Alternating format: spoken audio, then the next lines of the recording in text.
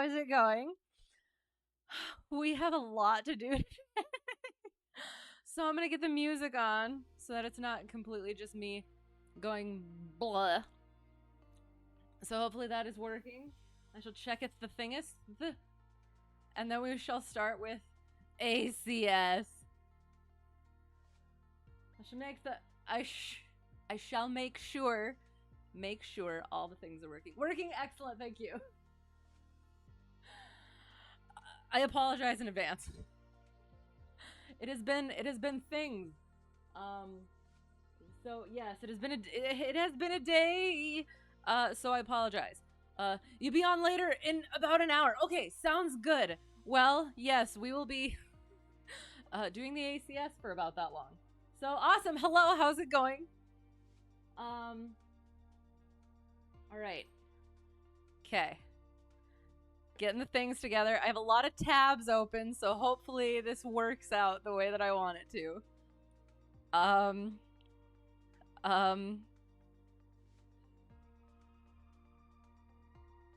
Where is it? La da da. Okay, so I'm starting to like kind of add more bits and pieces into things, into the ACS stuff. Oh, wait, no, we're not doing that yet. No, where is it? Gosh darn it. Here it is. Found it. Sorry. You can tell I'm completely prepared. I'm more prepared than usual, but also less prepared than usual, so I apologize. Okay, we're going back to the ACS, doing the things, all the things, always. So, okay, because there's always something new as I'm studying stuff and going over like mock check rides and stuff. There's always something new that's like, okay, I thought I had all this taken care of, but then no. Okay, so I get there. So yes, so we're starting ACS mock oral check ride, and then we'll see what happens during the flying portion. So I get there, hopefully earlier than him for once. But then yes, we get all the things together. We do the things. We make sure I have all the things. Certification requirements. I'm not sure I want to go into the CFR, although I have it up. So we'll see. Or the federal aviation regulations. But certification requirements. Okay, I have to have at least 250 hours. I have to have my 10 hours of instrument. This was the new thing that I found this week, within the week. So I have to have the 10 instrument, and that does not, and it has to be specifically for the commercial check ride. So just having my instrument rating isn't supposed to, like, is it preclude? Is that the correct word that I'm looking for? Me from having those 10 specific hours. But it might depend on DPE. However, just depending on how things were logged during my instrument training, I can use some of those hours in order to make you do that. So I'm going to have to make sure that's all taken care of.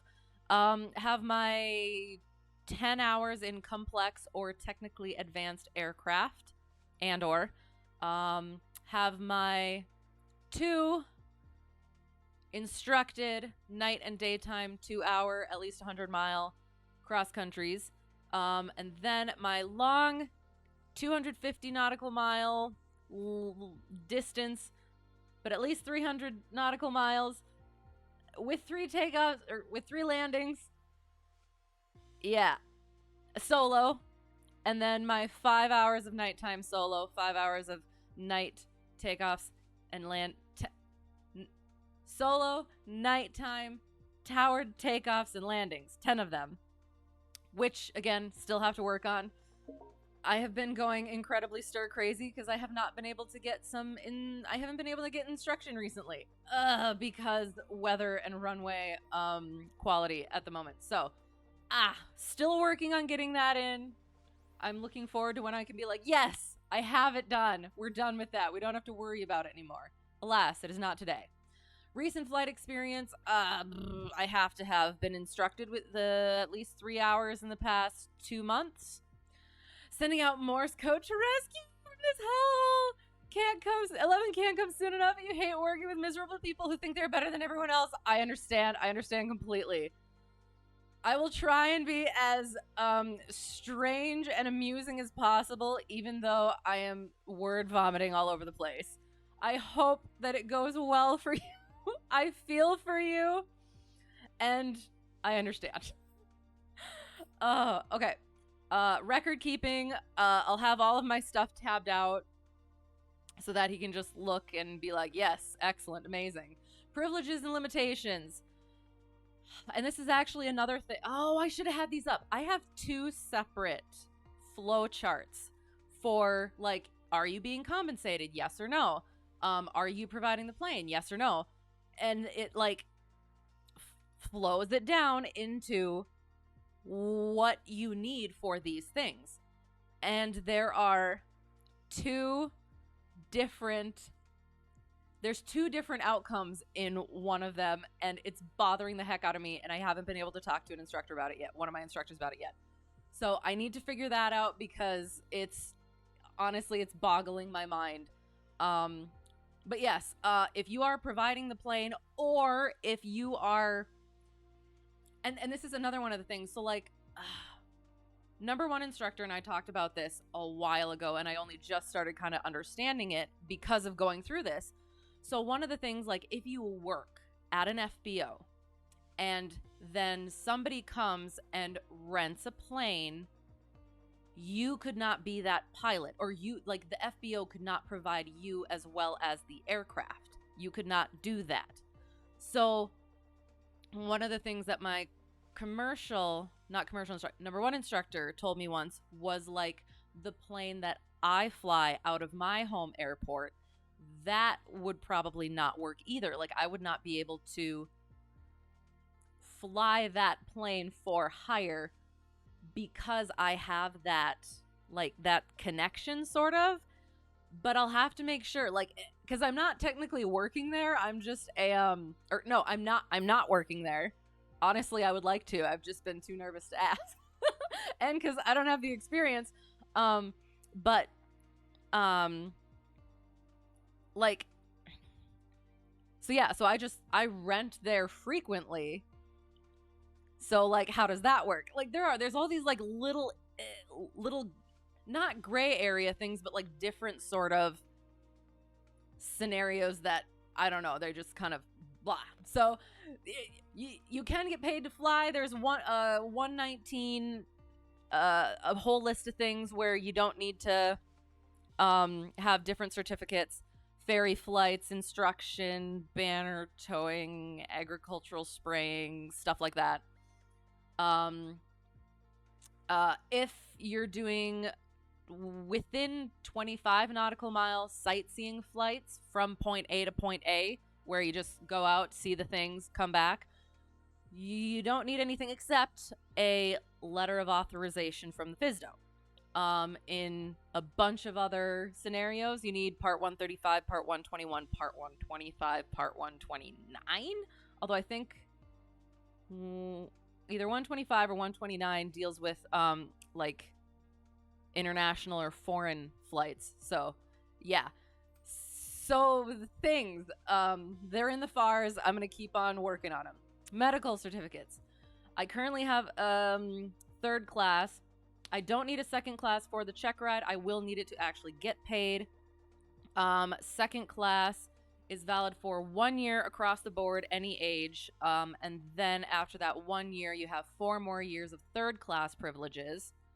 Under 40. Otherwise, it's another year of 3rd class privileges, because the 3rd class is valid for 5 years for under 40, 2 years for over 40. If I was to get a the first class, oh my god, first class, it would be valid for 1 year under 40, 6 months over 40. At which point, if it was the under 40, it reverts directly to 3rd class privileges for 4 more years, because that 2nd class is included in that 1st class, if that makes sense. If it's over 40, you get 6 months of first class privileges, another 6 months of second class privileges, so that totals that year, and then another year, to round out that 2 years of third class privileges. Temporary disqualifications. Yeah, and then the things about, like, you can't, if you don't have the certificate that you need due to something that happens, you can't, like, be paid or whatever if you don't have the second class. You can't do ATP if you don't have the first class. Only thing, not only thing, I won't say only thing because I don't know.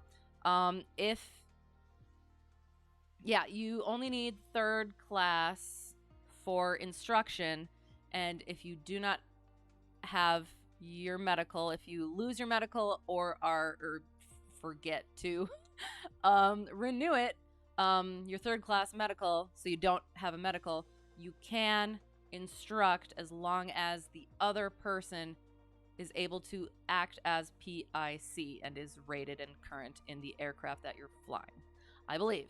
As always, check me on these things. Documents required to exercise commercial pilot privileges. Second class medical or first class medical, or if instructed, third class medical. Or not,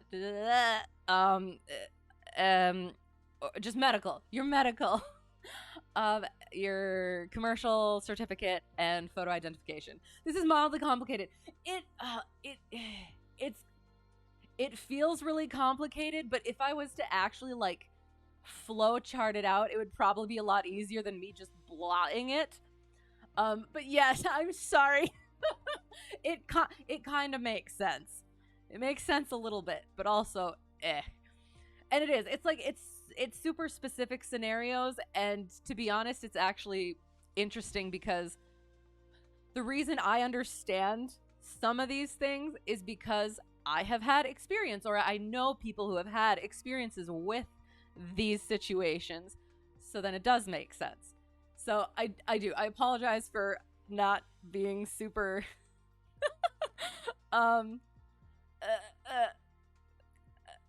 able to really blah the things. Ask questions if you would like, because I do need to be able to answer things as well. Part 68, basic med privileges and limitations. Okay, so basic med. You don't have to go to an AME. It can be your state registered or whatever it is, like state authorized doctor. And you get checkup sort of thing every 4 years, and you have to complete a checklist and a like a course every 2 years. Privileges, limitations. No more than 5 passengers. I think I am ish about the basic med because I don't use it, but I'm trying. And it is not recognized in Canada. I believe it recently got recognized in Mexico, and it is in the Bahamas, I think. I could be completely, absolutely wrong, so I will have to check on that one again. And the plane cannot be over... You know what? Let's go to our thing. Where is it? Basic med. Boom! Here we go. Let's find it, shall we? Checklist, special issuance. Shoot, hang on.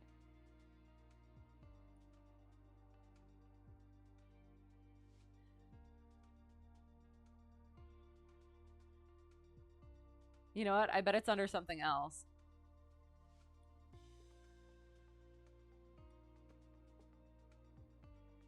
How do I do this?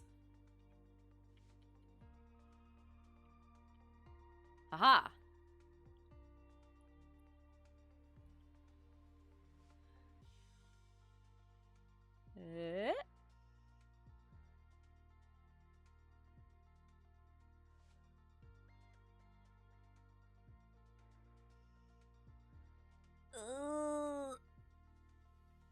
I don't know. There's a weight limit, and then there's also an altitude limit. I don't quite remember what they are at the moment. I apologize. I'll have to check on that again. Where was I? This one. Okay. So that's basic med. My nemesis. Failure to distinguish proficiency versus currency. Currency is being legally okay. Like you have your 3. Oh, okay. And this is one of those other things. So if I was talking to DPE, I'm not going to give examples because then that gives him somewhere, like gives him a shovel for which I would dig my grave. So currency, it is having the requirements and experience performed and logged in order to be legal to fly. Proficiency is having the skill set and ability and comfort. So it's legality is currency and actual ability, aptitude for proficiency. Flying in familiar airplanes, operating with unfamiliar flight display systems and avionics. Don't do it. And or fly a bunch of different with instructor, fly a bunch of different stuff, use what is it called? Use flight sim, use trainers, avionics trainers, and get familiar with all the things so that you can just hop in something and go. Carefully. Okay, next, moving on. Certificate location, expiration dates. Boom, it is down there. Arrow. Airworthiness certificate. As long as the maintenance and inspections are complied with, you're good. Registration is valid for 7 years now. Radio operator's license, operating limitations, which includes POH, supplements, and placards. And then the weight and balance, most current information. Required inspections, airplane logbook. Hello. Oh, hello. How's it going? Cross Hyper, thank you for the raid. How is it going? How was your stream? What were you doing? So right now we are going over the Airman certification standards for commercial Checkride. It's a mock oral Checkride, so yeah, it's the tedious stuff we're getting out of the way first, and then we're gonna go. We'll do some flying. We'll see what exactly we do. We have some options. It was awesome, excellent. Flew from Edmonton to Portland. Very cool. Was that on VATSIM? And why did you decide to do that? Was it you just kind of throw a dart and picked it, or was it for a reason? Hello. Captain Fruit Loops, thank you for the follow. Very much appreciated. So then airworthiness required inspections, airplane logbook documentation. So we do aviate in the way that I do it. Hello. Mel Arch 228, thank you for the follow. I do appreciate it. So we're going over and again, this is my practice for my actual IRL commercial Checkride. Do not take anything I say as legitimate. Always check with an actual CFI or AGI or somebody who actually is certificated for stuff. Again, this is just my practice and trying to get the things together. Yes, on VATSIM, excellent, awesome. Edmonton had ATC on okay, and since you do VATSIM 101, right, having ATC is what you look for, okay? Chose Portland because it kept the flight around an hour and a half, which is what you aim for. Excellent. Oh, that's super fun. And okay, so Edmonton is Canada, correct? So how I haven't had a whole lot of experience, read none, with Canadian VATSIM, ATC, whatever. So how is that kind of switching between the two, and what do you find is different? I would be curious. At some point I'll get there, but awesome. So Aviate is the AD's airworthiness directives. They are required. You can have immediate ones. You cannot, you're grounded until you get whatever is taken care of, taken care of. It could be by a certain point, and then they could have recurring ones. And there's the other thing where if you get, if there's like a recurring one, if you completely fix the thing, there's certain ways that you can fix certain things so that you don't have to do it again, because you don't have that issue anymore because it's either completely taken out or so there's one of my number one instructor had one of those. That's how I remember that one. It was on one of the planes that he had. It was something to do with the tail, I think. And it was like recurring AD, but then he got the kit or got the thing done where he no longer had to do the AD. On VATSIM, there's not much of a difference. Okay, not much of a difference. Most of everything is the same. Sure, IRL, it might be different, but you never flew there IRL. Okay, sounds fair. Excellent. Interesting. So,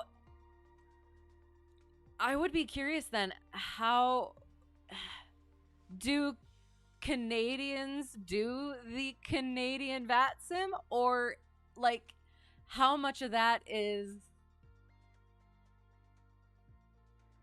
Or doesn't it really matter? And it's just kind of all... Like, even if you were, like, Canadian ATC in real life and you wanted to do Canadian VATSIM, do you have to stick with, like, the general VATSIM rules? I don't know the whole, like, ATC side of it on that or VATSIM. So, interesting, though. Okay. But very cool. So yes, and then the VOR check is every 30 days, and that's for IFR. So I should okay, that's the other thing. So I am instrument rated, but I'm not sure I want to. I mean, he knows I'm instrument rated. I took my Checkride with him, and then the completion of it with him. But I'm not sure I want to get into that stuff because I feel like he could dig. That's one of those areas he could dig at. So we'll just, I'll say the IFR stuff under my breath, I guess. So the I is for inspections, 100 hour because it's a rental, annual because it's an airplane. So every 12 months.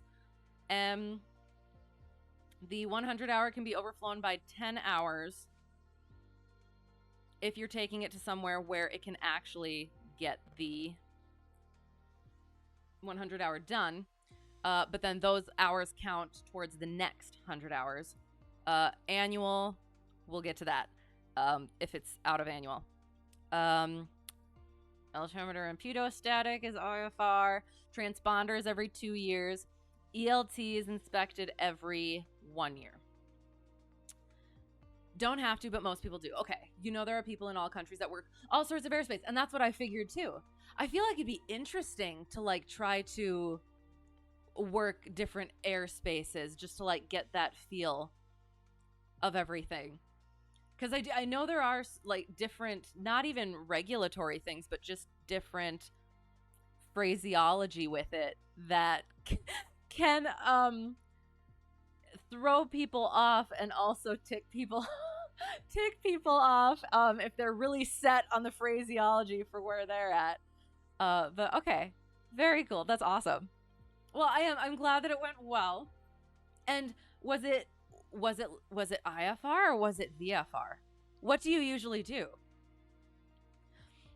Okay. And then so again, we went over the airworthiness directives. The special airworthiness information bulletins are not required. They are strongly recommended, and they do have the potential to become airworthiness directives. So just be safe, get the stuff taken care of.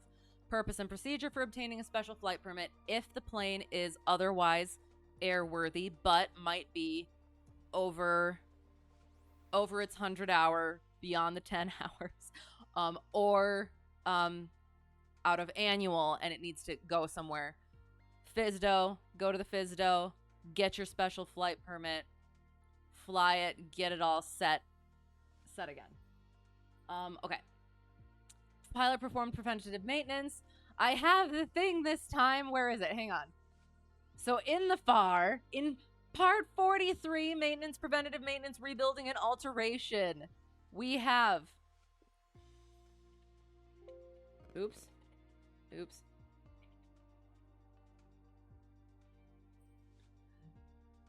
$52. Gosh darn it. It's not there, not there, not there, not there. Gosh darn it. There's a big old long list. I just wanted to show it, but now. Oh, that. Oh, wait, hang on. Was that it? Nope. It's somewhere in here. Major repairs. Power plant. Was it this? Preventative maintenance. Here we are. This list is things that you can apparently do. So part 43 something dash C is preventative maintenance the pilot is allowed to do, apart from if it's flying under 135, part 135 or 121, I believe. It's somewhere in somewhere. It's somewhere up in here.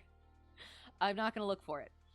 But the other thing is yes, you are able to, but you also have to think about, are you actually okay to do that? Like from your own skill and experience level. IFR, excellent. You fly either the 737 or the CRJ, nice. So your streams are geared towards IFR. Flying for jets, oh, very cool. And why did you choose those specifically? Are they just kind of your favorites, or do they make it somewhat easier to teach and learn with? Nice. And which CRJ? I know of the 200 and the 900, and I know someone in real life who flies a 900, and that's all I know. But I'd be curious. So yeah, and that whole thing, the pilot perform preventative maintenance, would be something where he would give me a scenario like, okay, so commercial pilot, you're flying this plane for this person or with these people, and you go somewhere and you land somewhere and you realize on your walk around, oh no, something is wrong, something is out. What can you do? What do you do? Equipment requirements for day and night VFR to include, all right, let's see if I can get it this time. A tomato flames. Airspeed. Tachometer. Although I believe the tachometer for each engine. Tachometer. Oil pressure. Manifold pressure for each liquid-cooled engine. Altimeter. Oh my god. This is the same one! We're gonna come back to the T again. Temperature gauge for something. For each liquid, or for each temperature gauge for each liquid cooled engine. I'm not sure. Oh, okay. Cross is the cutest instructor ever. Oh, you know the 737 pretty well and somewhat know the CRJ. Use the CRJ-7. Okay, you use them because you know them fair, well enough to know how to handle them if something goes awry. And anytime you fly VATSIM, you use the planes you know the most, which is absolutely fair. Excellent. Okay. And you're not an instructor officially, just a dude on the internet. And yes, FAA, not today, FAA. Yeah, and that is, as you do, it is sim instruction. It is for the sim. All of this is for the sim. Always for everything. Get properly certificated people if you're flying in real life. But awesome. That sounds excellent. Oh, sorry. So I'm stuck on the freaking T again. I think this is the one that I got stuck on last time. But I do. I think it's temperature gauge for something. And then oil temperature. Is it just temperature gauge for each liquid-cooled engine? I will look. Oil temperature, a tomato, flames, fuel gauges, landing gear indicator, anti-collision lights if the plane is registered after 96 question mark.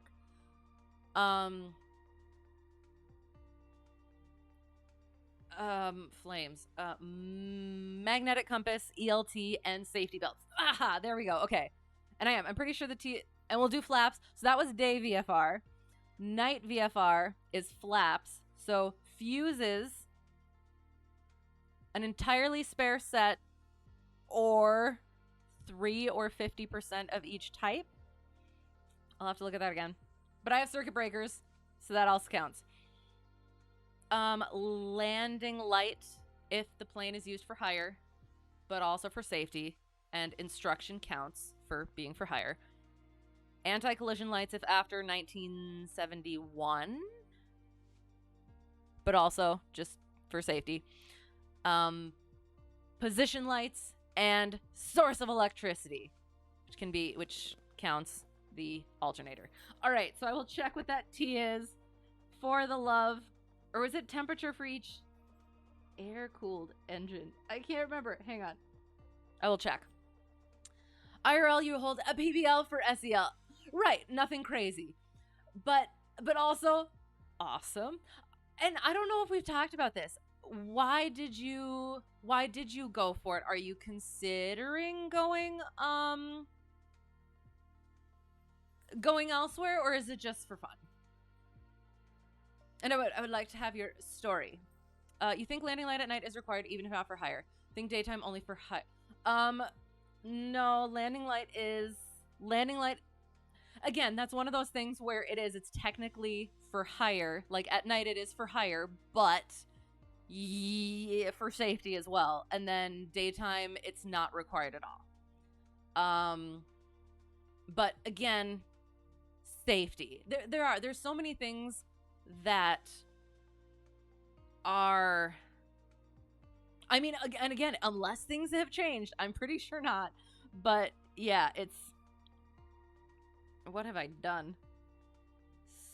Sorry, I have like a bunch of, I was listening to a mock Checkride and trying to understand the places that they were going over. So I have that in with all of my stuff.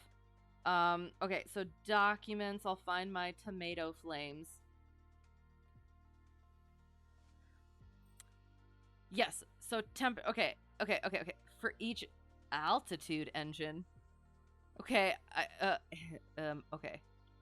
So airspeed indicator, tachometer for each engine, oil pressure gauge for each engine with a pressure system, manifold pressure gauge for each altitude engine. Is that bad that I don't understand what that means?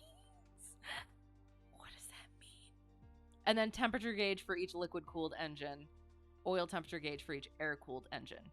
Anti-collision lights for aircraft certified after March 11th, 96. Night requirements. Fuses, 1 complete spare set. Landing light if flying for hire. Anti-collision lights, aircraft certified after August 11th, 71. And yes, source of electricity, alternator generator. We're getting there. I'm getting them down. When you got it, you had plans to be a pilot, but it didn't really pan out fair at the age where you're set in your current career, which is good. Might go for your instrument rating again. Do it just to have it, but that would be about as far as you go at this point. That's absolutely fair. One day you'll own your own plane. What one would you like to have? There's like a 20% chance that I'll know what plane you're talking about.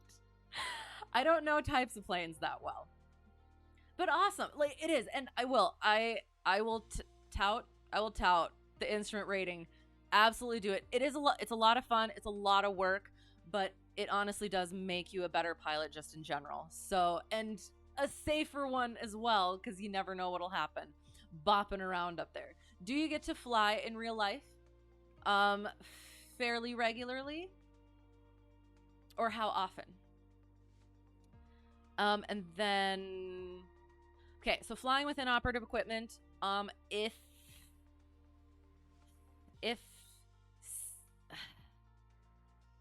I'll have to make sure of this, but I think so. Since you're PIC, you have, if you deem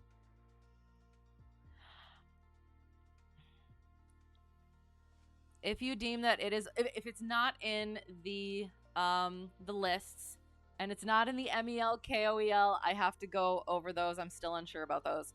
If it's not in those and it's not necessary for the flight, and it is deemed to be unnecessary, not needed, you're good to go without it. You can fly as long as it is deactivated, circuit breakers popped, or it is removed, and all of those plus placarding it in up. Sorry. And if you do remove it, just consider whether weight and balance goes into it.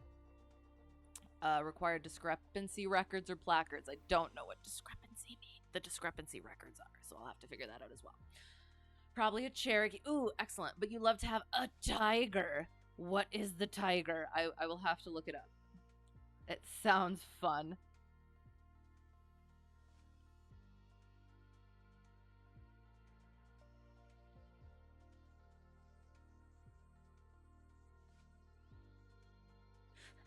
I did tiger aircraft, and there's just a picture of a large commercial airliner with a tiger as a face. Oops. I don't think that that's what it means. Oh, is it a Grumman tiger? Ooh. And why? Why would you choose that? Oh, Grumman tiger. Okay, excellent. Or both of them. Why both of them? Haven't flown in maybe 5 years, okay? You're gonna get your flight review done this year, but you have some other obligations, fair. 100% next year you're gonna do it and start flying somewhat regularly again. Yes! Excellent. Well, very fun. I'm looking forward to hearing when you do. Are you doing any, I don't know, do you have to study at all? Or are you gonna be, like, doing... I guess basically the flight review is just going up with an instructor and just kind of going back through the stuff, so you might as well do the flight review as you're getting instructed, correct? Very cool. Oh, excellent. Congrats. Inoperative, yeah, and then that whole scenario, whether you find something, locate and describe airplane airworthiness, registration information, it's right there. And I need to look it up. I need to look at it and know what the dates and stuff are. Determine the airplane is airworthy in a scenario given. Apply appropriate procedures for operating with inoperative equipment in a scenario given. Oh, and now we get into the weather. So we're going to go to the kind of, I think. Yeah. Yep. We're going to go to SkyVector, and we're going to go over our cross country that we're not going to do. You got your cert in the Cherokee, so you're comfortable with it. Although flying the 182 was a ton of fun. I've heard those are fun. Had a friend in college who had a tiger, and that was neat to fly. Very nice. Def have to read up on some things. You know, a lot has probably changed, right? And you have to get your medical done again. But overall, you think you'll be pretty set, right? And it is. It's just getting that proficiency back up again. So it's like riding a bike, except in the air. Cool. I've heard. I talked to the one of the owners at the airport that I fly out of, and he has, I believe it's a 182, and he said that that's pretty good if it's one that you want to like be able to travel with, because like it holds enough people as well as enough cargo as well as goes fast enough where it makes a difference. And then one of the older guys who hangs out around the airport has one of those, and he likes it as well. So there was one time we were coming to the runway, and he was taking off, and I think that he thought we were going to be taxiing out, and he wanted to get off the runway quicker, and he it was a pretty steep climb. So it's got some juice behind it. The 182 is basically a 172 with a bigger engine. And you flew it a lot when you were in Civil Air Patrol, correct? Excellent. It's a race car. Nice. Okay, and so what got you into, can I call it CAP? What got you into that, and what was that like? I see those around when I'm like plane spotting on like SkyVector and, not SkyVector, FlightAware and what's the one? Flight Radar 24. I see those around, and I'm curious what goes on with that. All right, so I picked, I wanted to do a kind of cross country the way that my DPE is probably going to have me do. So I was going to do KCOM because commercial, but it's in an MOA, so we're going to not do that. We're going to start from here, which is KGZN. And our flight would terminate 476.6 miles away in this Bravo airport of, where is it? Louis Armstrong New Orleans International. KMSY. Where is it? This one. And no special VFR. That's most to all of the Bravo airspaces. I don't know if it's all of them. I kind of want to say it is. However, I am not sure. So we'll go over some stuff and then we'll do some weather. We'll go over some chart stuff and then we'll do some weather stuff.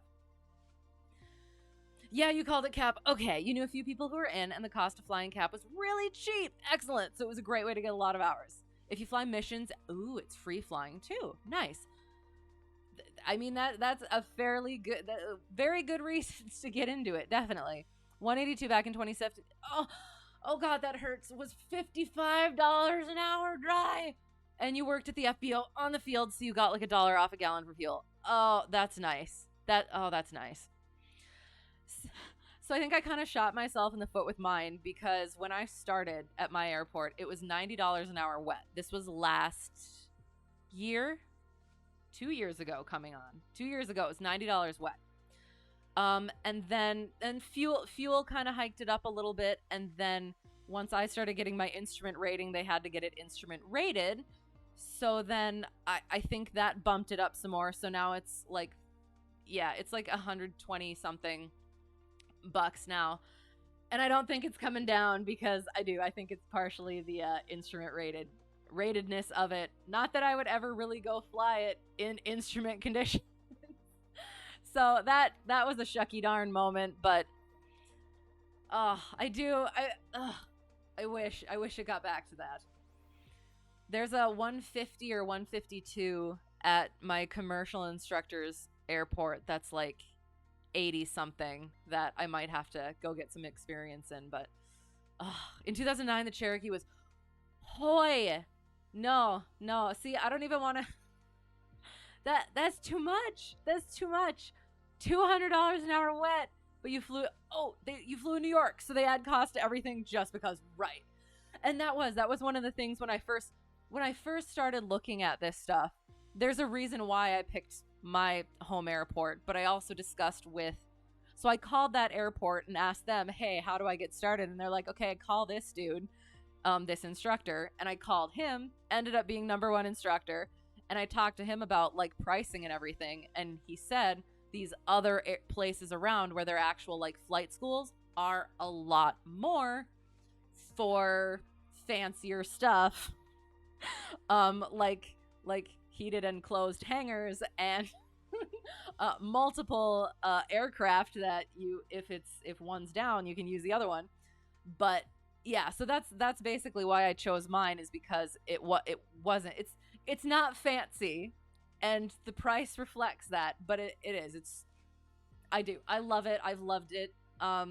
Just the only thing is that, and has been like, like quality and being able to actually get out of the airport. So yeah. If you found anything for under $100 wet, you'd marry the owner, right? College had 13 planes, heated hangars, and dual Garmin 430s. So you guess that added to the cost. Oh yeah. You'd be fine with a single CDI and all-around gauges. Yep, that's what I have. So the 152 in the sim is basically the setup of the plane that I fly in real life, and it's a 172. And then it's got the 430 and like a second navcom box and the transponder.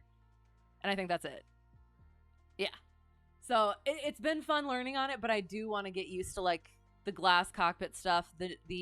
My commercial instructor has access to a plane that has, is it a 530? I could be wrong. I'm actually not sure what the avionics are, but it's fancier, and it's got the HSI, which is a lot of fun and helpful. But it was really nice learning on like the more basic stuff. So yes, I absolutely understand that. Glass cockpits are neat and Cap. You had the G1000. I flew in a Kodiak once. It was amazing, for one. And then yes, it had the G1000 in it. And that was different. That was definitely different. It was a different visual thing to try and figure out, but it was a lot of fun. I'm looking forward to at some point getting into that stuff. Okay, sorry, I'm having way too much fun talking. So again, KGZN to KMSY, and I really appreciate you telling me your experiences as well. So yes, further stories, I am willing. So we'll go over the things. We have, this is the name of the airport. There's the ICAO code. The AWAS, is 118.0 for the frequency. The, altitude is, field elevation, is 1711.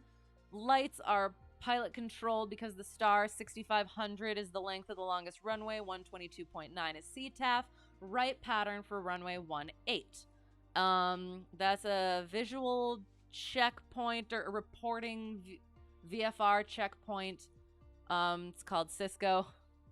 And there's fuel at this airport, but not at this port. This one has a beacon. This one does not. Really? Interesting. Didn't mean to derail. No. It was absolutely not your fault. I was just having a really great time. I love chatting about this stuff with people and getting other people's experiences. But yeah,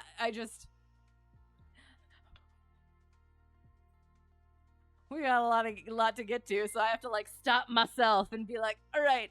But I really do appreciate it. It's bedtime for you anyway. Sounds good, but you'll definitely be back. All right, you are in my Discord. Excellent, sounds good. You'll try to be more active in there too. I'm not very active either, so I apologize. Things are like busy, but I really appreciate it. Thank you again for the raid. Thanks for being here. And again, I really appreciate it. All right, I'm sorry. QF Musica, thank you for the raid. I really appreciate it. And hang on. Real Ray Dane, I'm sorry, I'm not sure I pronounced it correctly. Thank you for the follow. I really appreciate it. And Cross Hyper, again, thank you. And good night, sleep well. And I hope to see you again soon.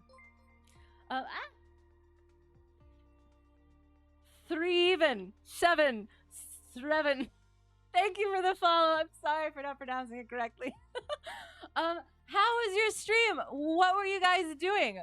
I hope it went well. Thank you for being here. I really appreciate it.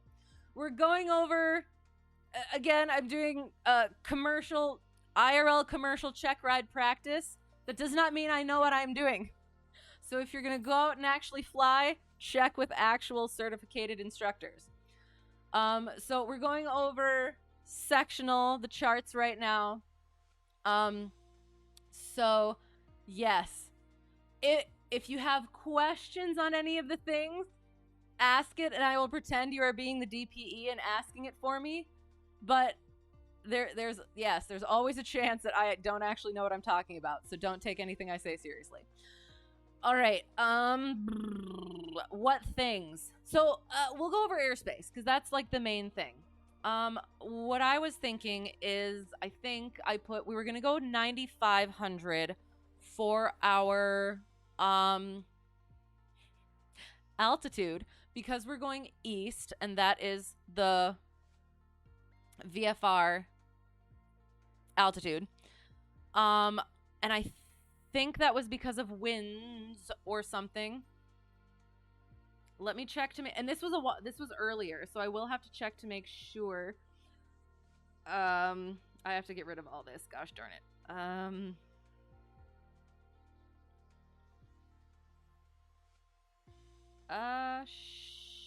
Shoot.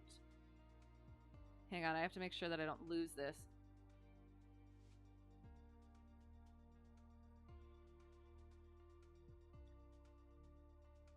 Okay, I do have all those. Okay. Also make sure not to dox myself.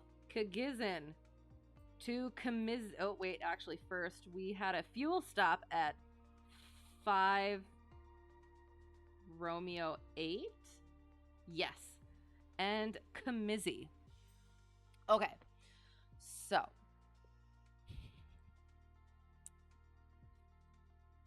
Checking. So the winds.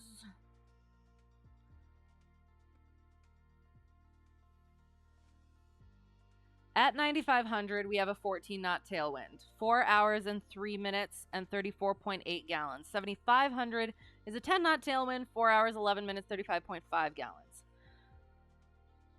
That is almost,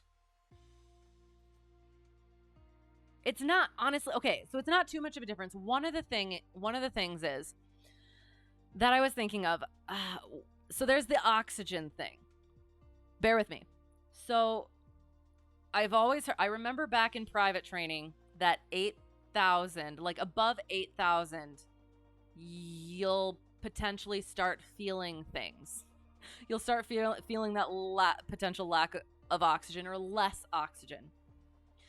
Although I have flown at 9,500 and 11,500, and it seemed fine. Oxygen requirements are above 12,500. After 30 minutes, required flight crew is required to use oxygen. Above 14,000, it's anything above 14,000 required flight crew needs to use oxygen. Above 15,000, same, plus passengers need to be provided. Everybody needs to be provided oxygen. Required flight crew members are required to use it. Above 20 or 25,000, this one's new for me. Above 20 or 25,000, there needs to be an additional 10 minutes of oxygen per person. Let me check.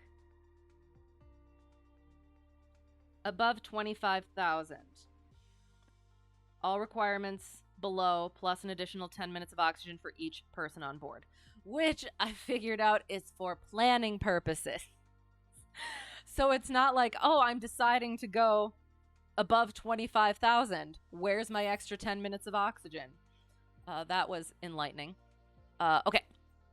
So we're just going to go with the 9,500, and we're not going to say anything about that to DPE. Because then he'll ask questions. So yes. So we're good. We'd be good at 3,500, I believe. We'd be good at 2,500. But we're going to go 9,500 because also then we're also above the Terza, which is optional Charlie procedures with mandatory Delta procedures. And then it's all, is it above this Charlie airspace? Yeah, it's above the Charlie airspace. I'll have to, and okay, and so I was looking at this. Hang on, let me find the thing. When I was going over this, is it this one? Yes. Okay. So we have this alert area. We have an alert area here, right? And it specifically bonks into here, into this Charlie airspace, right? Okay. Question. Because I don't have the answer. Oh, no. Okay, there it is. Where is it? On the legend over here, alert area and military operations area, MOA. Alert areas do not extend into Class Alpha, Bravo, Charlie, and Delta airspace, or Class Echo airport surface areas. Okay. So why does it have the bonk into the Charlie area? And I thought, okay, does that mean it's part-time? And I'm pretty sure it's not part-time. I looked it up. So that was a curious, I was curious about that. I was wondering why it went in there when it doesn't extend into there, if that makes sense. So yeah, I think where's the thing? This one, Lafayette Regional. Oh, it is part-time. Hang on. I could have sworn that I looked and it wasn't part-time. Let me check the AFD.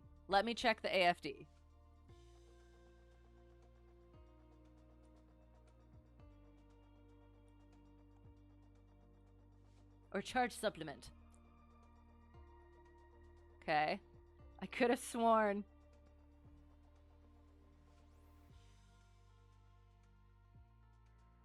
Oh, it is!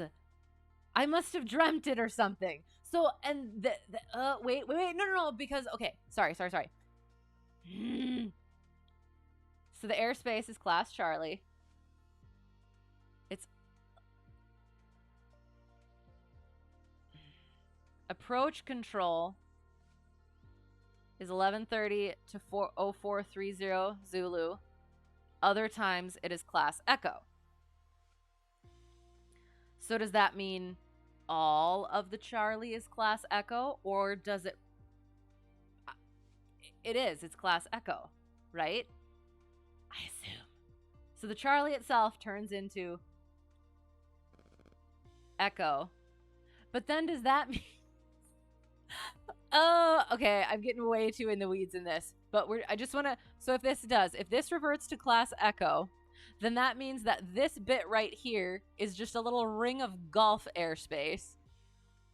I think. Hang on.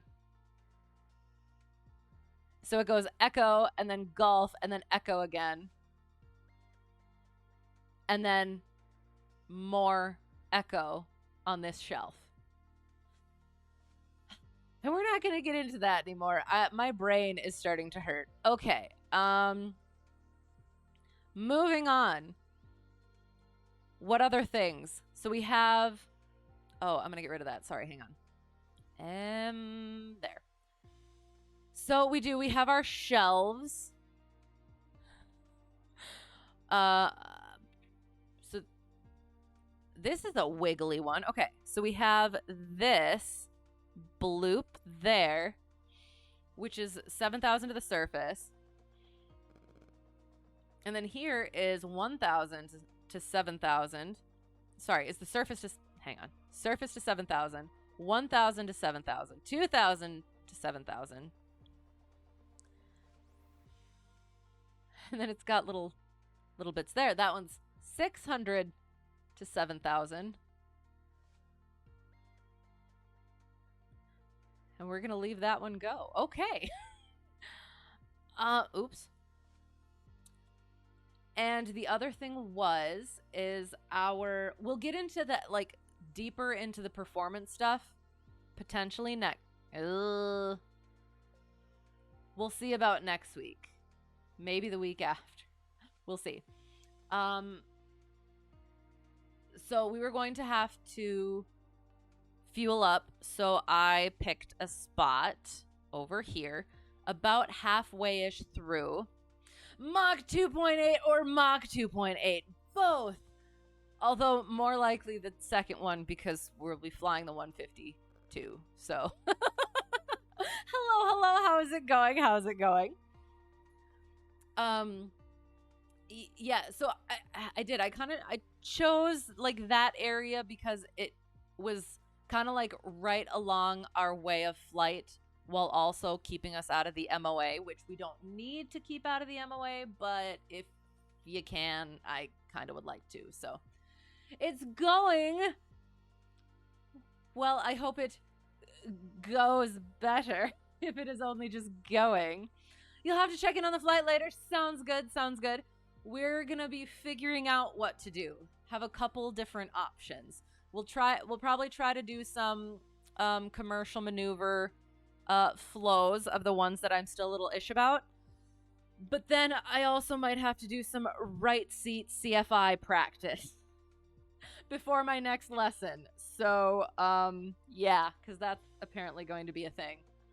So, Oslo to Dublin. I'm not sure what that means. Are you going to be flying Oslo to Dublin? We are flying KGZN to KMSY.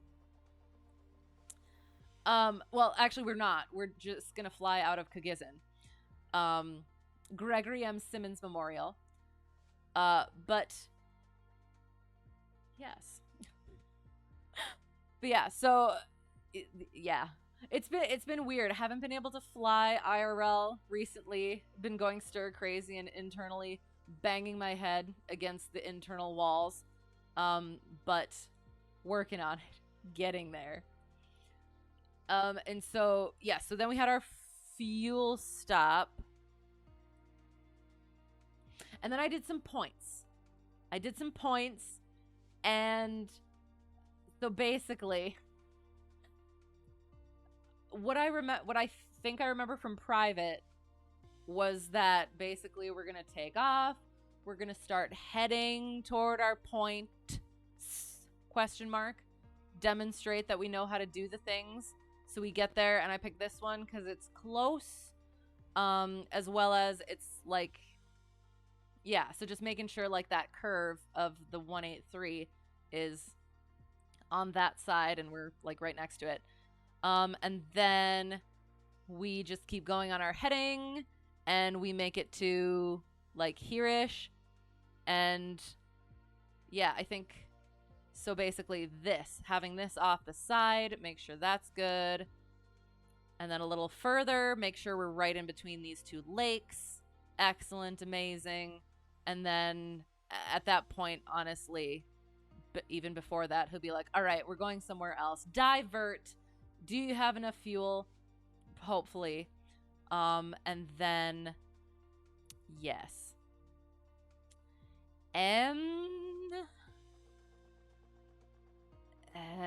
We've kind of gone over some of the other stuff before.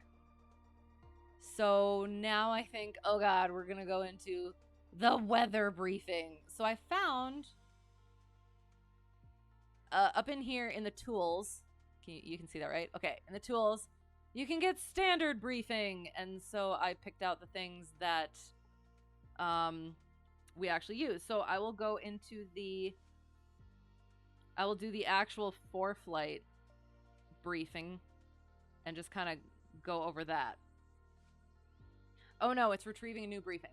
So it starts out, usually, briefing is outdated. That's why I am trying to redo it. It starts out with this thing. Ew, so we have this kind of coming in, which isn't nice. Ugh. And what time is it? Okay. It is doing math. 0400 Zulu. So yeah, stuff. Oh, it doesn't move much though from then to then. And I think we're about like here-ish. Okay, so there's that. There's a temporary flight restriction not on our way. We actually saw that on SkyVector. Where was it? Big red circle. TFR is for security. Effective.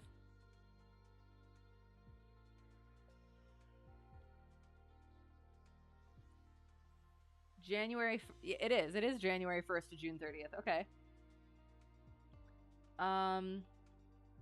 Maybe intercepted, detained, and interviewed by law enforcement security personnel. Yep, and it's from the surface to 2000 AGL, so we would be fine anyway. We'd be flying over it. Excellent. So that's that. Convective sigmets. Oh no, there is a convective sigmet, so I guess we probably should look at that.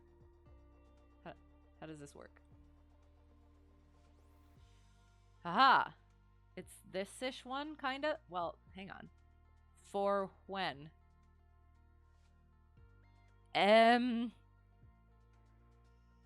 Well, there's a convective signet like around in here-ish. Active during our passing time. So...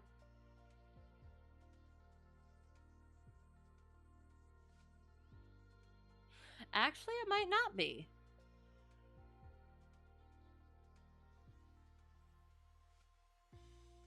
It's in like an hour.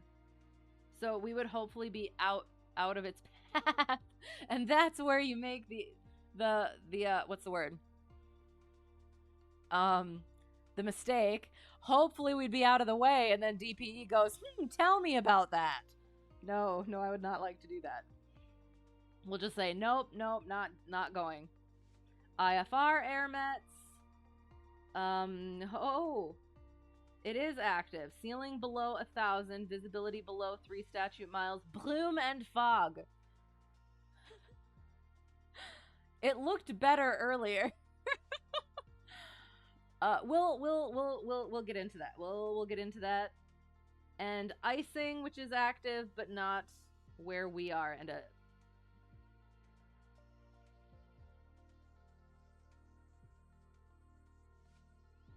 honestly, I'm not sure what the CWA is. I thought there was something on here.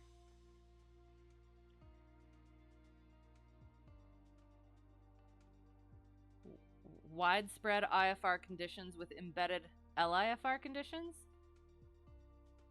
And that looked like it was this thing.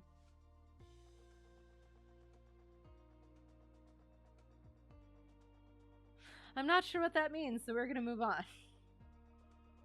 Surface analysis chart. We did that a little bit. METARs. Boom. So if we kind of zoom out a little bit, we can kind of get just like a brief sort of an overview of like, so we're about here to here-ish. So we got some MVFR over here, we got some VFR here, but then we got some IFR here. And we'll get kind of into that a little bit once we check out the actual cloud situation. So we're going to be about here. It doesn't look horrible, although the convective and IFR stuff was a little bit concerning. Yes. And then we have some PIREPs. Let's read some, shall we? Try and get it proper. Okay, so we're going to read it undecoded. So it is for IAH airport. Over, or maybe it could be the IAH VOR on the 18 radial. Time is 0225 Zulu, flight level 100. And what are you telling me? It's not telling me anything. Or is that supposed to be overcast at 800 or 1800? I feel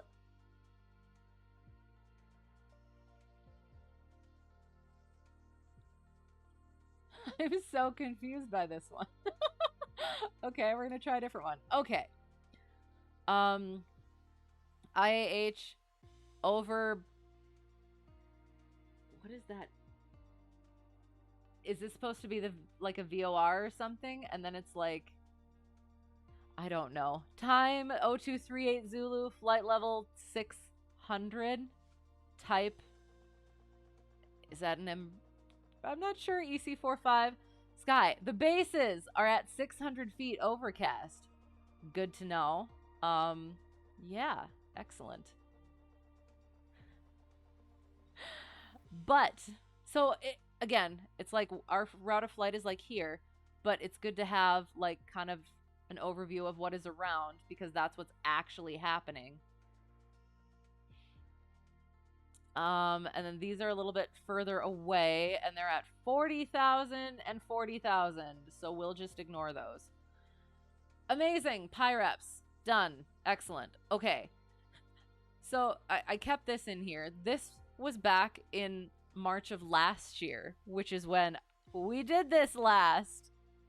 It was still in there. So this was the last practice Checkride flight before PPL. Or I should say private pilot certificate. So we have clouds, right? Yes. So our bases. So here's our route of flight. We have some low bases. So we're starting here.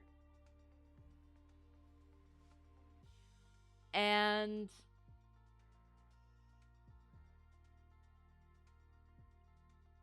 let it come up a little bit. Okay. Broken at 4,500, top of 8,000, clear above.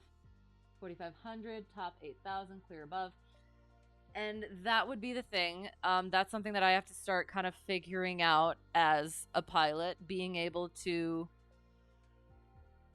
like, So I'm instrument rated, but if I wanted to do this flight VFR, how would I be able to do that?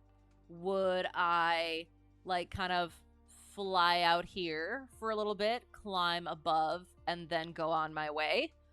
Or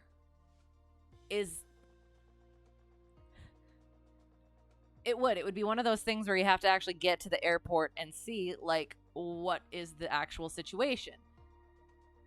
Plus also we have to maintain our separation from clouds. So if we wanted to like get up through a hole or something, that sounded strange, get up through a hole in the clouds, we need to make sure, okay, what airspace are we in? So below 700, so this magenta line is 700 Gulf, which is 1 mile clear of clouds during the day, 3 statute miles, 1,000 feet above, 2,000 feet to the sides, and 500 feet below at night. And then 700 and above.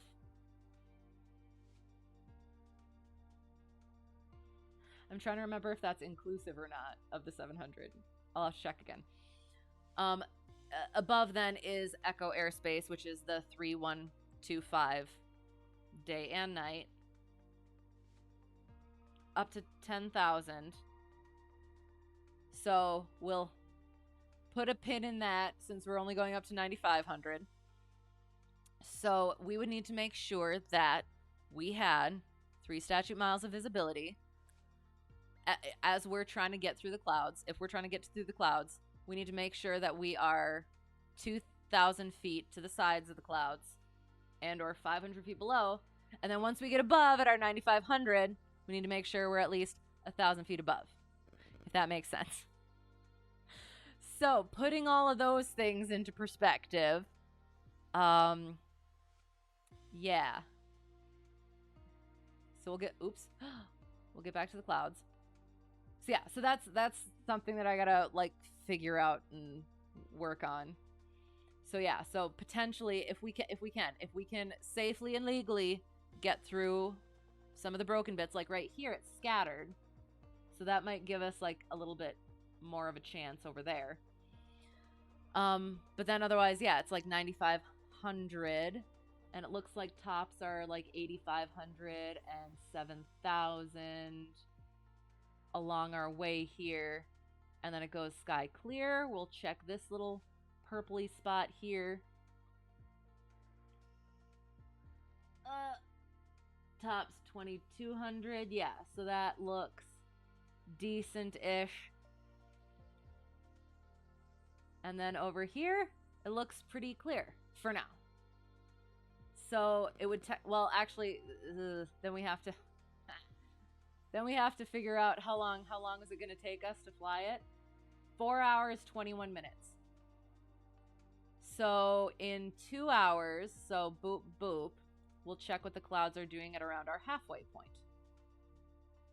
Oh, God. Well, because we have to so then, oh God. Okay, hang on. Because then we have to descend down. Oh God, I didn't think about that.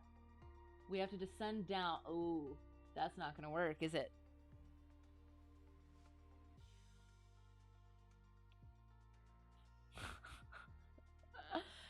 So at that point, we're just going to say, nope, we're not going to make... Oh, there's our convective segment. Excellent. So yeah, so then we'd be like, as a VFR pilot, no, we would not be able to make this work unless we decided to go like that and like that. Because we wouldn't be able to get down through there because it's straight overcast, so you're not likely going to find a hole. Plus, it's at 700, which is... I want to say that's at least IFR. So, yeah. And then another 2 hours, it's just going to keep moving up like that. So, yeah, at that point, I want to say, I think probably potentially, we're just going to ignore the fact that I'm instrument rated. And we're going to say, nope, can't make that flight. We'll do it a different day. We'll do it in a different plane with a different pilot. Yeah, so that's that. And again, something that I didn't think about with the having to, because if you had that much fuel to go the entire distance, you wouldn't have to stop for fuel, so you would just be able to go right over the top of it all. But you can't do that. You have to go and land somewhere, and then yeah, because then look, it's nice and sky clear. Let's check. Yeah, it's perfect. So yeah, interesting. Okay. And then I thought I had yeah. Okay. So then we have our TAFs. Boom. And it's at this time now, I guess. So looking okay, but then we got some low IFR coming. Yeah, and so this is where that stuff is coming in. And that's moving in right exactly where we want to land, or wanted to land. Louisiana, you're home away from home. Yes, excellent, excellent. Well, it's not being too kind with the weather at the moment, but then it does. That's one of those things where on the at Checkride, I kind of hope that there's just like really cruddy weather going to the fake cross country, just because then I can just say, you know what, we're not going. And then like we could talk about like some of the other things, but it wouldn't be something where I'm like wishy-washy about it. So it's just like something hard and fast rule where it's like, nope, we're not going, can do it, nope. But yeah, it would be something where I would consider, if I wanted to replan this, I don't want to replan this right now, reconsider going like that and then like that. Because we could potentially make it over there, and then we have to worry about the MOA then, is the thing. So, but yeah, again, something good to think about, and it'd potentially have to be like that, and then like there's that thing there. So yeah, okay. So, and we have our TAFs. We'll read a couple maybe-ish. Well, that's oops. So we'll start like here-ish. So around-ish our route of flight, we have Kilo Alpha Charlie Tango, the 8th at 0310 Zulu, valid the 8th at 0300 Zulu to the 8th at 2400 Zulu, 130 degrees at 7 knots, greater than 6 statute miles, broken at 5,000. That's kind of just an overview-ish, I think. Or, well, now I have to think about it. Was that just at the time, kind of, when it was? So starting at 0300, that's what it was. And then from the 8th at 0700, 170 degrees at 6 knots, greater than 6 statute miles, la la la la. Looks, well, okay. Broken at 1500, broken at 900. That's kind of sketchy. And it does. It depends on when we're actually going to be passing through there, which I don't really want to go through the math of figuring out right now. So we're just going to, again, read through some stuff. And this one looks sketchy. Kilo Lima Charlie Hotel. Well, we'll do this one, actually. The one where we're, well, that's not any fun, though, is it? It's just going to be nice and clear. So, KMSY, the 7th at 2320 Zulu. The 8th, valid the 8th at 0. Oh, interesting. Yeah. To the 9th at 0600, variable at 4 knots, greater than 6 statute miles, scattered at 2500, broken at 7000. When we're actually going to get there, if we were to, I guess, leave in an hour, because we would have to do pre-flight and finish the check ride and all, or the oral portion of the check ride. So that would be about 500. So yeah, so it'd be nice and good. Scattered at 2500, broken at 7000. So, and that's the thing, is we would have to get down through that 7,000 from our 9,500. Yeah, Lots of things to think about. Becoming a commercial pilot.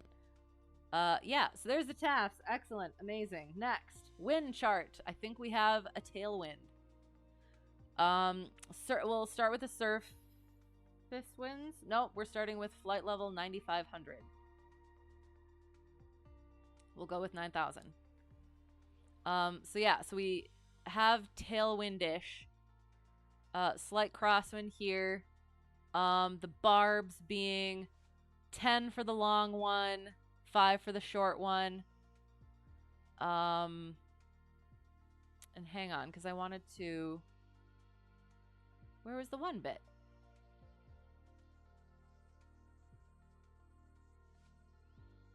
Doesn't it say? Yeah. So, so 2 is about 25 knots, it should be. So 23 knots. And then there's no gusting. Where's the gusting? Well, if there's gusting, then there's like an additional little red bit for it. So yeah, so we got some good tailish wind. It's kind of circling around this way. I can't remember.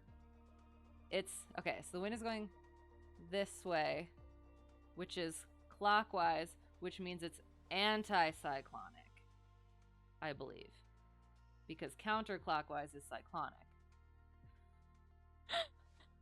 Do I know what that means? Yeah, cyclonic is scary.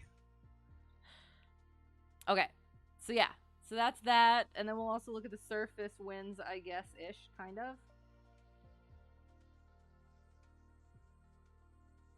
I was gonna do NOTAMs, but I kind of don't want to. Nobody reads them anyway, according to NTSB guy. Surface winds. Because there was something. Oh, there's the gusting. Okay. So this one is going to be, it's about 5 knots, gusting to about 15 knots. So 7 knots and 13 knots, aroundish. Yeah. So that's what our surface looks like. So there and there, we don't have like gusty bits. This looks kind of chill over here. That's kind of chill there. That seems pretty chill there. So, oh, we got to worry about that. Potentially, maybe. Not sure. Should be good there. Awesome. Okay. There was a closed runway earlier at our destination, but I think it is no longer closed. Awesome. Excellent. Amazing.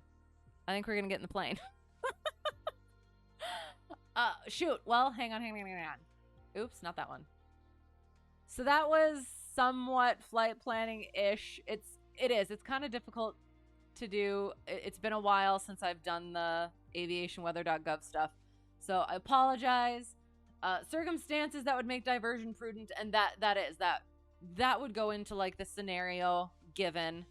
So like we kind of went over it. Where is it? Where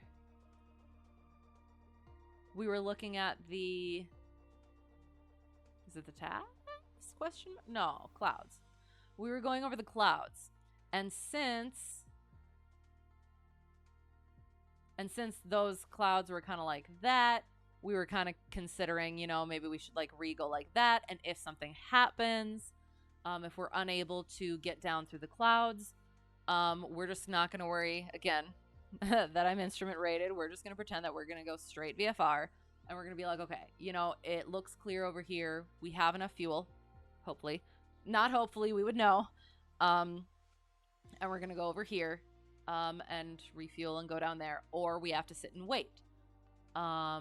Yeah, so stuff like that. And it would be scenario driven based on what the DPE brings up. Personal weather minimums, VFR. VFR all the way. Working on it. We've been trying to get some IMC time, or like kind of planning to get some IMC time, commercial instructor and myself. But it hasn't been working because we also have to, if we can fly in the clouds, we also have to make sure we're not going to get icing in the clouds. So, yeah. So right now, VFR, hazardous weather conditions to include known or forecast icing or turbulence aloft. So yeah, checking those out, Airmet, Sigmat, stuff like that. Onboard weather equipment for flight. Otherwise, aviation weather reports and forecasts.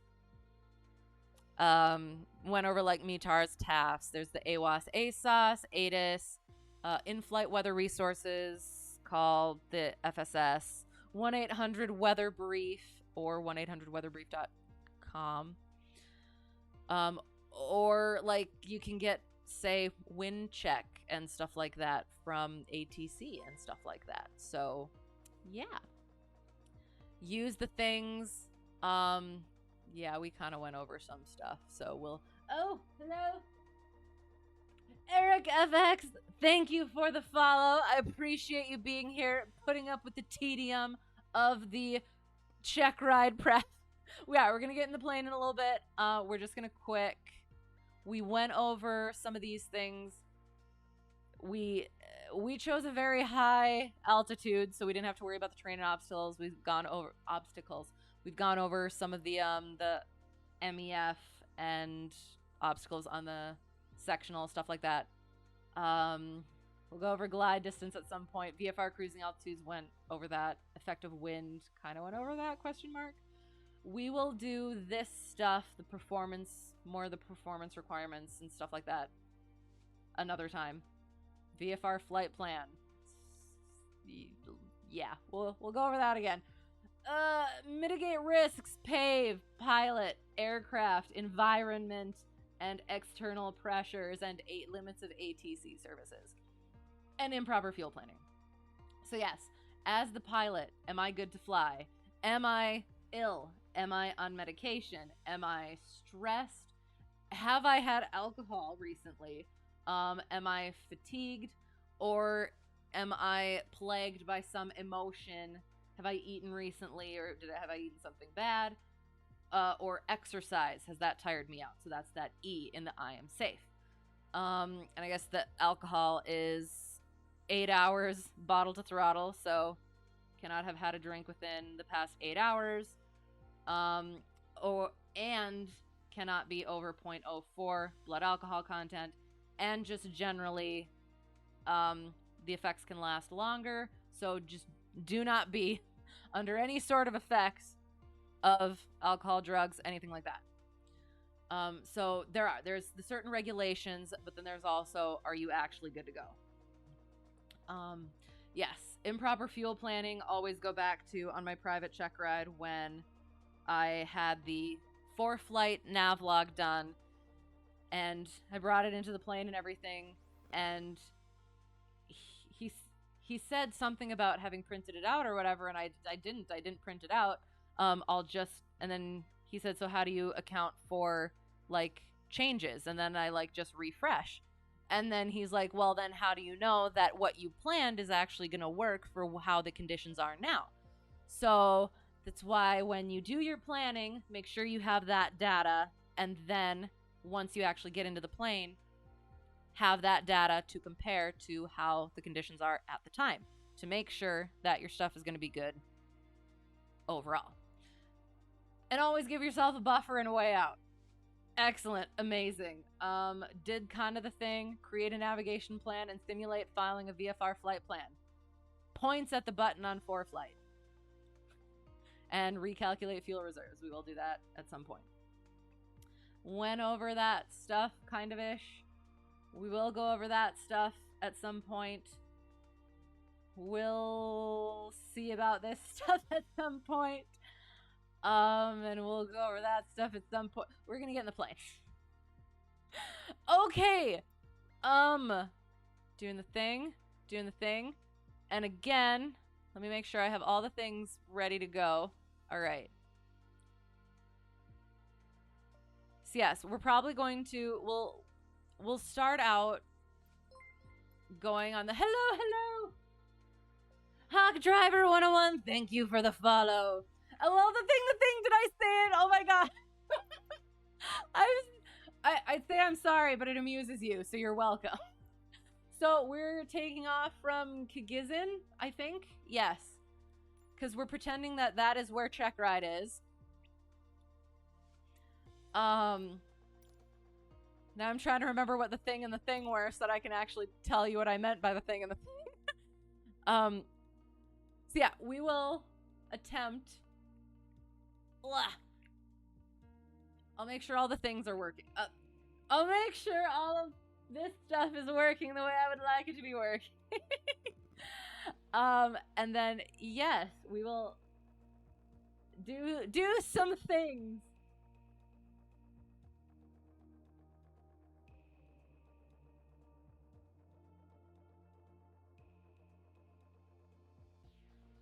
So we'll start it out kind of, I think, like we'll start out like we're going on the Checkride.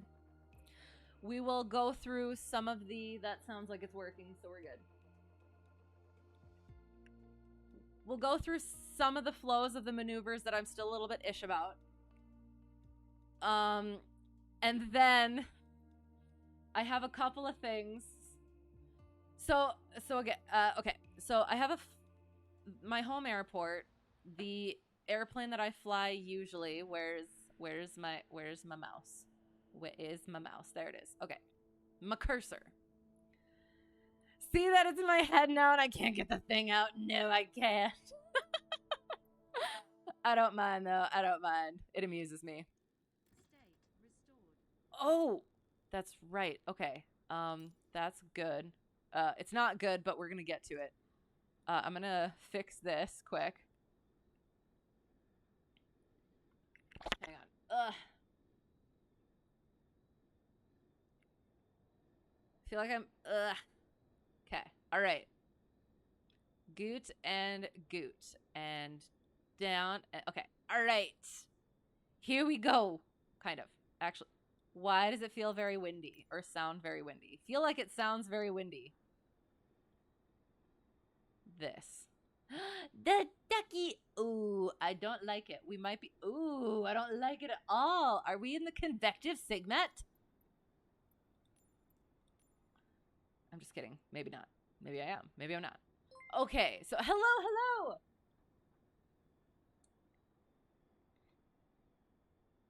Mr. T666, thank you for the follow. I appreciate you being here. We're going to get into the air pretty quick.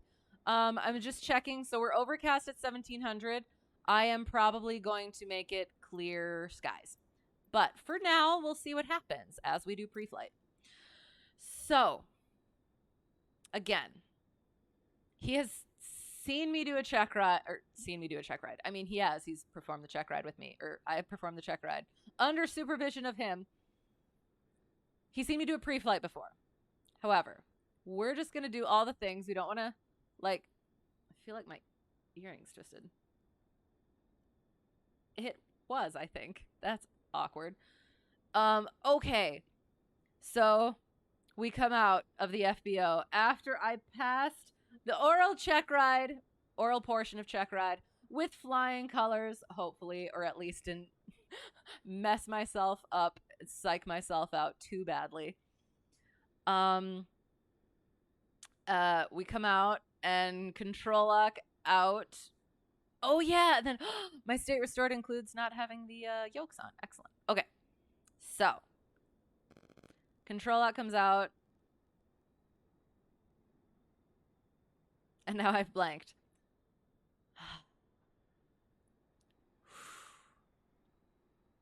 Control lock comes out.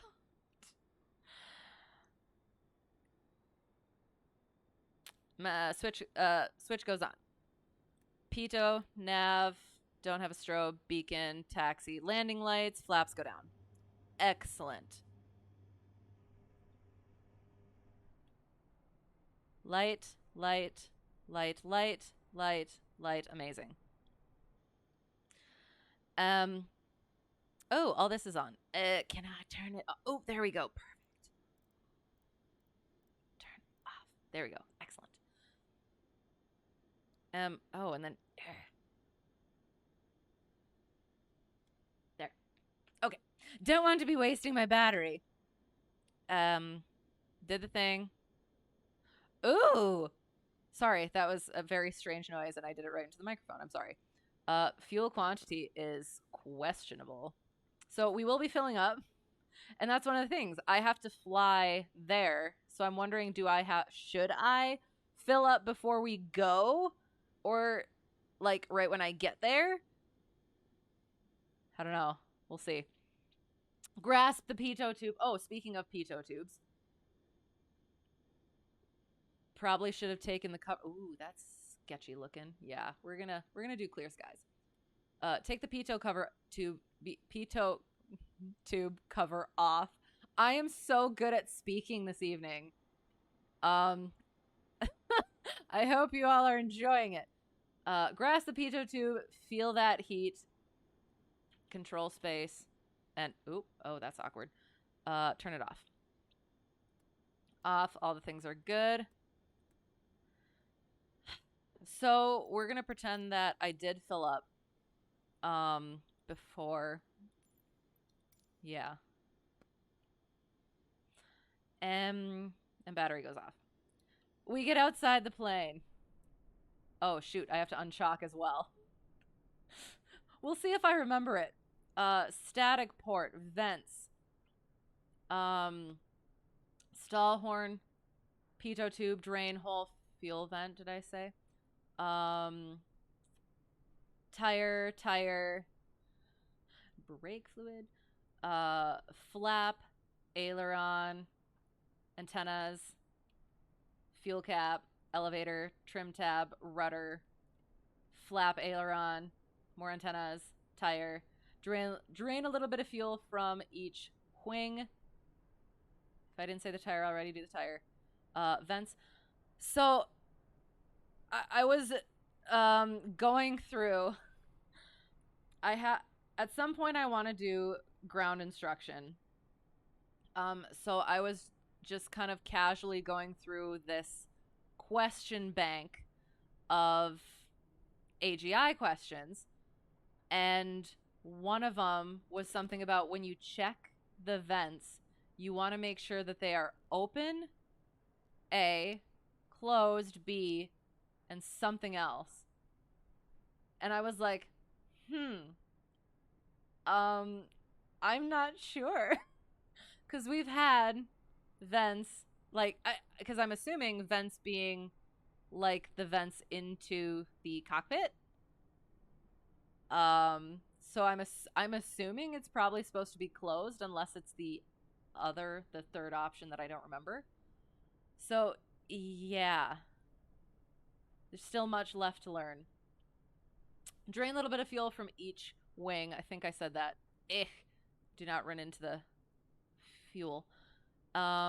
Check the oil, make sure it's around 6. At least 5 is good, but closer to 6 is best. Drain a little bit of fuel from there. Leading edge of the propeller, alternator belt, air intake, exhaust port, make sure it's not wiggly. And make sure the nose wheel has clearance. And yeah. Baggage door, make sure that's nice and shut and locked. The baggage door is usually always locked. And last year, I was still kind of new to stuff.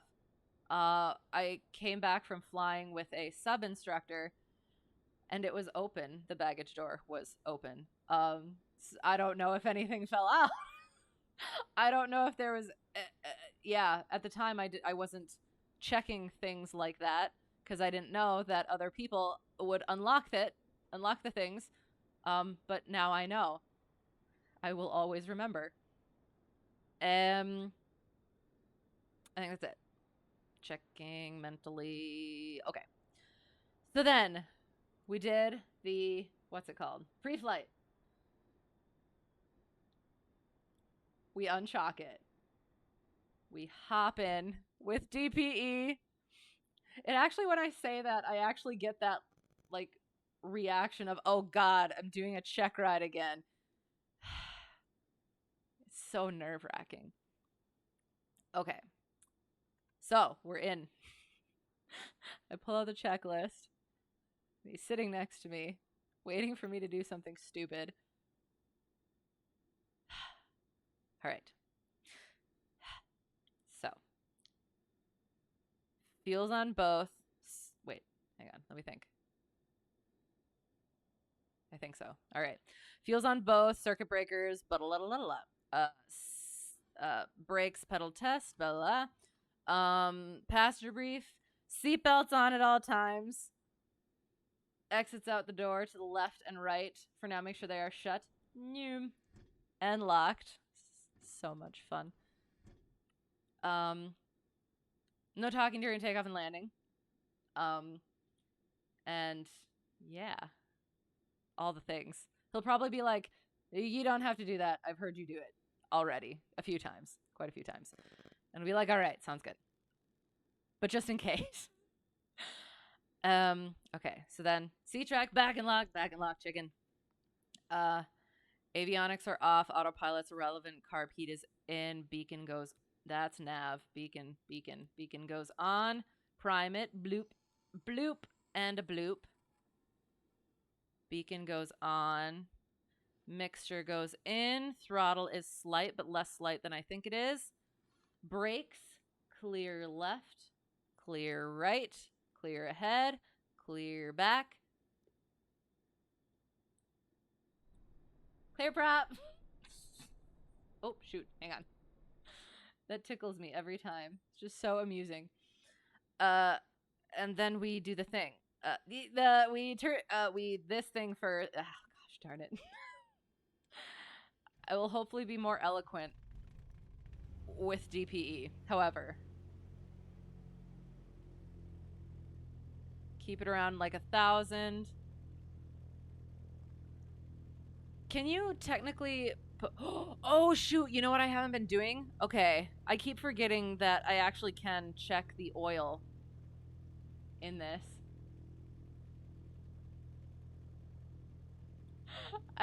I'm really concerned. Hang on.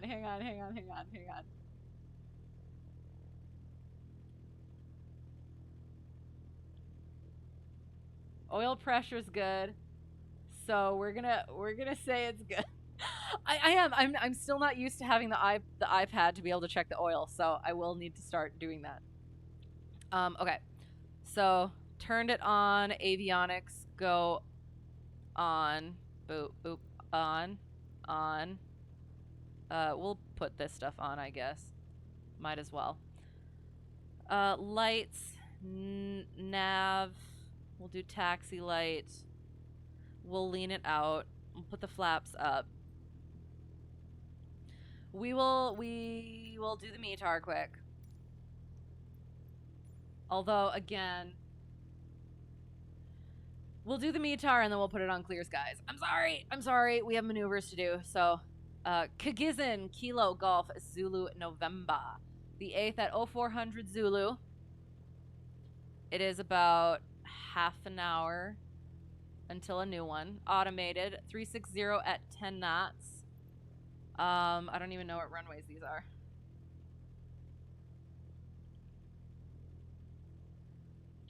It is 3618, so it is right down the runway, although we're going to be switching it up anyway. 10 statute miles visibility, overcast at 1500. Temperature 13 degrees Celsius, 9 for the dew point. Altimeter 3003, remark. AO2 differentiates precipitation. Lightning to the distant northwest. Yeek. So, we are at, hang on. So, sorry, hang on. Oh my gosh, I didn't realize it had millibars over there. Ooh, very cool. Okay. So we are at pressure altitude 1,638-ish, 9-ish. If I am actually... Oh, just kidding. Hang on.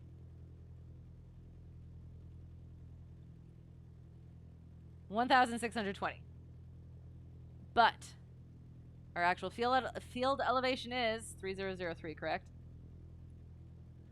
Is 1,720. Let's check it against the sectional. 1,711. That is within 9, or it is within plus or minus 75, so we're good. Okay, so 2, 4, 6, 8. Yes, I'm correct. Okay. But then again. Boop. And boop. And now we gotta put this back down to 29902. Boom. Oh, well, now it's good. Yeah, it's about 11-ish. Little less. Okay. Did the things. Bring it out again a little bit. Taxi light. All right, so we're gonna try and push back. So it's, is it Shift P? Yay!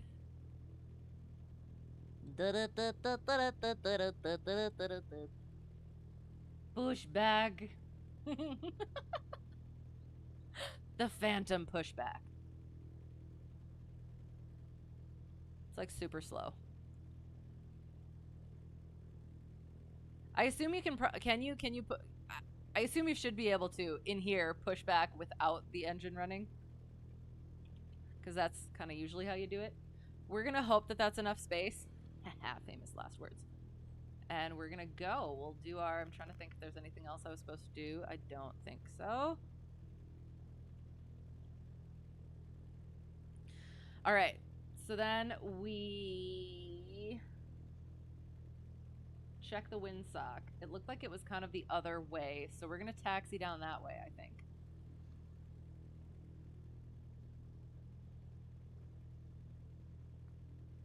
Yeah. I'll see if there's a thing down at the end. Otherwise, I'll do my run up before we go down. Oops. Solby.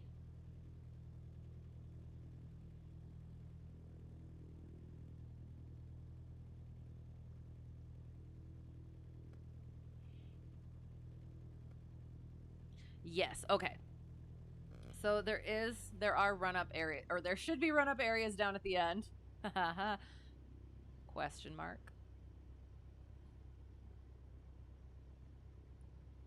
So we will go do our run-up in the run-up area at the end. Or we'll do short field takeoff. We're not going to do that taxi back thing. We're going to hold short here at the hold short line.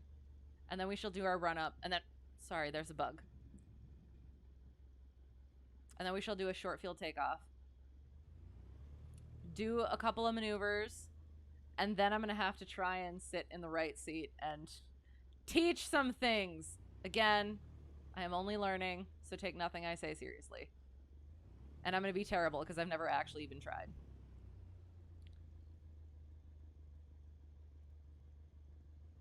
Okay, so... run up.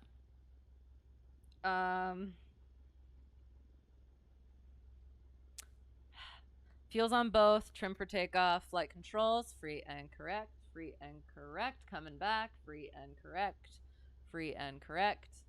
up and down. All of the instrument, oops, oh no, I pressed a button, sorry. Instruments are good, excellent. And then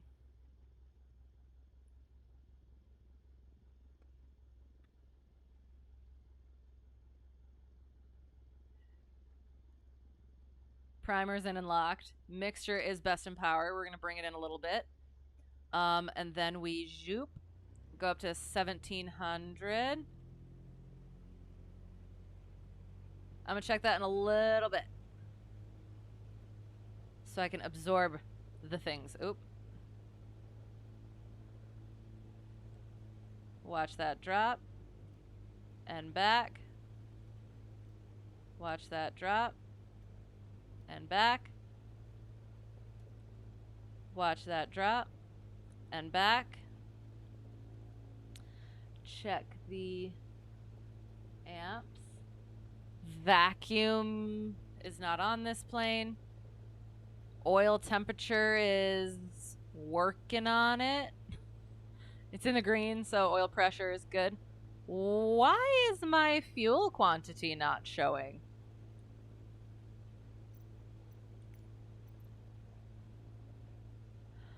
Am concerned.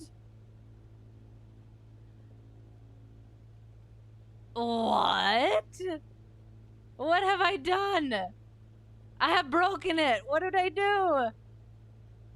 True story. One time you were. Sorry. Let me get back to 1,000. And then I will. Then I will read it. What was I doing? I was checking the things and then idle.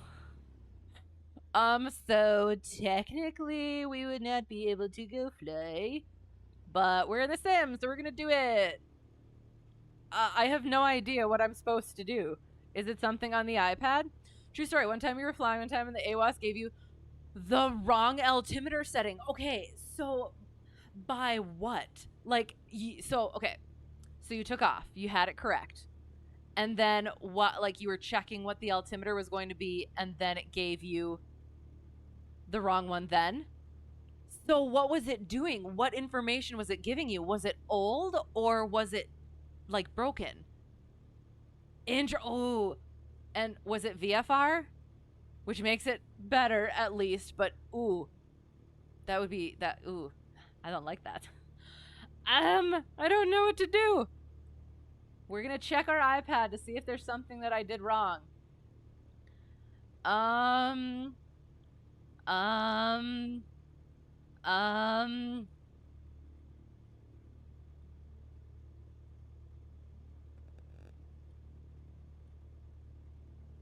Is this one of those things where I need to start like before I turn the plane on, I need to do both the fill oil and the charge battery or change? Is that charge or change battery? Is my altimeter, or not my altimeter, is my alternator gonna go out in the air? I'm so paranoid right now. I looked at my airspeed and was like, oh no, my airspeed's out. It's because we're on the freaking ground. Stopped. Oh my god. Okay. We're just gonna send it. All right.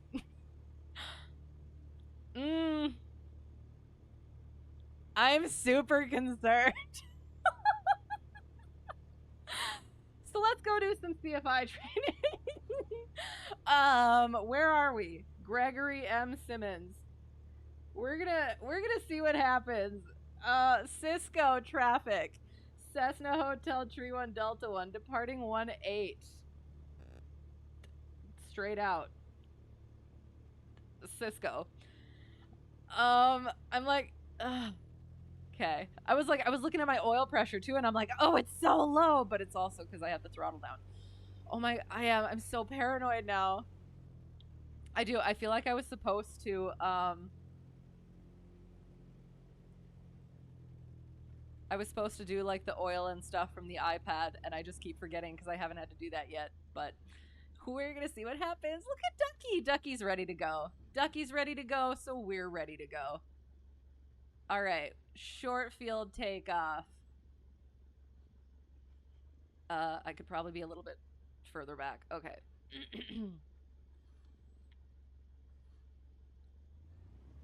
Sorry, I just want to get a little bit straighter on this here center line. Okay. So concerned. Oh god. Oh, we might have ourselves an in real life emergency. Well, not in real life sim emergency. Simmergency. Ha ha ha. Okay, short field takeoff. Hold those brakes. Crank that throttle. That was quick. Okay. Okay, oil pressure looks good. Or temperature. One of the ones I have to look again.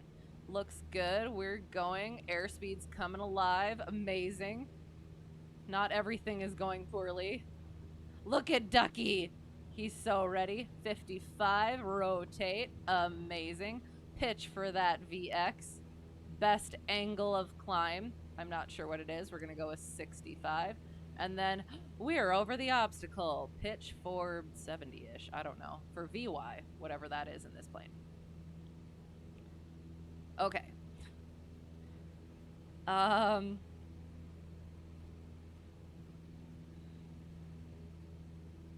But now oil pressure looks very, very... I'm so concerned. I'm so concerned. Okay. What things are we going to work on? We're going to work on some stalls. Yes, we are. So we're going to get up to altitude. I'm so... I don't know what the fuel quantity. I'm concerned. Wait! Nope, hang on.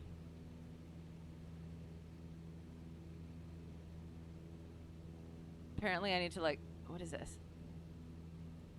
Oh, shoot. That was not a good thing to do. What did I do?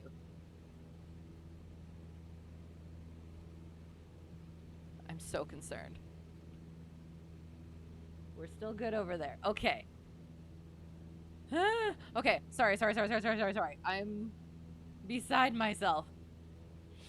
VX is 55, VY is 67, thank you. I appreciate it. Hi, how's it going?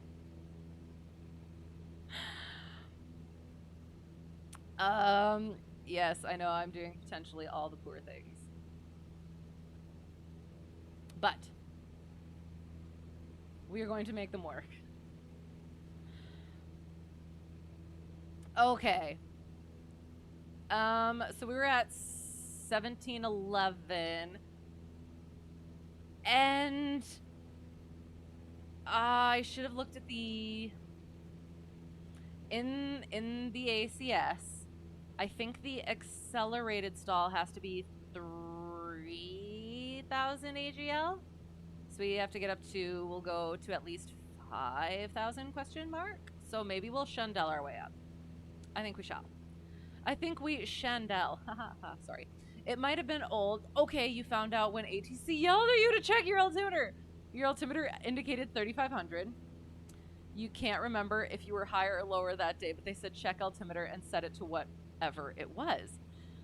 It was not the same as with the AWAS at the airport. You had just departed. Oh, okay. So that's why I guess I always check, like, when I set my altimeter on the ground, I also make sure that it's like around what actual field elevation is. Because I've had sometimes I've had that in the sim sometimes. And, I mean, just like a little bit off, but it was because it was like an old one. So, yes, interesting. Ooh. But, and that's why ATC is usually like, if you're a little bit off, they're like, do you have the altimeter? Or they're just like, altimeter is this. Hint, hint, hint, hint. You're like, oh, okay. So you didn't figure out what it was? Did you tell them that you had it set to whatever it was? It wasn't my fault, I'm sorry. Okay. So, okay. So we'll just kind of get into cruise. And I'll attempt to Chandelle.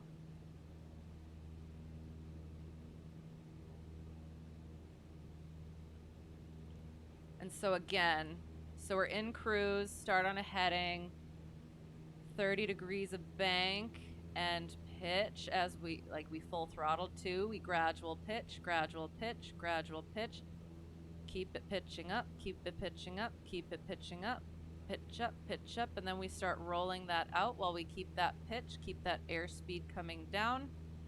Keep that airspeed coming down, that pitch up, pitch up, pitch up, pitch up, all the way through, gosh darn it, to north. And then we hold it, oop, then we hold it, oop. We just let that ducky sing just a little bit, or not at all. And then we bring it back to cruise with little loss of altitude.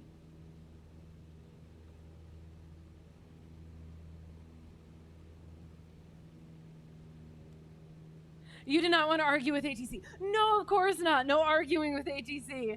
But I was going to say, like, if... So, okay, hang on. Okay, you didn't need to talk to ATC, but you wanted flight following. Got you. That's what I was going to ask, because I kind of thought, like, if it was theirs, like, their weather stuff saying something wrong, and then they give you the correct thing. But interesting. Okay. I don't know. Is that something... Who do you tell about that? Do you just tell, like, the manager of the airport, I assume? Potentially, maybe? Okay. So, back in cruise, kind of-ish. And then we'll Chandelle our way up again.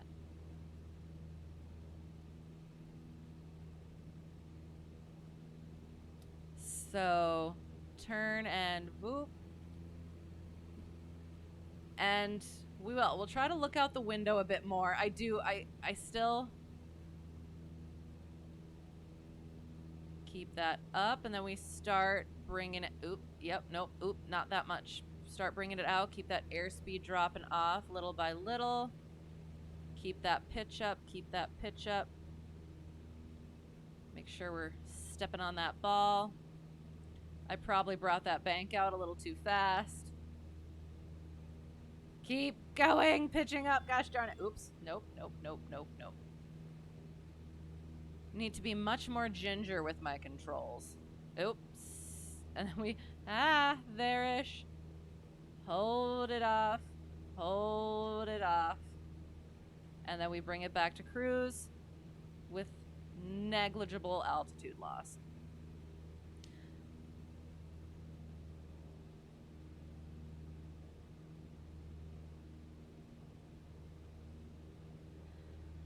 Okay.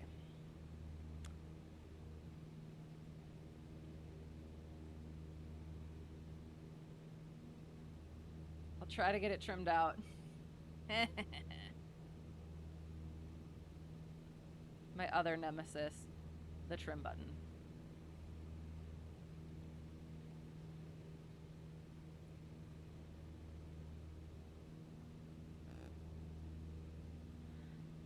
You personally think, oh, it was ATC that was off, because when you landed at your home airport, the elevation was not correct, so not sure if it was the airport, AWAS, or ATC. Was not one of your better flights. Oh, no.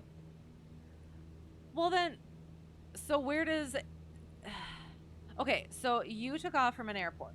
You set it to whatever the AWAS was. So where was ATC getting their altimeter setting?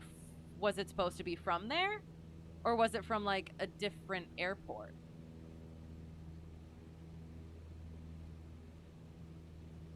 Because I've been surprised at, like, how much altimeter changes.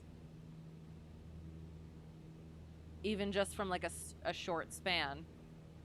Or a short space. Okay, so we're trimmed-ish out.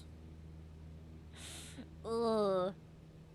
We're going to do some stalls. We're going to go over those flows. And then we will... Yeah, we'll go on from there. Okay. So, gosh darn it. So, slow flight first. So, bring it down to 1700. Trim. Not like that, I guess. Flaps.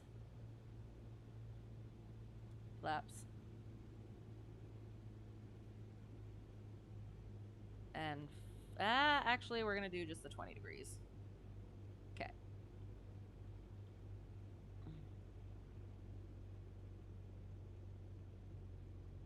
Okay.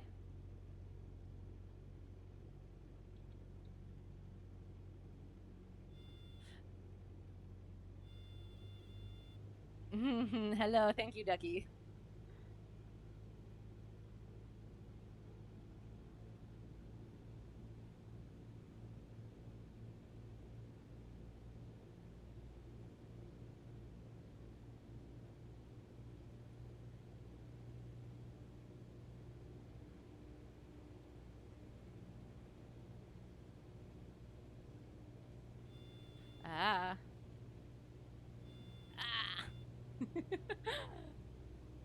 You have no clue where they got it from, but you went from center to approach to your airport.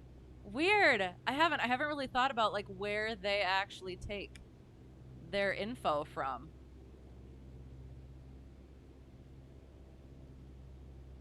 Okay.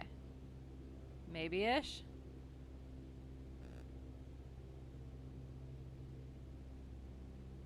Okay. We're gonna call that good. We'll kind of go over a little bit. Been flying lately? No. Unfortunately. Yeah. Weather, runway condition, and instructors being unable to do things. I had some potentially interesting flights today that almost happened but then didn't. One will potentially still happen, hopefully next week. And then the other one was going to be some potential IMC flying, but alas, it was not to be today. But yeah, it was... I've been going so stir crazy and banging my head against the walls internally. But gives me ground time. Ground training, studying, gosh darn it, we're just gonna go into the stall. Have you? I assume not, but right. Do you have plans at all soon? I'm still hoping to get some in this week, but I'm just I'm getting to a point. I just want to like go crank out some written exams instead of just trying to fly. Gosh darn it. Mushy, mushy, mushy. Okay, stalls. We're doing the stalls. We get to watch Ducky do his thing. And we've been losing altitude, but honestly, again, I will say, as always, I fly better in an actual plane, I promise. Okay.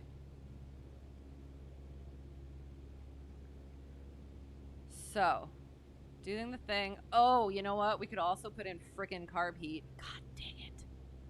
I know these things, I promise.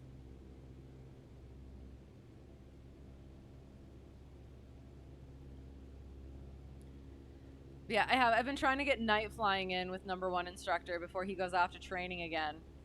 And it was like, there was one night that was like almost perfect. And he's like, the airport, home airport, is probably not going to be decent for flying into and out of at night. So runway quality is an issue. Ugh. Alas, it will. It's going to happen. The one thing is like, so okay, so I have a question. Is daylight savings time actually still happening? I thought we weren't doing that anymore. Did I dream that? Because on Preflight, it says we switch still. Okay, so stall. We power out, pitch for 70. Well, this one's probably like 65, so we'll go 65. It still is. We are still doing daylight savings time. Okay. So that becomes an issue with like the towered stuff if... Interesting. And then I whoop. And oh, just to the horizon. I could definitely do it a little less aggressively. There's the brake. Oop, that was freaking aggressive. There we go. Point it, that, and the flaps. Oh, I could have done that twice.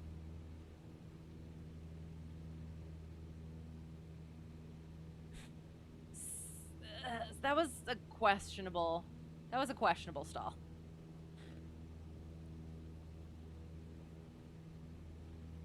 But yeah, so like at some point the towers go out at some point once it starts getting like darker later. So I gotta get that nighttime stuff in, those towered landings. Okay. You're booked weekend after this one? Yes. Nice. Need to start working up your flight review again. Oh, okay. Because you just did your IFR check, or your IFR, the IPC. So that doesn't count toward the BFR, correct? Got you. Okay. And hopefully start knocking out your hit soon. Yes, definitely. Do you have your safety pilot now? IPC does not count as BFR. Got you. It is. It's only the like actual check rides then. So, but so if you do an IPC, isn't that most of the stuff for the IFR? So why couldn't it count? Not yet. Dang it. Would you do the simulator? Do you have access to simulators at all? To at least like get them out and keep you current? All right, we'll do the power on stall. Oh, okay, it can count as one if the instructor works with you on it. Okay. Interesting. I don't know, I guess it's just one of those things where it's like if the IPC is supposed to be most of...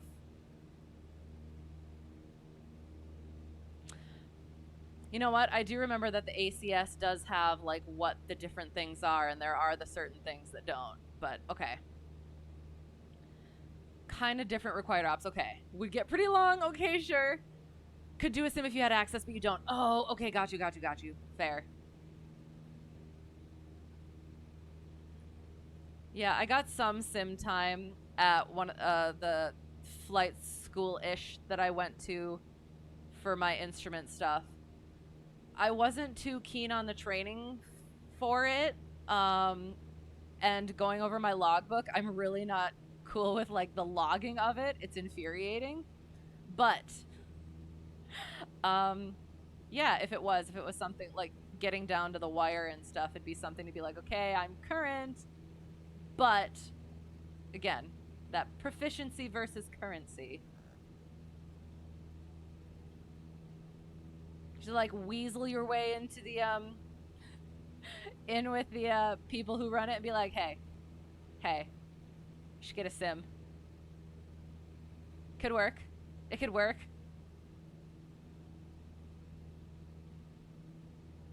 Because I'm trying to think. The sim that I used was like at least 50? 45 or 50, I think. It's been a while. And if enough people use it, pays for itself.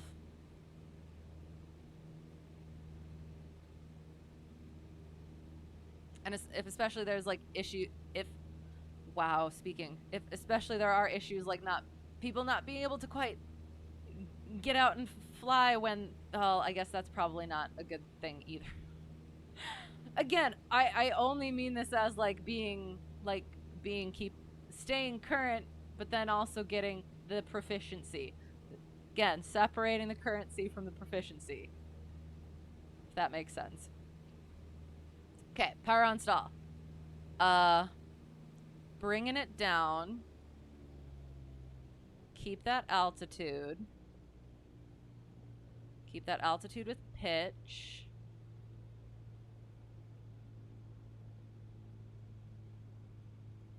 And we'll get to about 60. We'll get to about 55, I think.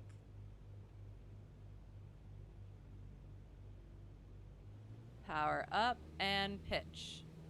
Pitch, pitch, pitch, pitch. Honestly, I should have gone a lot. Longer. Hang on. I think I'm doing this wrong. It doesn't quite feel right. However, I don't want to get too aggressive. Oh, and it's also first sign of the stall. First indication of stall. Oh, rotation speed. Rotation speed is like 55. So, okay, so now... Well, that was about what... Oh, okay, that's happening. Oh, that's the stall horn, so that's first indication. And pitching, and power, and nose to the horizon. That was terrible. We're going to do it one more time.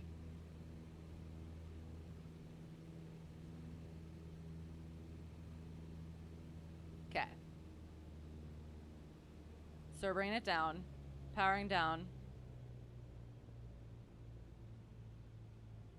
Hold that altitude. Let the airspeed bleed off.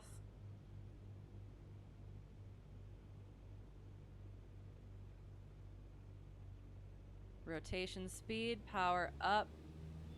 Oh, chirp. And I keep having the reaction to pull power out because of the whole spin situation, but I'm not letting myself get in the spin, so I need to stop doing that. Time to try and sneak in and wake you. Oh, cute. He'll hear you with his bat ears. So cute. How is Pepper? That's so cute. You must tell us exactly what he does. All right, accelerated stall. Same thing as power on stall-ish. Bleed that speed off.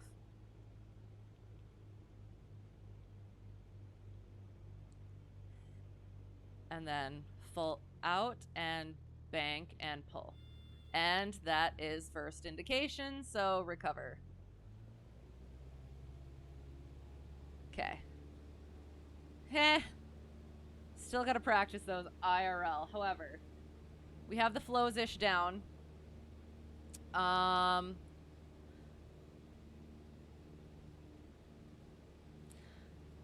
only other one that I would think...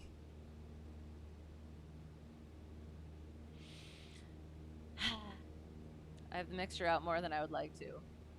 And you know what that reminds me of? I had it leaned for taxi and run up and stuff and forgot to put it in. I promise, in the real plane, I always check these things, but for some reason I do not have that down in my memory for this setup. Sorry.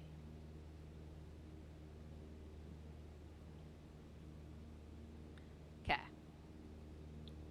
Like on one hand, I kind of want to do like this deep spiral, but on the other hand, you know what? We're gonna do the, okay, I don't know how to do this. How do I go over to the other seat? I did it, kind of.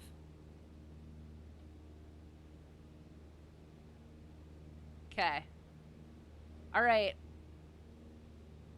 For my next lesson, so the plane that I fly in real life is at one airport. My commercial instructor has access to a plane at another airport. So we are going to the other airport tomorrow because it is open. So since we don't want to work on commercial stuff with a plane that I'm not going to be using for my commercial check ride, make sure I'm not doxing myself. This is so weird. We are going to practice some instruction, some right seat instructor stuff. So I have been told, hang on, I will be teaching, attempting to teach slow flight, steep turns, and the private pilot ground reference maneuvers. I don't even remember how to do the private pilot ground reference maneuvers. Okay, okay. Oh my god, like Ducky is really looking at me now. He's judging me. All right, I'm gonna teach Ducky. That'll be good. That'll work. Okay. All right, private pilot applicant. Oh god. And again, I have not done any sort of instructor training or studying or learning at all. At all. At all. I want to emphasize this. So I have no idea what I'm doing. Plus, I have had one flight in the right seat in real life. I have done no flying in the sim in the right seat. So we're gonna attempt. We're gonna make an attempt. I don't know. How do I teach? So, all right, private pilot applicant. He never saw you till you came in, and then he attacked you, which is fair. Which is fair. Cute. The cutest attack ever. All right. So where do you even start? I guess. So forgive me in advance for not knowing where to start and not doing things properly because I have no idea what I'm doing. Okay. So why private pilot applicant? Why do we teach slow flight? Why do we do slow flight? He started growling for his toy. You mean your sock? What toy? Which toy? Which is his favorite? Why do we do slow flight? We do slow flight because coming in for a landing and being able to control the plane, maneuver the plane at low speeds. So, what do we do when we come in for a landing? Because I assume we have taught coming in for a landing. I'm trying to think. Okay, so my private pilot training, we did discovery flight, and we just bopped around, circled over some places, and it was good. Very next lesson, we did stalls. So I think, oh shoot, so maybe we did do slow flight right away. Okay, so yes, when you're coming towards the ground for a landing, you're gonna be in slow flight.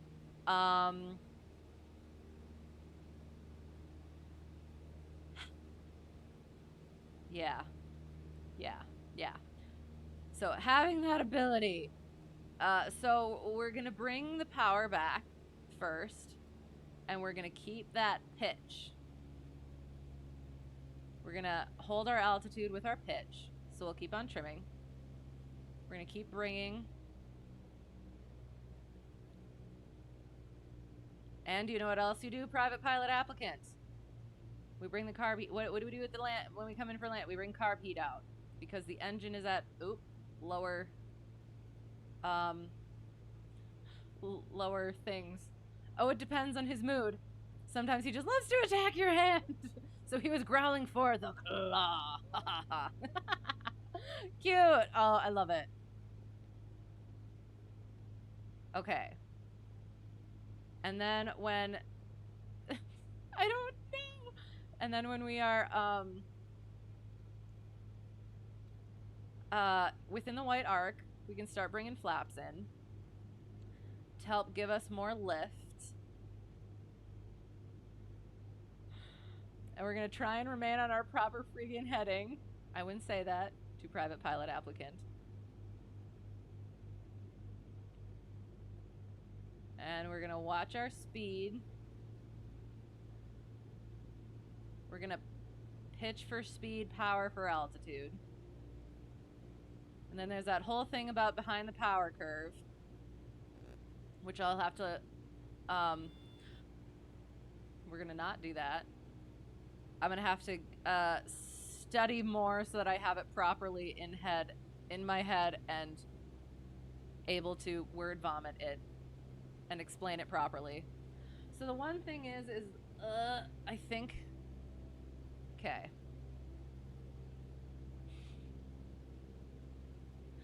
God, this is weird. You can trim that up a little bit.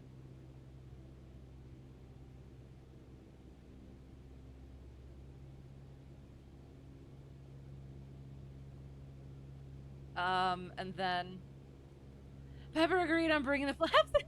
He literally growled, yes, yes. All right, I shall teach Pepper. Since with Pepper with his bat-like ears is hearing. Yes, we have those flaps in, because Pepper will not judge me. I hope. Okay. My terrible ability to teach at the moment. So yeah, then we're in slow flight.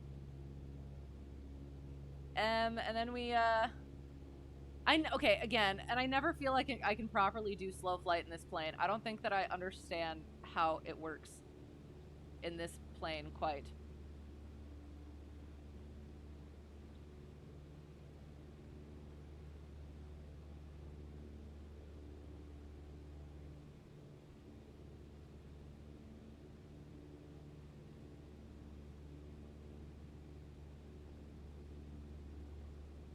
That's probably a bit much. Oh, it feels so weird in this seat. Okay. Alright, yeah, so private pilot applicant, if we were actually in like a properly configured situation, we would then do things. We can turn in slow flight. However, what do we need to think about when it comes to turning in slow flight? He's more of a glider pilot with how he leaps and glides in the air to the couch. Well, that's fair. Gosh darn it. Ah, well. Once I learn glider stuff, then I will be able to teach him. Until then, I guess I will simply teach Ducky. So yeah, so when we're banking, what happens to our lift? The vertical component lessens as we increase horizontal component of lift. So we need to make sure. I think I'm saying these things and like I feel like I'm wrong. I mean, like, yes, that, but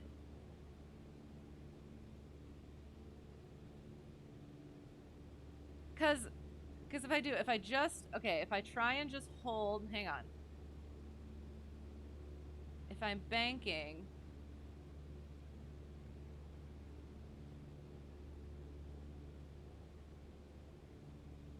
I feel like I'm getting things mixed up. And then, how would we descend in slow flight? Now that I think about it, I'm not sure either. We can simply pitch down. Nope, sorry, hang on. That was silly. Hang on. How do we descend in slow flight? Pitch for speed, power for altitude. There's a lot of that goes into this. Have I done any of the FOI? I have not. I have not at all. I do. I have not. Big part of this is the lesson plan. Right. And it is. It's just... We're not actually... Well... It is. It's like, it's a one-off, sort of a backup plan, sort of a thing for when we can't do, like, actual commercial practice. So it's just getting me into that stuff. And that's why I'm like, I just kind of want to write off the next, because the weather's so ish, and like the like runway quality is potential ish, and stuff like that. I just want to like write off a little while and just do all of the written stuff, get those all out of the way, and then I have that, like the FOI and stuff like that. Alas, we're winging it right now. So I will at some point get into that. But we're not doing, I guess I could turn my taxi light off. Taxi/landing light. So yes, if you decide to become an instructor, always do things the proper way and don't wing things like I am doing. Okay, so how do we descend? Power for altitude. So we can power down, and we're trimmed, so we could probably stay on north. That would be nice. So we're going to descend.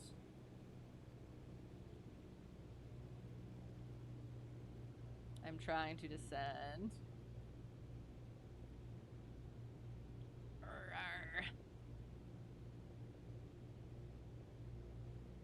Yes, pitch for airspeed, power for altitude.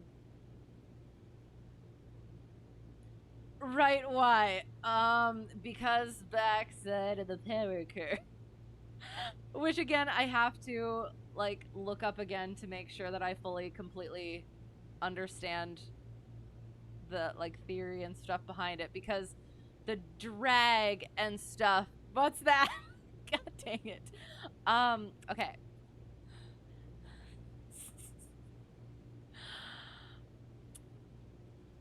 We're gonna climb back up while I'm thinking of it. It's the whole where the drag is greater than like the something and then things. You're the student. I know I'm trying.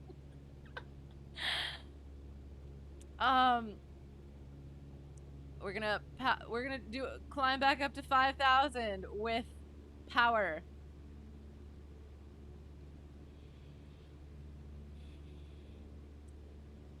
So yes, this is something that I'm gonna have to look up.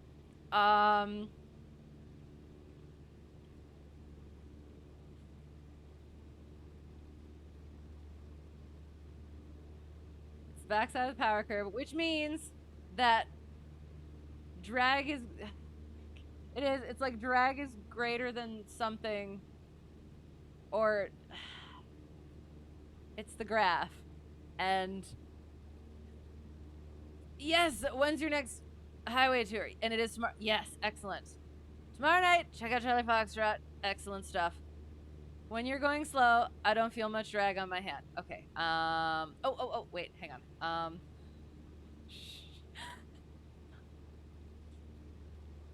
You're gonna make me throw out some gamer words here pretty soon. Some gamer cockpit words.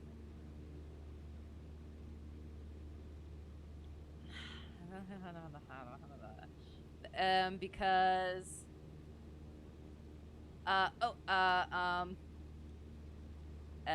induced drag.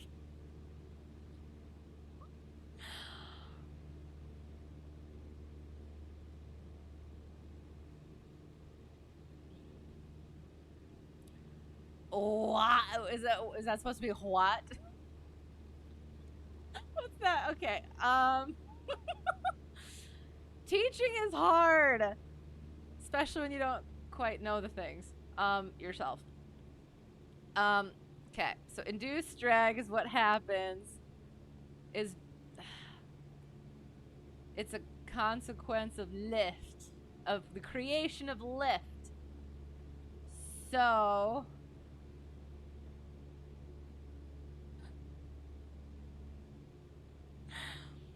remember, backside is opposite, right?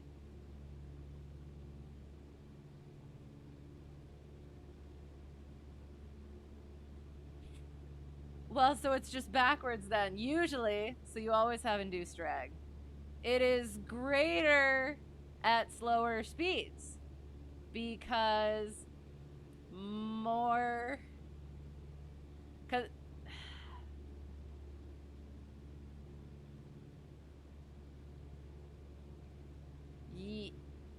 gosh darn it. I'm spinning. I want to say yes, you do always have induced drag. But, like I said, it is there. Wait, no. Hang on. It's the creation of lift.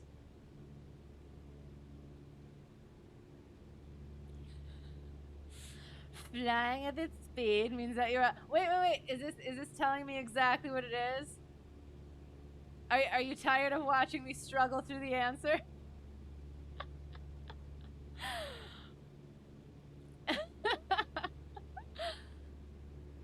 And trying to get me to get the... I know, yes. And that's the thing is, like, there is a, and I keep freaking spinning. I have, like, the, sort of, like, book stuff right there to teach you. Yes, exactly. I have the book stuff there, but, like, the translating it into a way that someone, like, into a practical way and an understandable way for someone else who doesn't know the things and understand the things is strange. Again, also because I haven't, like, thought about this stuff in a while. And I do still feel like I have certain misconceptions and misunderstandings from, like, my initial studies and stuff that I'm gonna have to get over. So I won't quite read your thing yet. I appreciate it, but yes. And no worries. I understood the thing. So a lot of the stuff I'd cover in the ground portion. Right, exactly. But and that's the thing too, is like so for my training, I did much of the ground myself. So yeah. So a lot of, like, the bringing that book stuff into the cockpit, understanding the stuff that I had learned and then getting instructed in it in the cockpit. Like that was my whole situation.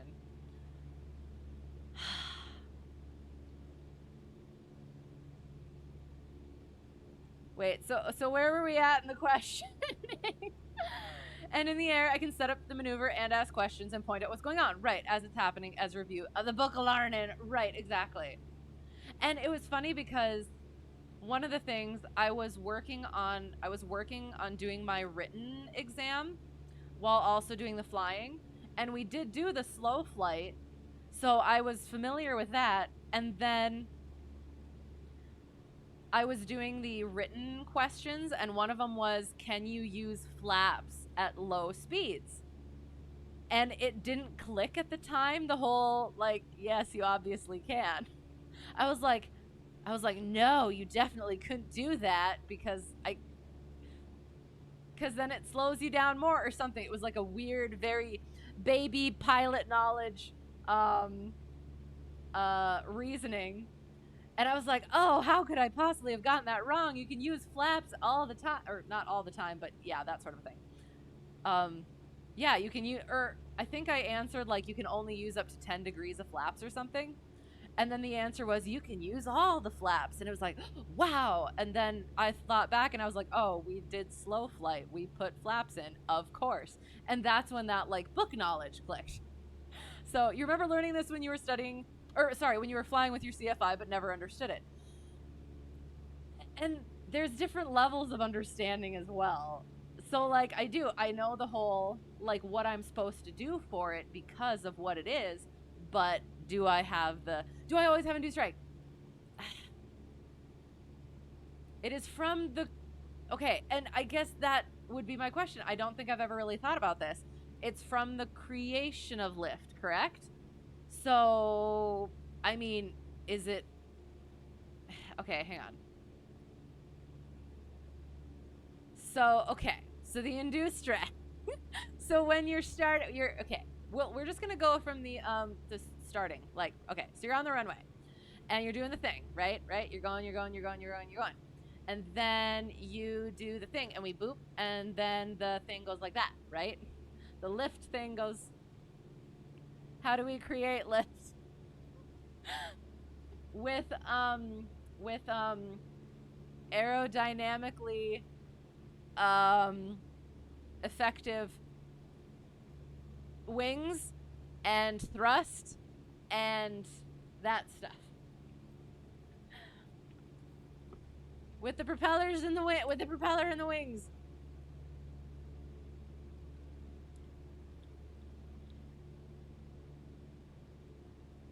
Sorry.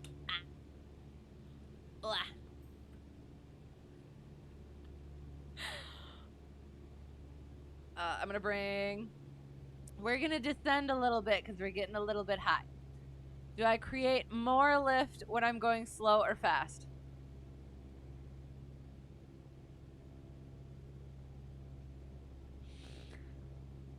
Fast. And it's things like this where it's like where I haven't been asked in this way or I haven't thought about it in this way. So I'm questioning everything and I'm like,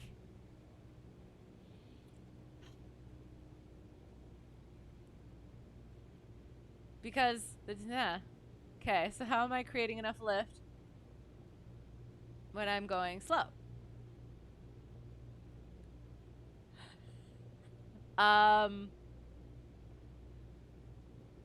By how I'm positioned.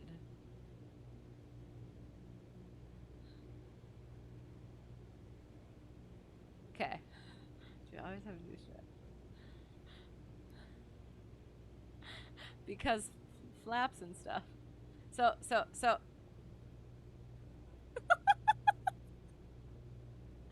Oh my god. Okay.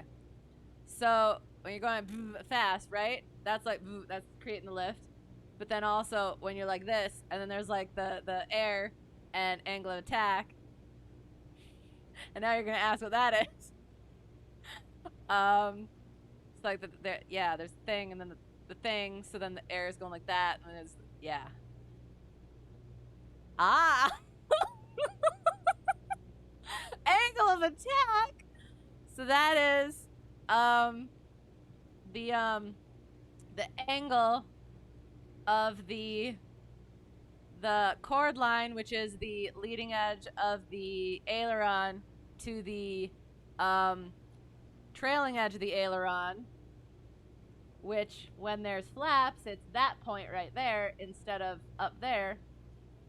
So it's that angle leading to trailing edge of the relative wind.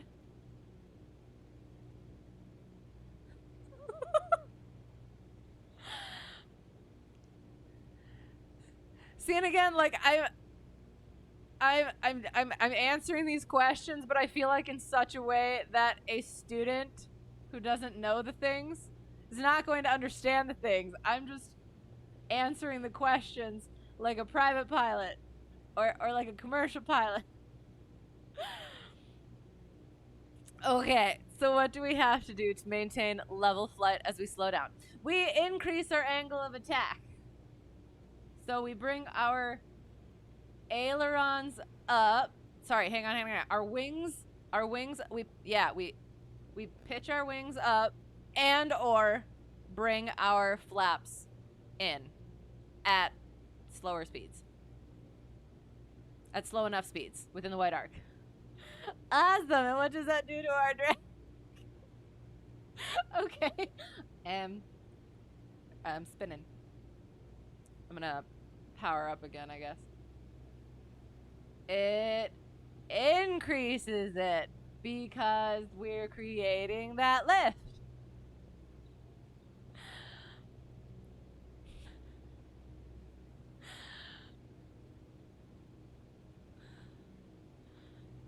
I think.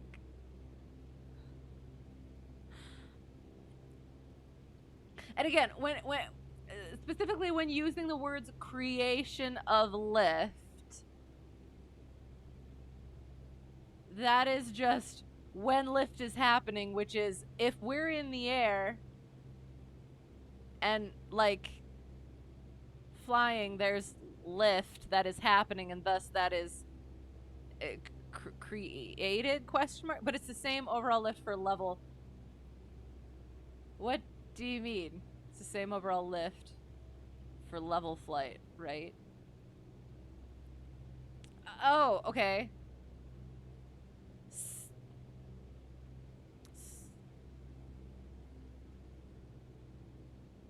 So again, so yes.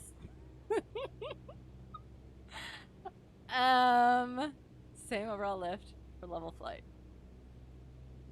Compare to what, I guess? When you know the answer, I want to say it, but don't want to give it away. I know, I'm sorry.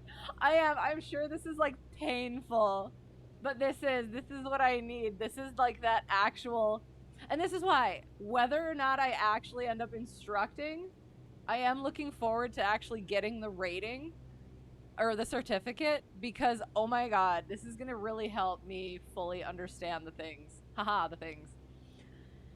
Same overall lift for level flight. If you weigh 2,000 pounds, you need 2,000 pounds of lift, roughly speaking, in unaccelerated level flight. Okay.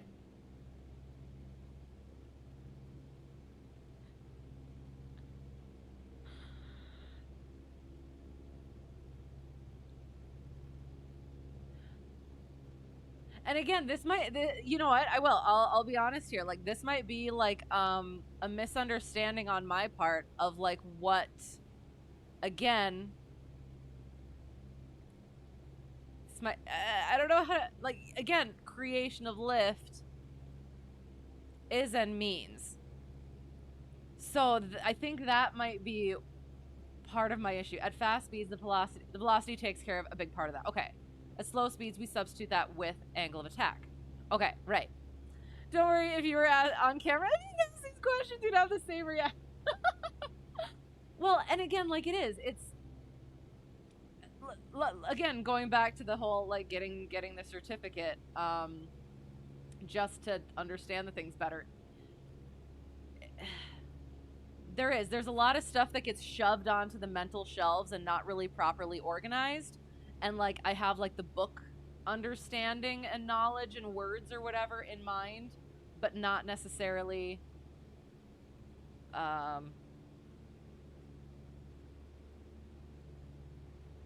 we're gonna get into level flight quick.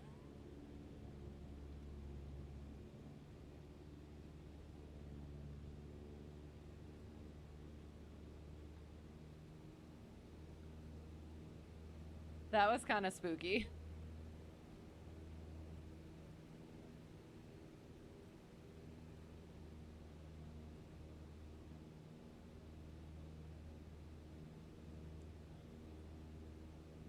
So why does drag increase as our angle of attack increases?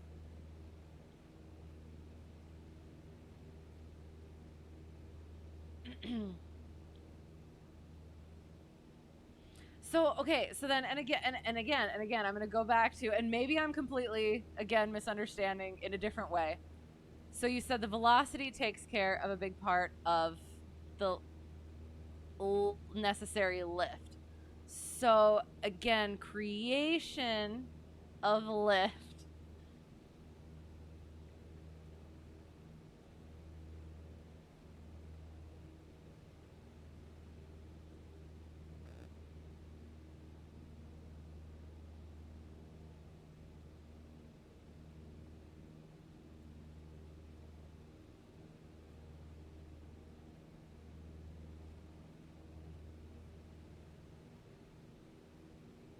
Sorry, I feel like I'm not understanding what my plane is doing.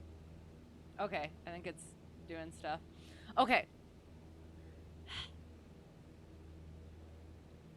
Because I would say it's creating more lifts. Let me lead you to it. When you bank, why does the airplane turn? Because the horizontal component of lift is increasing.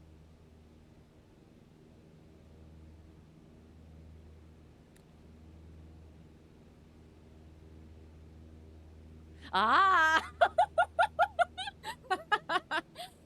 but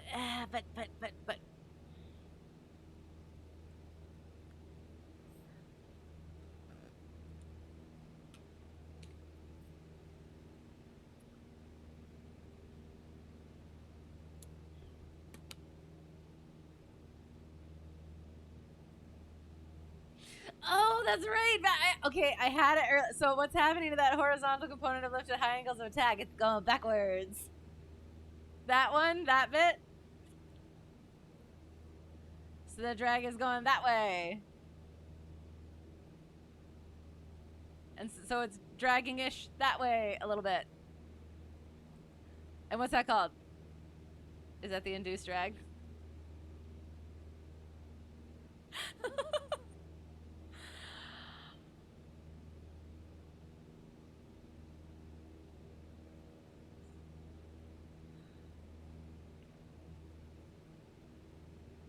Yeah.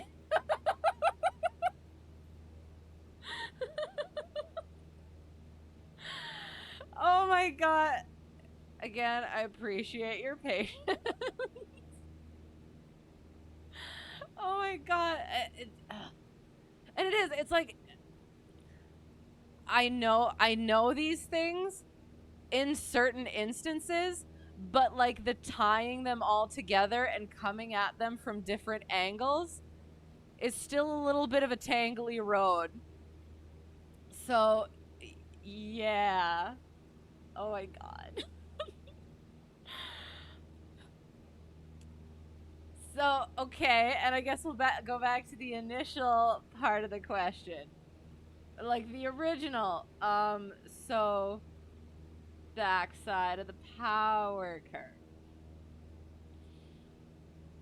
So then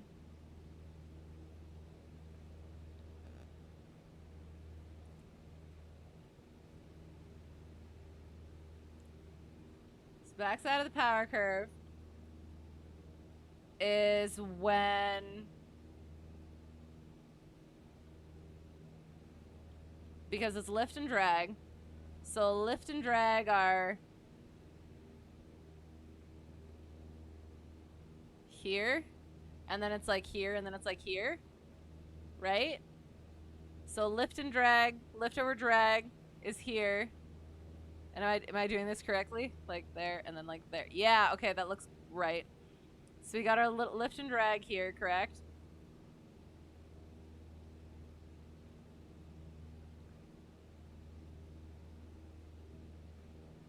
There. So then up here, when you're going faster,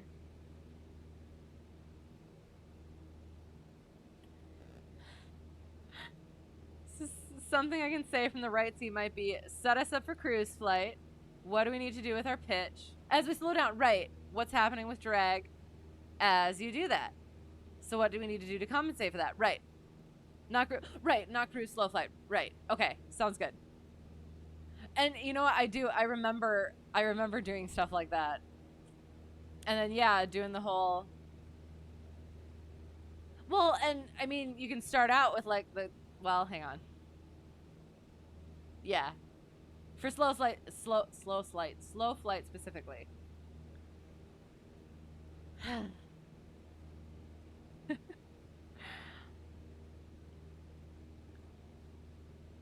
Okay. Then so it is. So it's like the LD max, right? And then this is normal operations. And to be honest, I cannot remember. You know what? We're gonna see what happens. I'm gonna go in here. I'm gonna get the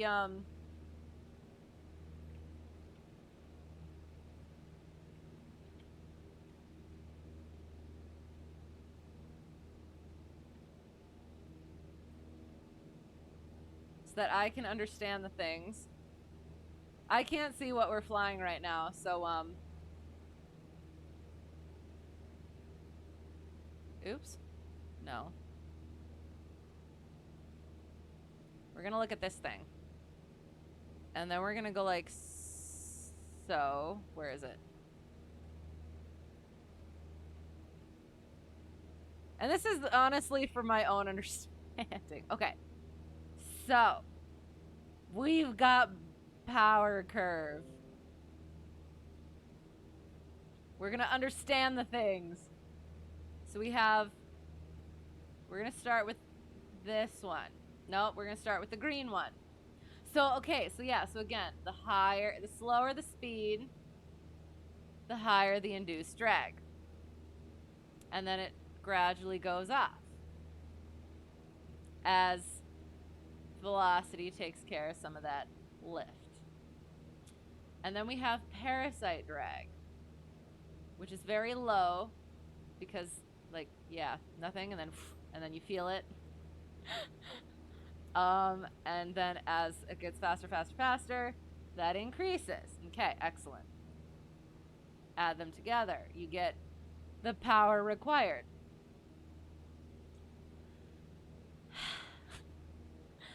Here's where you have minimum power required, and here's the LD max. Okay, had that incorrect.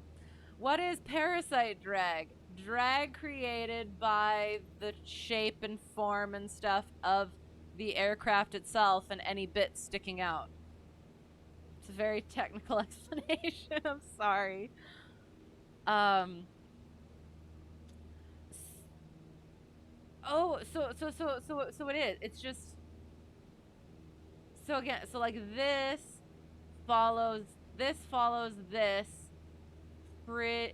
Sorry. So this follows this pretty closely because the induced drag is down here. So that little bit only puts that, like, it's that bit right in there. So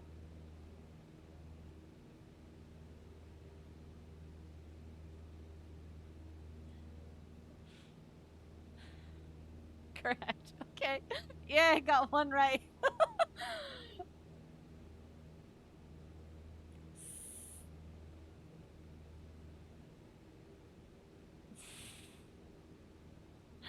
Oh my god. Okay though. So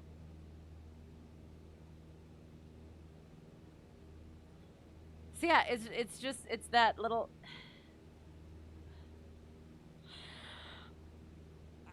I promise my mind is trying. It's trying really hard. The wheels are clunking. They're not spinning, they're clunking.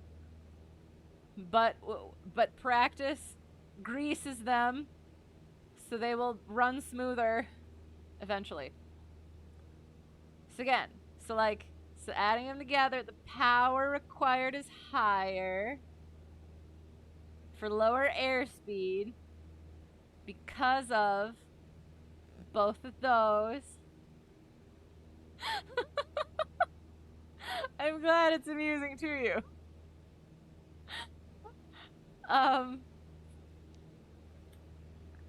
What happens to the controls as we enter slow flight? They get mushy.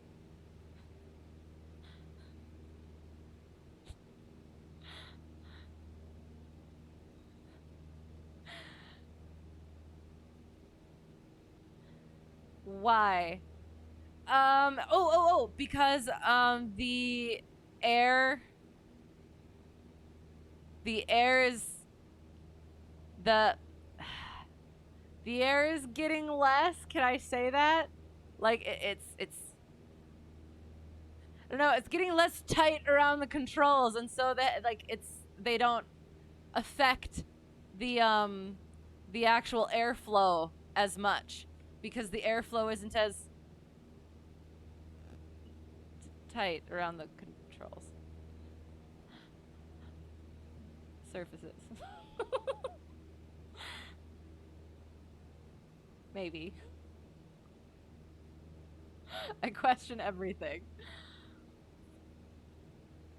Less airflow means less control responsiveness. Okay, good. But then again, so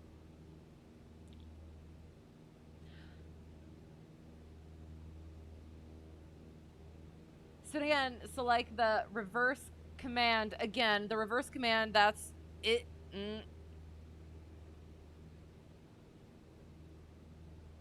What's going on with our rudder during this? We require more right rudder because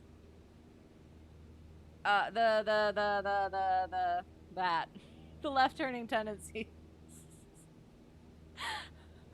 we are gonna have to move on to steep turns and other things too pretty soon. But okay, so region of reverse command is that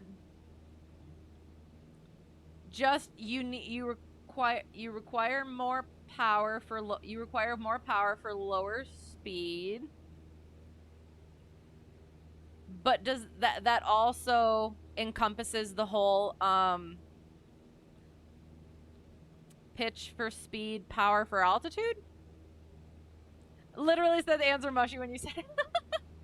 Perfect. Great minds think alike. This is one of the most critical areas of training. A common error is not enough right rudder. Right.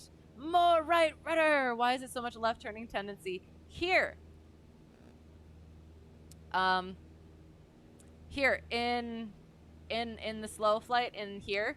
Can you see my cursor? Okay. Because or in the plane itself. Should we get back into the plane itself and look? And is that why I've been turning this whole time? Dun da da da. Because okay, so there's torque, which is the engine, the engine turny bit. There's P factor, which is the propeller, which is it goes whoop whoop. Oh, because it's doing the thing. One of the things is the propeller. It's taking that it's at a higher angle of attack, so it's taking an even bigger chunk of air at that that higher angle of attack, so it boops it over that way more, which is a very technical explanation. Can you imagine an instructor speaking this way? Goodness gracious. And then does the torque, I'm trying to think. Nose high attitude, high RPMs, low airspeed. Okay. Oh, yeah. Okay. Nose high. Yes. High RPMs, low airspeed, less control effectiveness.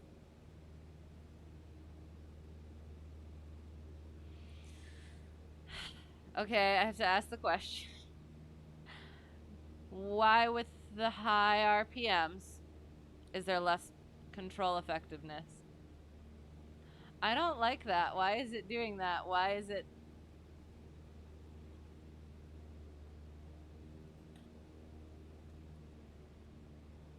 Ooh, I think we have carb ice maybe, potentially.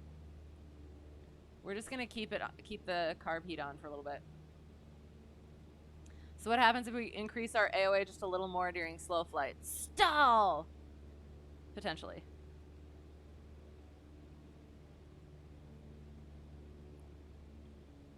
Have high RPM.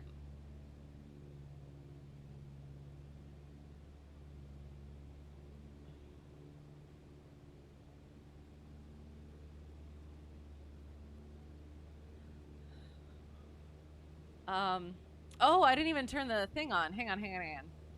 You have high RPMs to counteract. Right, okay, the increased induced drag, right. And if we're not coordinated when we stall, what can happen? We can spin. I'm getting concerned. Oh god, what is carb ice? What temperature are you more susceptible of getting it? It is when ice develops at the venture. No, I'm not getting into that. I'm not going to dig myself into this hole. I still have to teach steep turns and some ground reference maneuvers. And anything less than 70 degrees Fahrenheit, with 80% humidity. And that's why slow flight. Oh, because of the learning to be coordinated and stuff. Got you. Fair. Okay. All right. I clearly and obviously need a lot of work on that yet. However, we're gonna know all of the things. Wait, what? Well, okay, I'll... Oh, yes. What temperature can carb ice form? All of them. And another point will be over banking tendency. For steep turns or for slow flight? But yes, I was gonna get to that. I'll get to that. Okay, we will. I'll try some steep turns. Honestly, I have no idea what's going on with my engine, but we're just gonna kind of keep on keeping on. You know what? We're gonna... Oops, that's probably a bit much. We're gonna at least get back down to 5,000 quickly. And then I will attempt to teach steep turns. And when I say teach, I mean I am attempting to learn how to teach. So take nothing I say seriously. In slow flight, what's happening to my turn radius? It is smaller. Yes. I think I'm questioning everything, but I believe I'm correct on that one. But then again, my brain hurts. Okay, bringing it up. So, for steep turns... Okay, so in slow flight, having turn radius, so geometrically, which wing is traveling faster? The inside wing, or the one that is the lower wing?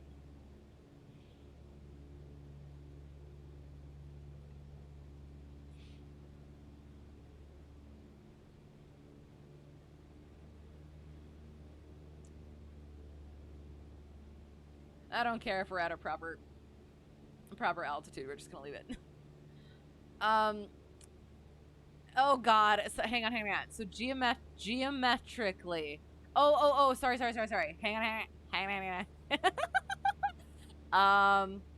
No, the outside wing, because it's doing the because that's not doing the and that's doing the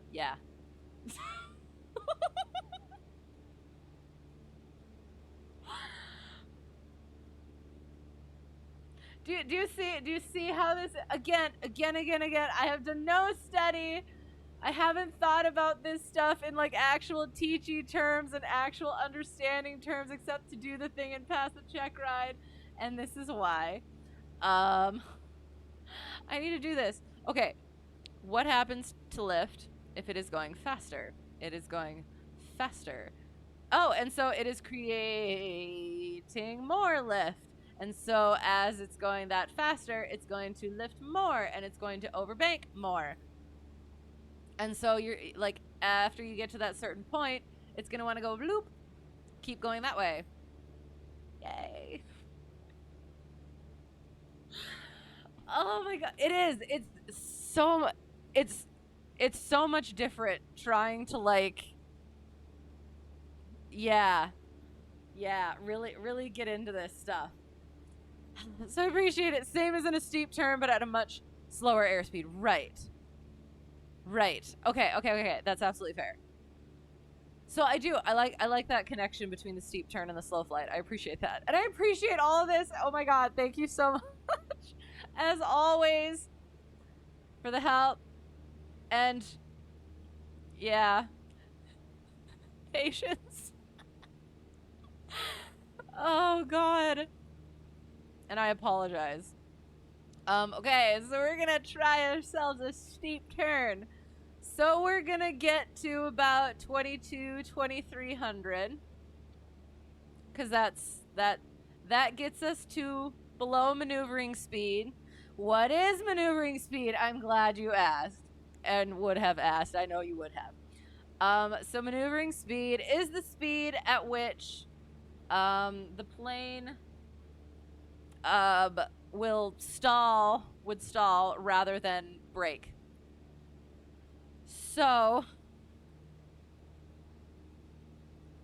and the you can do one full deflection of any control yeah, in one direction and it'll be okay. Yeah, that. Something like that. I'll get better. I promise I will get better. Okay.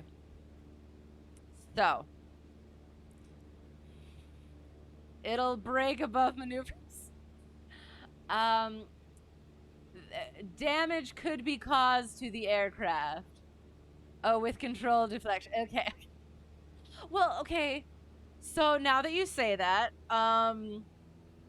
or like not even necessarily control deflection, if like turbulence or something.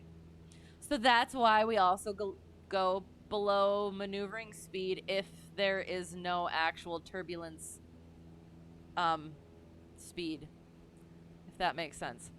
Cause I want to say, I remember going over that with, I think it was my commercial instructor recently-ish, and it was like those were two like separate-ish things. But is that because like with the, because it can also be the turbulence thing?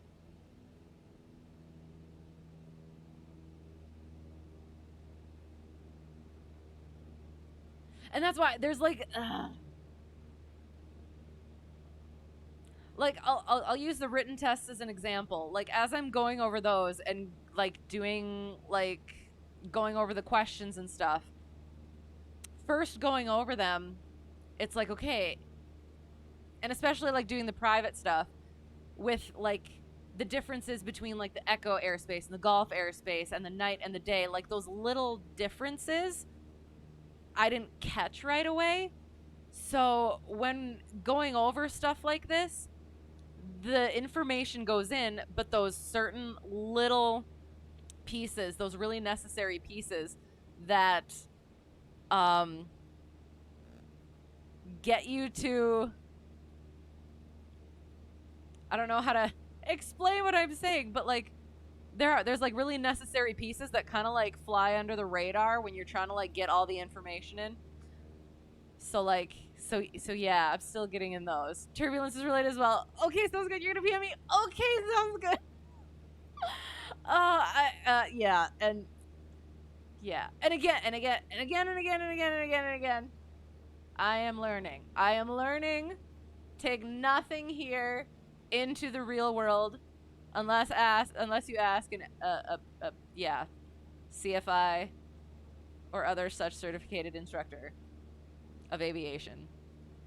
Okay, so steep turn, 2300 below maneuvering speed. We kind of went over that. So we're gonna do the thing, and what we're gonna do is we're gonna roll into a 45-degree bank. However, see the nose wants to go down. So at about 30 degrees, we're gonna start to pitch up because of the whole horizontal lift and vertical lift and that thing. And we're gonna look. Yep, we're gonna watch that horizon. And make sure that as we're going around, we keep that nose coming up.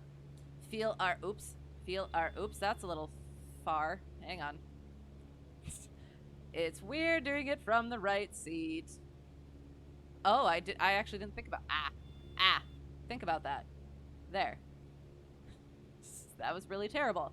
We're gonna do it to the right so I can actually see what's happening. Hello! Sparky Pilot!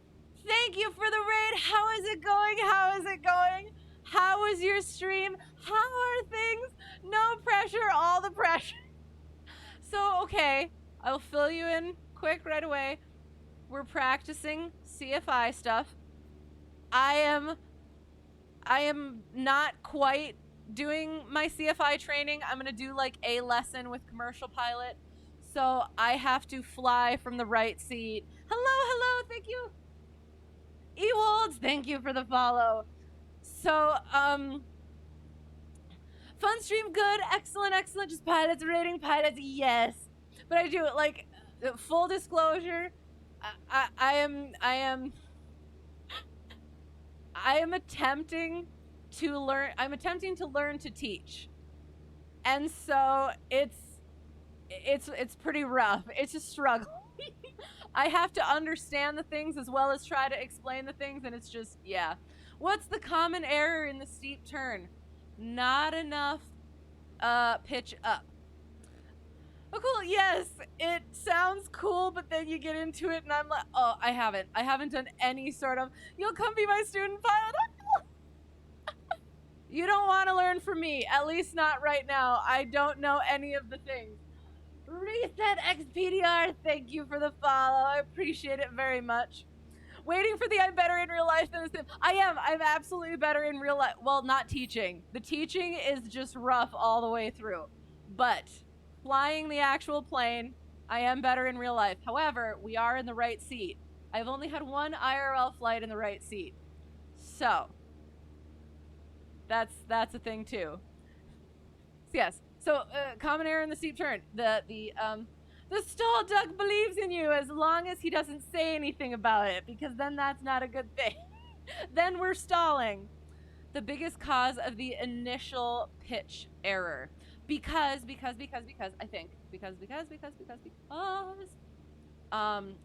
gonna do it to the right.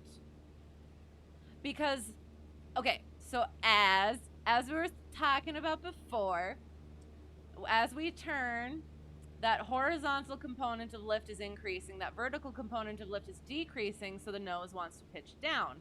So if you don't add any of that back pressure in, the nose is just going to want to bloop down.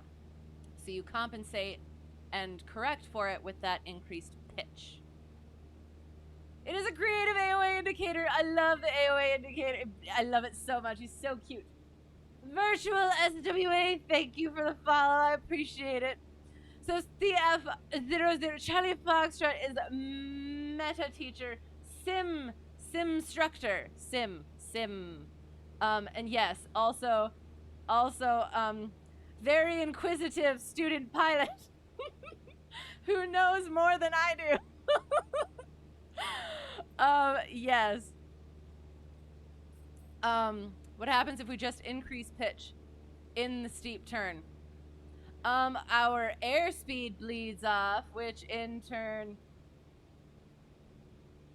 decrease. Well, okay, and so here's the thing. I have never had to, in the real plane, in the plane that I fly, I have never had to increase power for my steep turns, not even the 50-degree ones. So I'm a little less familiar and used to the increasing of the power for the steep turns. Simple aileron turns. Part of the lift vector is deflected off the side, which is what makes you turn, but also means less vertical, so you'll nose down a bit. Yes, yes. Oh, really? Oh, what are you saying? Oh, really, too? The, not having to put the pitch in? Or not having to put the speed in? Yes. Would it be because of the stole kit that is attached? I kind of feel like it is. And the potentially higher powered engine than was in it initially. I think. I'm gonna have to get that stuff. Yeah, there's some aircraft things that I need to be a lot more aware of. So, yes. So again, I guess we'll do the steep turn again. Students. Okay, so yeah, so we'll try it again. We're gonna turn. We're gonna get to that about that 30 degrees. We'll start pitching and keep that horizon at a nice good spot. And we don't want, yep, and we can bring our airspeed up a little bit. Oops, and keep that, oops, we're probably a little bit, yeah, you don't want your CFI saying oops throughout the turn. Oh my goodness gracious. So yes, then we hold it, we keep that pitch. And then we also have to make sure when we come out of it, since we have that, so, yep. So then as we roll out of that turn, we also have to decrease that speed and make sure that nose comes out level. Because, again, as we're going like that, once we are rolling back up, then we have that increased speed, which is going to nose us up, as well as that increase, like once we bring the lift back, it's going to nose us up. So then we got to make sure we bring that power out and pitch down, if that makes sense. Oh, God. Losing that vertical component, so you need to make up with it with AOA. Okay. But that, right, increases induced drag and a deficit in power. So you usually need a little more power, right? Don't know why I haven't needed it, but each plane behaves a little differently. Right, and that's my thing, because my commercial instructor did teach me how to like trim for it and stuff, and like how to like add the power in and stuff like that. But if it works, so yeah, I don't know. But you want to go back to the roll-in, okay? So all right, so we're going back to the roll-in. So we're at 2300. We'll get on our heading of west.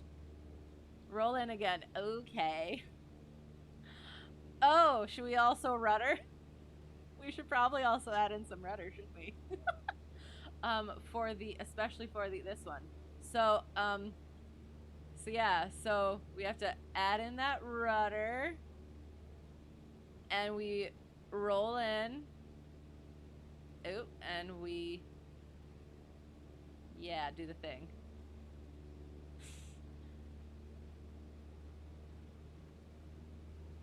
And we pitch. Do that pitch thing. Oops. Do that pitch thing. Oop.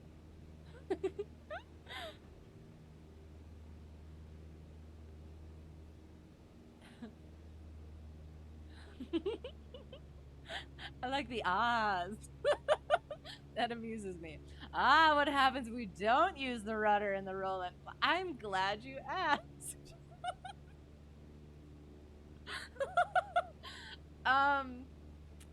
So then, hang on, okay. Then the nose it wants to go that way. So then it's not smooth and it gets kind of uncoordinated. Because, I have to think. Because we're doing that thing, which makes it want to go that way. And so it pulls it that way. Okay, sorry. I will try to explain it better, like a proper yes, and that's called left turning tendency. No, the something the oh god, what is it called?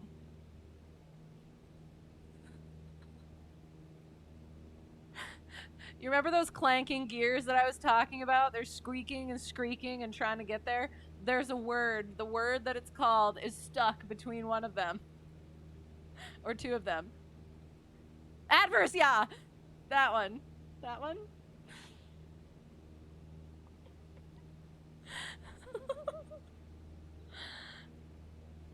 Adverse, yeah. Yeah. Boom. Excellent. I got there eventually. Oh my god. Oh. Oh my god. It is. It's one of those things, like, I can fly the plane. I've passed the check rides and stuff, but trying to get all of it from here and off a page and stuff out is, oi. Oh god, try a fast roll into the steep turn with no rudder and watch what the nose does initially. Alright.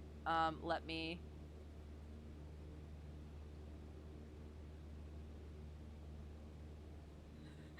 We're gonna have to expedite the 3 private pilot maneuvers. Okay. Alright. So we're there, we're kind of where we need to be, and we're gonna whoop. Oh, look at it! It went that way. Faster roll! Okay. Sorry.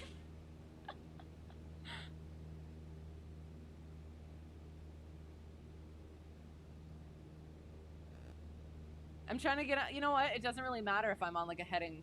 So I got it there. Yeah. Nyum. I love Ducky. Sorry, Tech's like, no, that's fine. And I think I was turning to a heading. And then yes, and then I did do the thing. The thing. Ugh. I'm so aware of it now. So yes, it does that whoop and it pulls. Nyum. And that is why we add rudder, children. Children meaning me as well. Because sometimes I forget.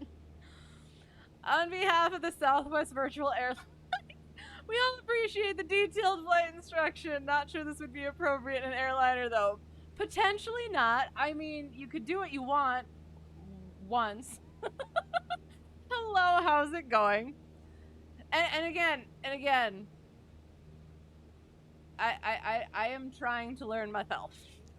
So I do not know what I am doing. I know what I am doing, but do I? Okay, so at first, it wants to be nose high because of adverse yaw, and then you'll be climbing, followed by descending. So then you're chasing it. Gah.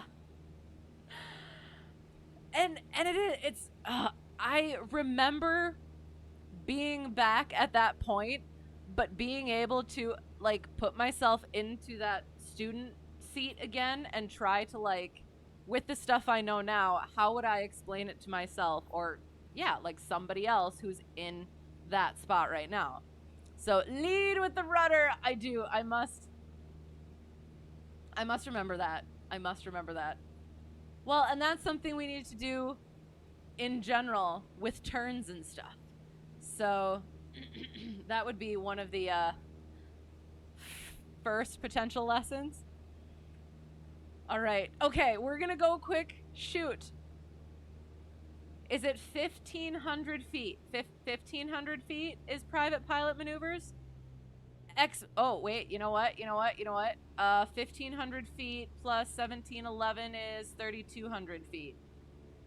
Oh, I kind of want a steep spiral, but I'm probably not going to get enough in. We're going to do it anyway. We'll stop at 3,200. Okay. So we're going to steep spiral down to 3,200. Boom. And boom. And, oh, wait, I have to do it this way because I'm on the right side. Eek. Airspeed is at about 60. So pitch for airspeed. Carb heat is out. 60. And then we roll. And we're going to go right over these trees. Pitching. No, thank you, Ducky. I know exactly what I am doing. I do not. So we're gliding and we're trying to maintain above, and then I need to go like, no, yes. We're keeping above these trees, keeping our airspeed, and then we want to get pushed a little bit, so we're going to keep that thing... No, actually we don't. So we're going to go like this, actually. And we're coming back around to the south, so we're going to voop up, and we're at our 3,200. Did we make one steep spiral around our point? Yes, excellent. Okay. To be honest, are we actually where we need to be? I'm not sure.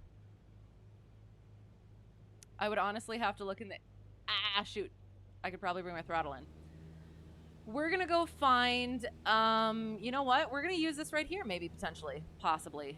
We're going to go down to that... We're going to do turns around a point at around 2,300. Is it really 1,500? You know what? I am going to have to look because it feels high, but I think it's not. Oops. Oh no, where am I? ACS. Shoot. I'm gonna have to look it up. Hang on.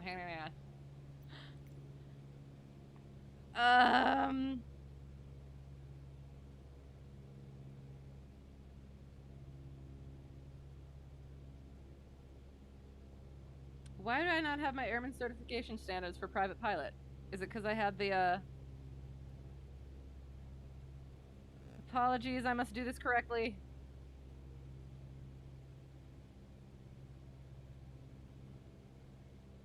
Or I could just Google it again. That could work. Yep, that's what we're doing. Okie dokie. ACS private pilot. Private. Provate pilot.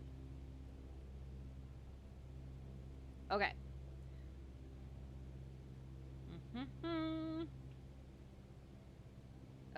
Turns around a point. Where are you?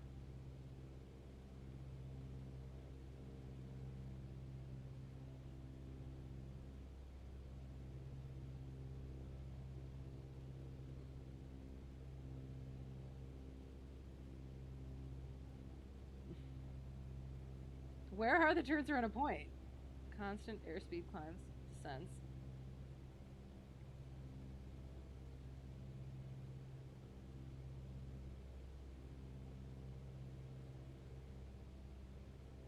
Oh, there they are. Ground reference maneuvers.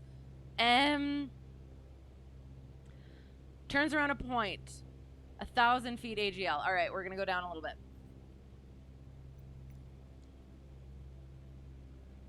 So we were at 1711. So 2711. That's where we're at. Okay, there we go.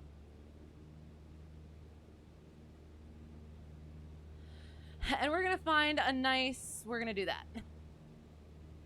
I think. We'll see how it works.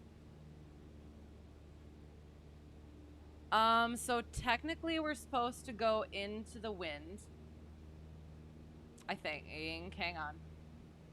We're supposed to head into it... Sorry. We're supposed to head into it downwind so that we do our steepest... Hey.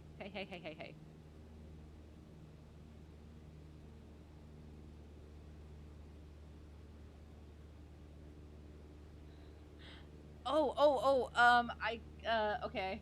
That's different. I keep forgetting I'm in the right seat. I'm like, where's my point? I can't see my point. It's too far away. So I guess I would ask, do you usually start with the left?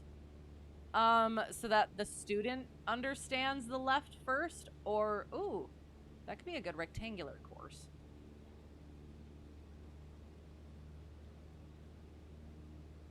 Okay, getting back up to 1711 or 2711-ish.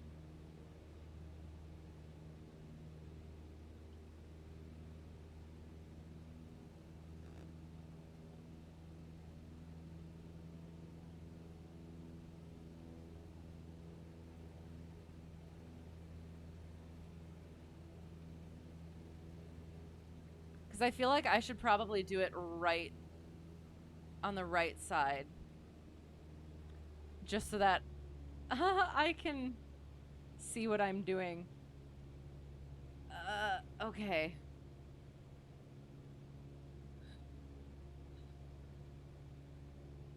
So I'm way too close to my point right now.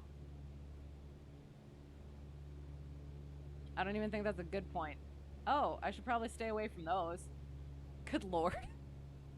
Okay, I should probably figure out where I am. Hang on. Because we are 1000 AGL. So that would be terrible to suddenly... New.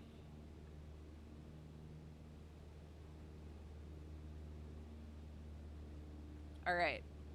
We're gonna do this. We're gonna do this right. Where's the thing? There it is.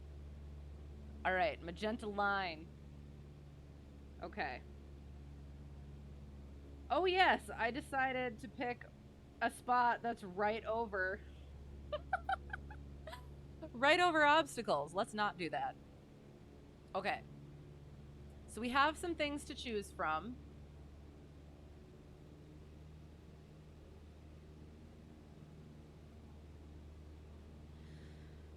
Oh, it feels so weird being in the right seat. I feel like I can't see things properly, but it's like I just have to look out this side instead of the other side. Okay.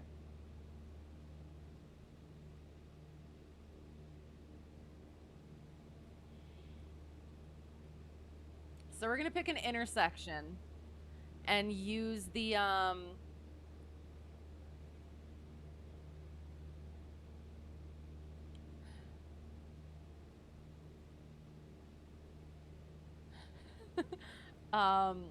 further roads and such. So okay. Ugh. And I guess it is like I'm not the one who is flying. So should I be telling my student, be like, all right, pick that spot. So we're gonna pretend that we're flying over. Yeah, this is our spot, kind of, maybe. And we want to follow this circle on the ground. So, oops. And we want to keep our altitude, so we're banking. In helicopters, it's the other way around. The main pilot normally... Really? Sits on the right. Interesting. I did not know that. So we're adjusting our bank to correct for wind drift as we're coming around the circle. And we're keeping our pitch where we freaking want it to be. Oh god, the observation I just made should inform my decision as to how to introduce it to a student in terms of direction. Okay. What observation did I make? Being, like, not being able to pick things out, that thing. So then I should, do it on their side so that they can learn how to pick out spots. I observed something. I mean, I babble a lot. So if somewhere in there something good came out of it, excellent. Exactly. Okay. So that's what I would assume is like that. Again, on one hand, it feels weird to be doing stuff to that side because usually, can you go down?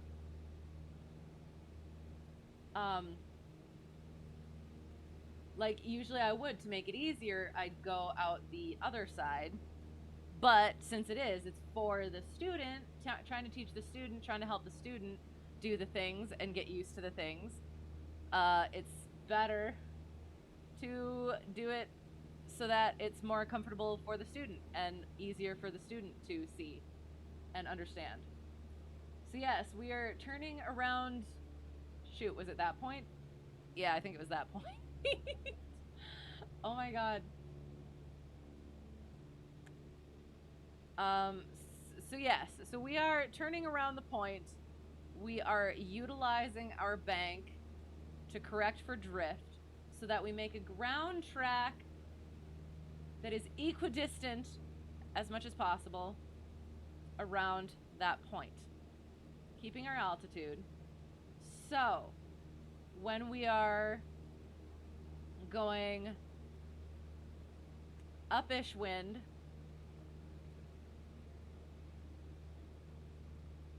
or like when the upwind is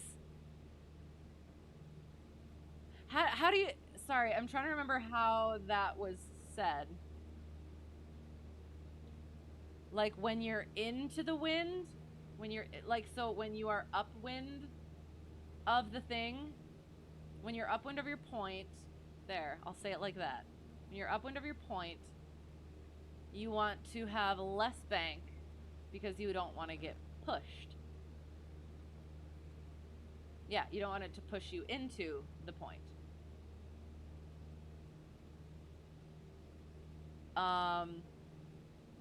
So I guess I'm using this west as upwind. Whether or not that's correct is a different story. And then when you're starting to go into the, whoa, that's bright. Whoa. Then when you're working into your downwind, so we're on the downwind, we're starting to curve in a little bit.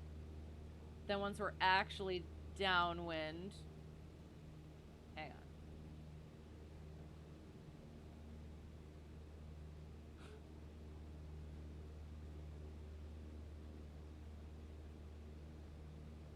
But we don't, hang on. What is changing as I turn through the circle? My bank angle. Just my bank angle. Please just disregard the altimeter. Think that would work on a check ride?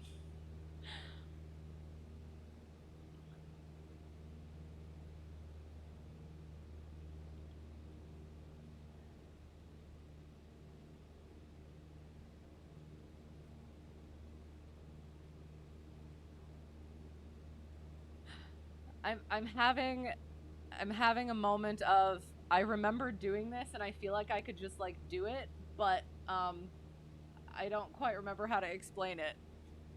What is the most scenic destination I have been to? In the sim or in real life? Hey, there's a ladybug on my monitor. Little thing. Sim. Oh gosh. We went to Canada. Southwestern Canada. On Valentine's Day. Was it on Valentine's Day?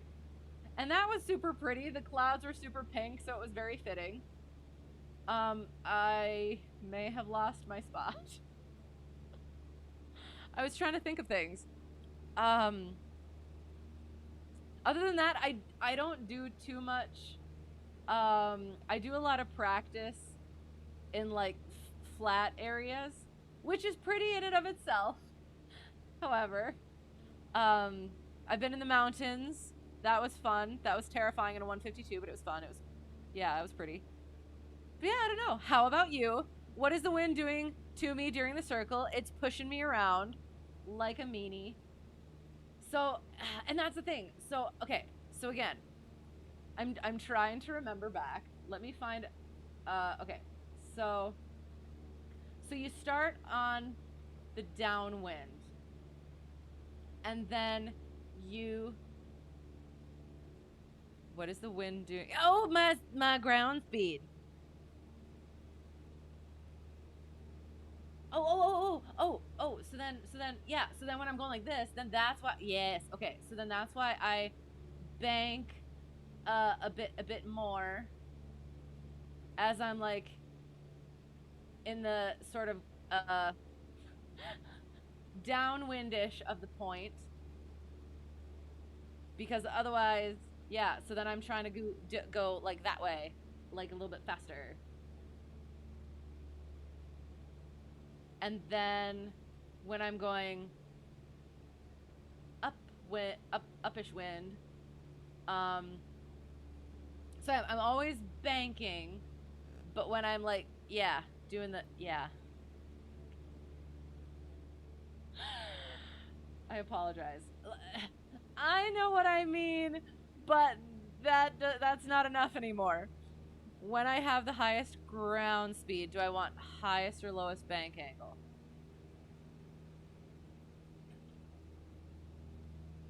Sorry, I think I might have put that on for, I thought I might have had carb ice, but I wasn't sure.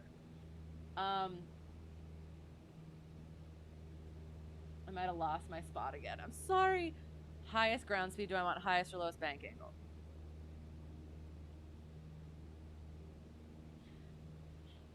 I would say highest. No, lowest. Hang on. Highest. Hang on. Okay. So again, I have to go through it visually. Gosh darn it. Where's my spot? Or a spot. Please give me just a spot. Okay. So I'm going. So I'm always banking. We're going around. Wind is pushing. I want the lowest because wait, sorry, hang on. I'm getting mixed up. Have highest ground speed. So I'm going downwind. I have highest ground speed. And then as I'm downwind, I want the highest bank. Because then I'm turning faster.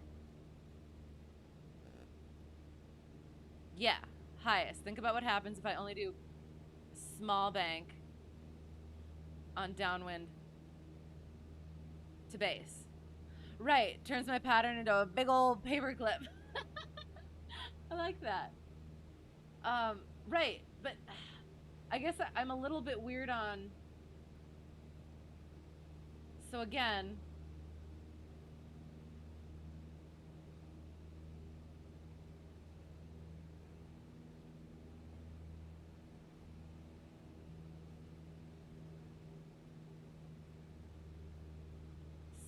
I'm always banking. It's just how much. I think that's kind of what's throwing me too, is I keep thinking that I go back to level. I'm not going back to level. I'm turning in a circle.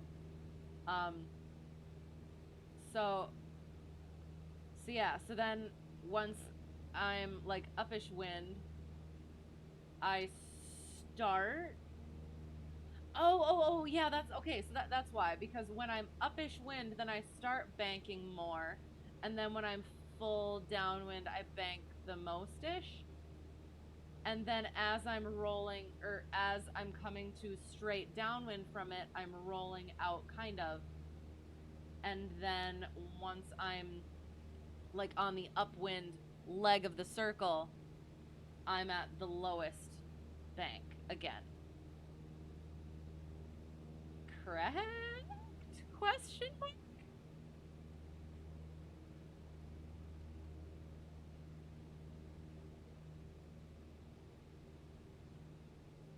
And conversely, if I stay in a high bank angle, right? Yes, okay. And I think I was like splitting it up into too few parts, and then yeah, kind of making like straight lines on the upwind and downwind. Conversely, if I stay in a high bank angle, when turning base to a strong upwind, what happens to my nice pattern? If I stay in a high bank angle, okay, high bank angle, and turning base to a strong upwind, what happens to my nice pattern?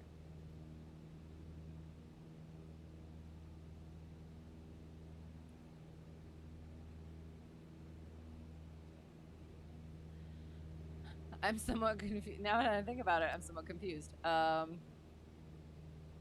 keep that. Okay. So I'm turning.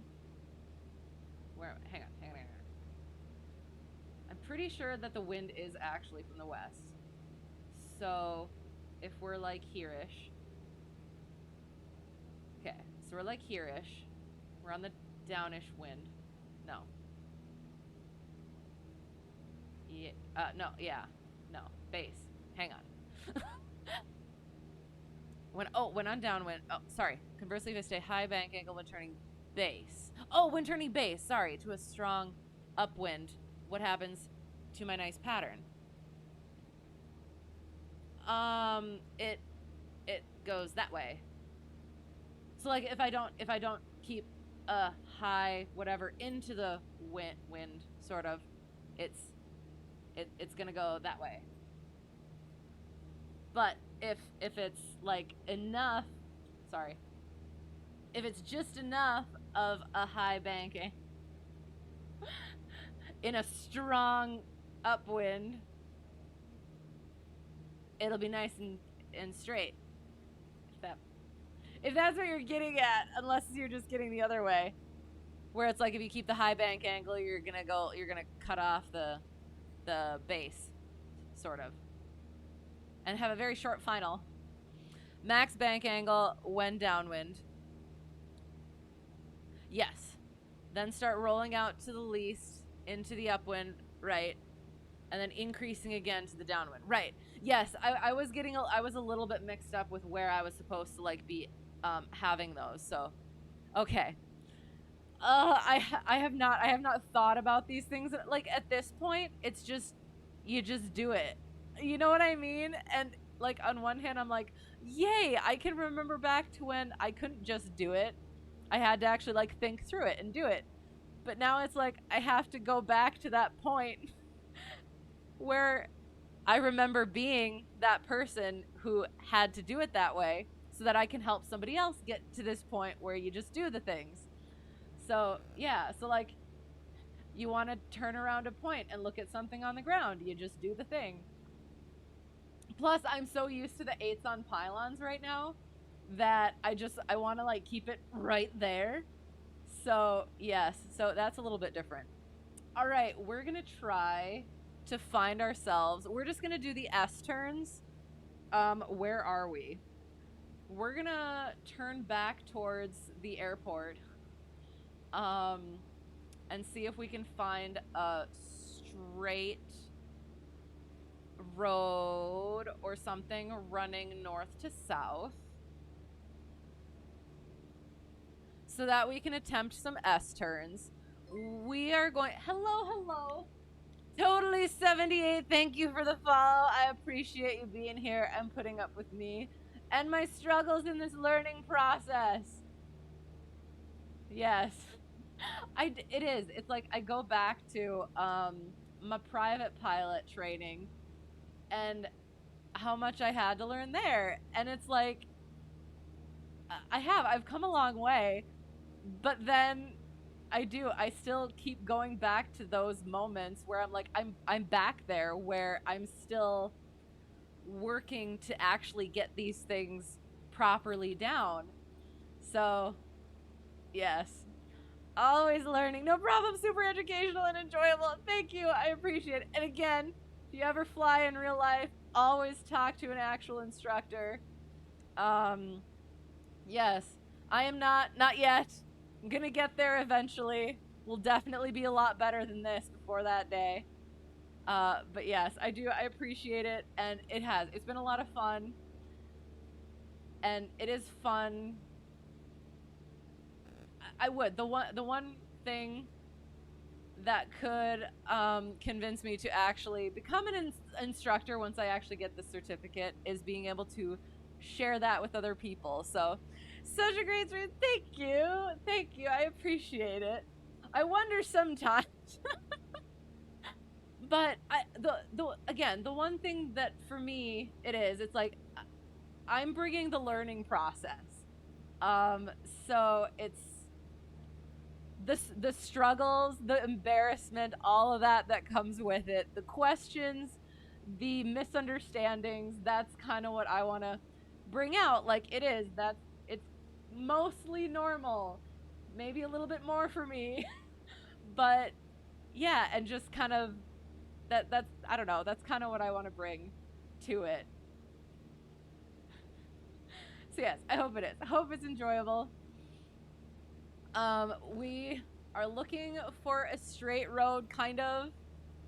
I saw that ish over there, but it's not. No, we could maybe. Oh, we could. You know what? We're gonna make it work. Okay, so we're doing S turns. It's kind of like turns around a point, but half and half. We're gonna go halvesies. So once we come over the road, we are going into the wind. We don't want to be going into the wind. We want to be going downwind. So, we're going to go up a little bit, so we're going to be pushed. I have not done S-turns since my Checkride, probably a year ago coming up. So, a lot of these maneuvers are so hard to learn right. It brings you back. I know, and that's why it's getting back into this place. It's like I was here a year ago, coming up on almost exactly. It was end of March when I actually got my private pilot certificate. So coming back into it from like, I could just do the maneuvers. I mean, that was a really I held that off a little bit too long. And this one is pushing me, so we're gonna start going this way. So yeah, a lot of it now is that muscle memory and that just general mental understanding where it's just, you don't even have to think about it, kind of. But again, coming at it from like having to instruct it standpoint, it's getting into that mentality, getting back into that mentality, I guess, again, of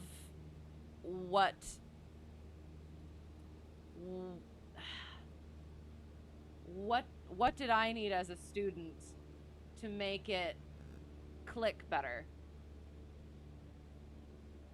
So we're gonna try that again. Oops, we're gonna do small bank. That's, I don't think I put enough, I didn't weight enough that, maybe I did. So yes, so I'll try, okay, now that we're actually kind of coming into it properly. So we're coming into it on the downwind, I think. I'm using, again, west as downwind. So we're coming over the road. Once we're over the road, since we're downwind, we're gonna roll right into our turn. Gradually, we're gonna gradually roll into our turn. We're gonna have our steepest bank there. And then we're gonna roll back out gently and slowly as we come back over that road. And then again, we got the wind on our nose now. So we're gonna kind of give it a little bit of time and then slowly roll in again. And I guess the thing is the wind isn't that much right now, so I probably don't need to give it as much time coming into it. Could probably just not think about it, or not give it any of that time. And again, on that upper portion, was supposed to have slightly less bank. Oh, and I should be using rudder as well. Sorry. I'm gonna be the instructor that forgets to tell the student right rudder. Oh no. Oh no, no, no, no. And definitely keep pitch and altitude where it's actually supposed to be. That's also a good thing to do as a private pilot. And as a CFI. Oh god. I mean, I feel like these aren't going horribly, except again for the altitude. So that's definitely something to work on. But again, like, I haven't done this maneuver, especially in the sim, but also just generally in real life, since I would say Checkride a year ago, and I feel a lot more comfortable doing that. Even if it's not perfect and it's not fully pretty and proper, I feel so much more comfortable doing it now than I remember doing back then. Like I said, whether or not it's pretty and proper is the question. And roll. Yeah, they weren't horrible. So, we'll probably make our way. We're gonna make our way back to the airport. If we find another longer road, we'll maybe do a couple more.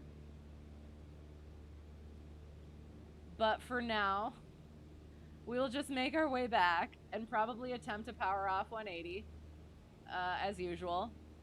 Anything else that I need to do? Okay. Well, okay, so first we'll do the rectangular course. To be honest, I think I did that like once-ish with a substitute instructor because it's not usually... What I've been told and what happened is that the DPs don't usually do the rectangular course because you do the pattern when you're doing your check ride. So that kind of goes with it. That they kind of see your rectangular course with your pattern. And yeah, I didn't have to do a rectangular course on my check ride because I did pattern, which was technically a rectangular course. I am trying to remember. I'm pretty sure I did both. Turns around a point and S turns. Neither did you. It was nice. Right, exactly. It's like one less thing to worry about. Granted, I think at the time, my patterns were probably that bean or paperclip shaped. However, he didn't say anything, so so we were okay with it. I have to go this way.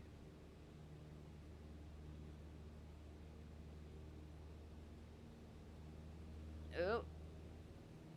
Wee. Sorry.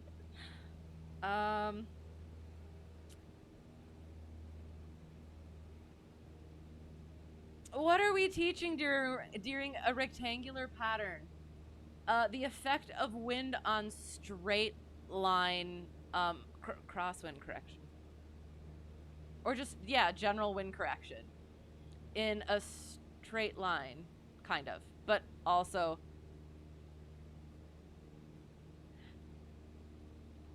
So, yeah, so generally, wind correction in a straight line, but also wind correction in the pattern, question mark.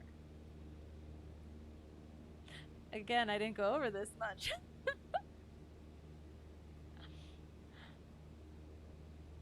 Because when you're, and how to do nice 90-degree turns. Because of wind. Yeah, oh my gosh, I kind of want to bring that up. Okay, we have a little bit of time, so I'm going to put this, hopefully, on cruise control. Oh, that's so pretty. I'm going to see if I can find that rectangular pattern. Because that was... Let me know if I'm nosediving.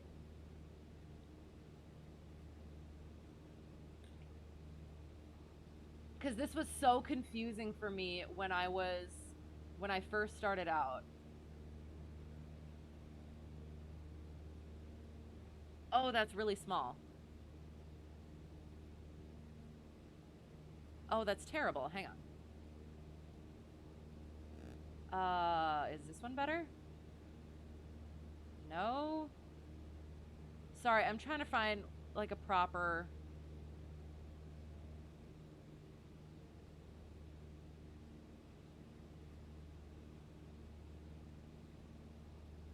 None of these are good quality. Am I still going in the same general direction? What are we teaching during... Oh, is it always 90-degree turns? I mean, ground track 90-degree turns. That's what I'm trying to find, because it was so confusing to me. Gosh darn it. All of these are. They're terrible, terrible quality.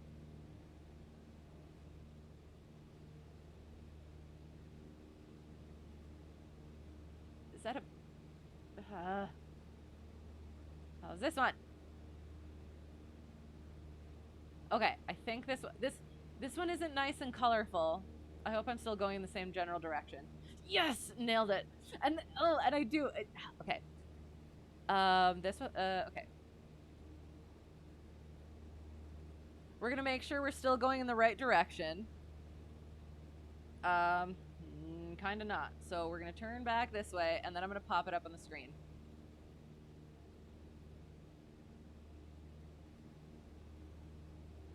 So, we will talk about the rectangular pattern rather than do the rectangular pattern. It is about the traffic pattern and wind correction, but a lot of it is about dividing attention. Okay, fair. And I mean, I guess isn't that kind of all of them too? Because like you're trying to get that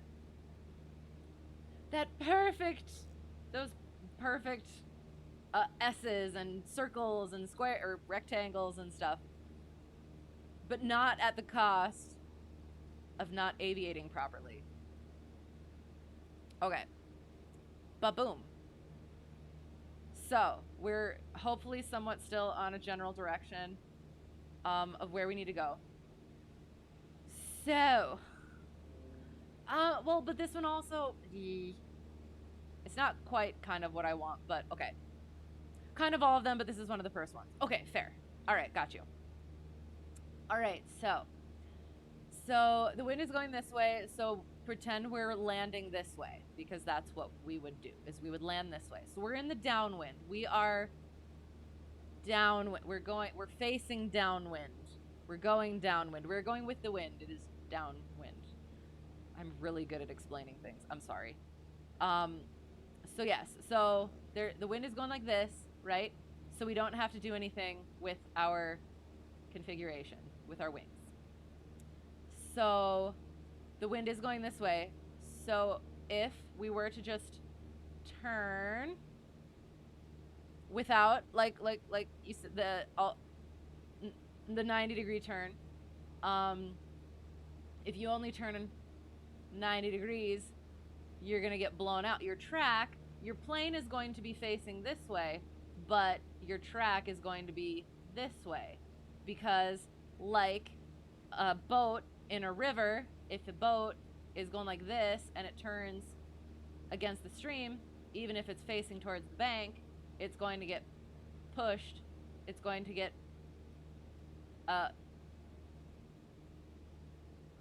what's a river term? Swept. It's going to get swept downstream. So I'm going to want to be prepared to deal with the fire hose from which the student is going to be drinking. Right, and that's why I'm trying to put myself back into that place and remember, like, the things that were confusing kind of to me, and make sure that I'm able to, okay, I have to, hang on. I have to check our aviating. There, okay. I was turning a little bit more than I wanted. Yeah. Cause yeah, if I'm gonna instruct, I want to be a good, helpful instructor. So I do. I would like to be that person.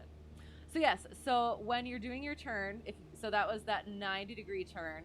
So you need to turn and be crabbed. Your nose needs to be facing a little bit more than 90 degrees, so that the wind is not having that effect on your ground track. So then when you are turning back this way, you're already at that, your nose is already a little bit that way, so you do a less than 90-degree turn to there, but you end up straight, if that makes sense. So then again, if you're turning this way and you turn 90 degrees, you're going to be swept downstream, downwind. So again, there's your track with no wind correction. So instead, you turn less than 90 degrees so that your nose is pointed a little bit into the wind so that your ground track stays straight. And then again, this turn is more than 90 degrees. And that was one of the things, was one of the written questions was which turn on this diagram is more than or less than, which two are more or less than 90 degrees. And I was so confused. But now I understand the things. So yeah, oops, we're a little bit off course again.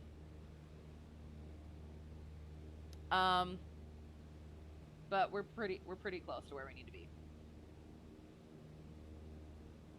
You hated that question? Well, and it is. But now you look back on it and you're like, oh, well, of course, but also no, but also yes. But yeah, going into all that stuff and remembering back to all those times when it's like, I have no idea what I'm doing. I don't understand any of this. To like now, it's fun. And it makes my inability to do the CFI thing at the moment yet a little bit easier to take, because I know I'll get there eventually. Okay, we are coming up on the airport. 2711. We are at pattern. Oh, okay. So the ground reference maneuvers are at pattern. That's a good way to remember it. Okay. So we're looking for the airport.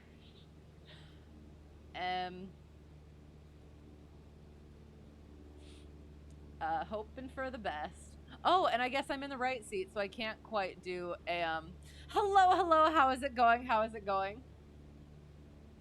We are looking for the airport. Is it just that up there? I think it's just that up there. Yeah, the transition from like that visual to that visual. And also I want to point out I did try to use my yoke mount on here, on this here sim yoke for my iPad. It was confusing and not confusing. It was confusing for the how the yoke worked, cuz it weighed it down. So whenever I would turn, it would overbank my yoke. That's a terrible thing, but yes. All right. So you know what? We will do a pattern, won't we?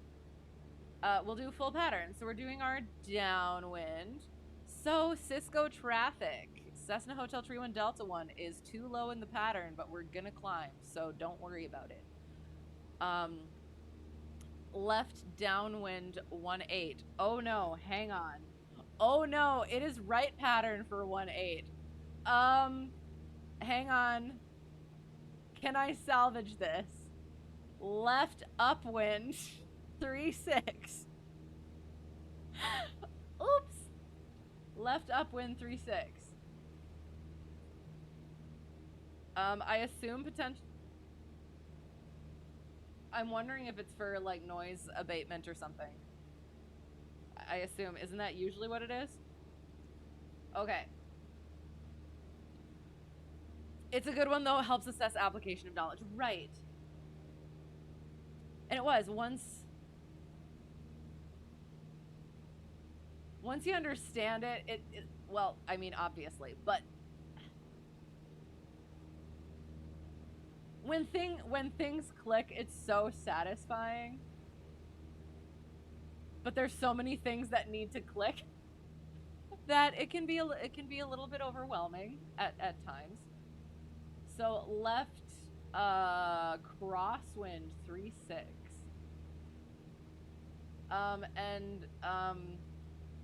But the thing is, now that I think about it, where's the wind coming from? I think it's supposed to, hang on. We're gonna try something.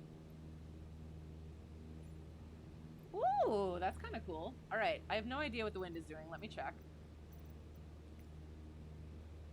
Meetar.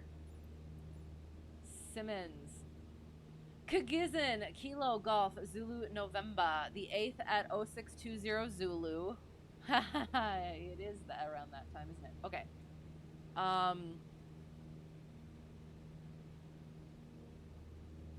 Automate it. 340. Perfect. At 11 knots. So we're going to keep it there. So we are on the downwind. We should probably get our altimeter. Hang on. 3007.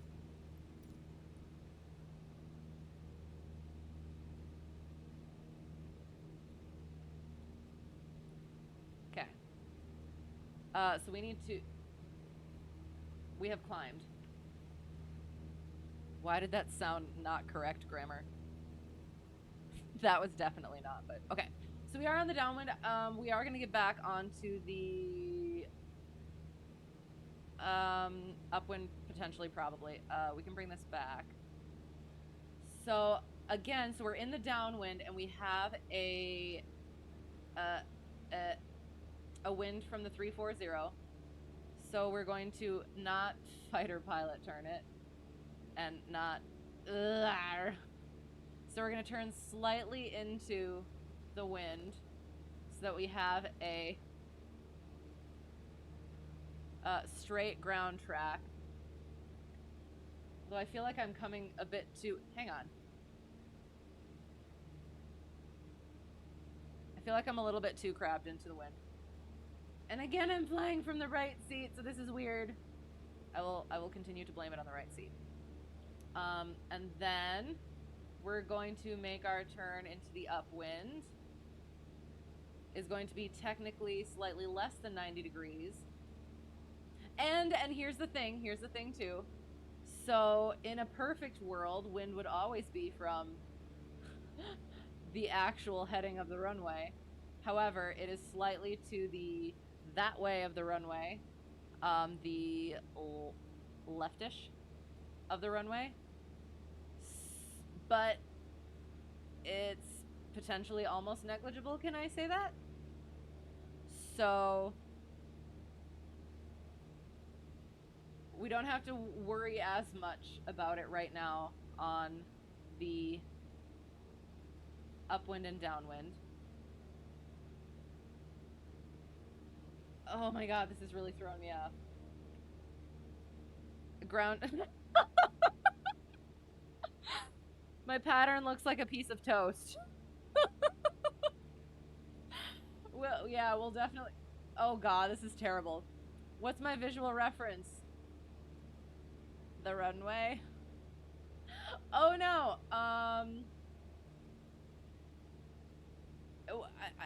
So, are you meaning I should have the actual rectangle?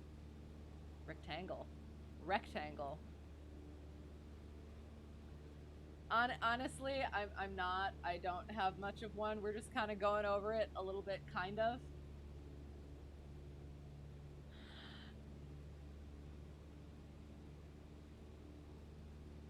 So, okay, so are you saying pick a point? Oh, it's so pretty. Okay, hang on.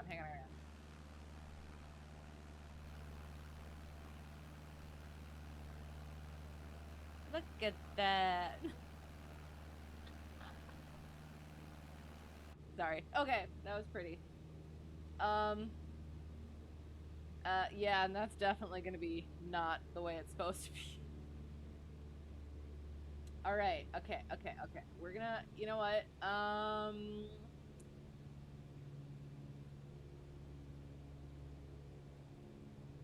gonna try and keep it on this here road right here.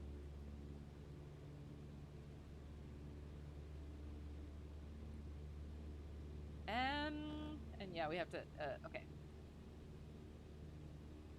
So we're keeping our ground track along this-ish line, kind of, or at least attempting to, except it's also kind of not-ish. And again, as always, I am not an actual instructor, clearly, and thankfully. Much work must be done yet. Probably would have been better on that road, but okay. We're committed now. You know what? I feel like I am kind of getting blown a little bit that way.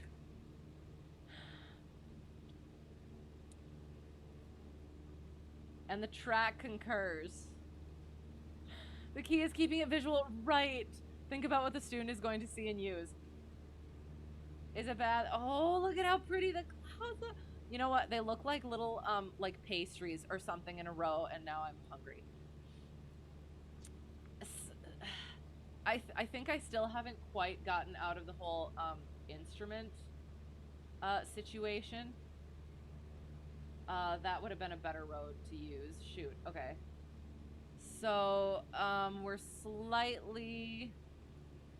going on the, base leg. So we're gonna, hold it between, we're gonna aim for that lake, I guess. Why am I so close?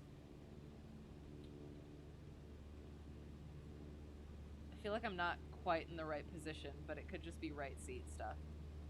Aiming for the lake. Aiming for the lake. And it's pushing us slightly this-ish way, so I need to be crabbed out just a little bit that-ish way to keep the ground track that way. And now we're going to roll onto this. Nope, we're going to roll onto that road because that's longer and I can see it better.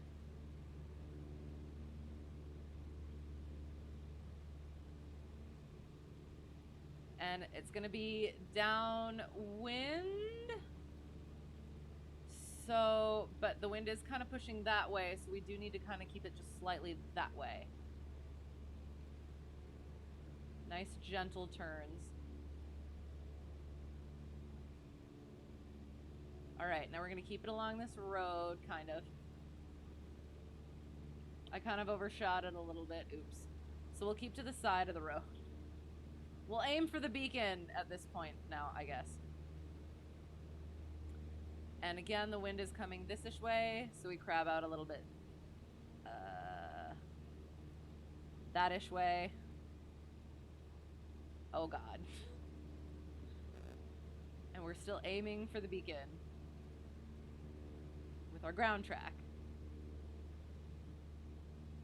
There has not been one... Oh god. I am not allowed to teach rectangular patterns. Oh no. It's terrible.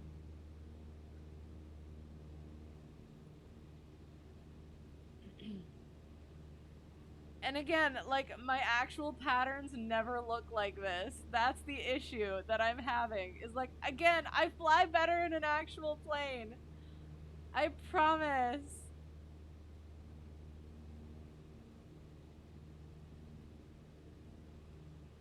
Alright, now we're gonna turn onto this road. That was a little bit, oh gosh, we're gonna overshoot it. Because I didn't think about that early enough.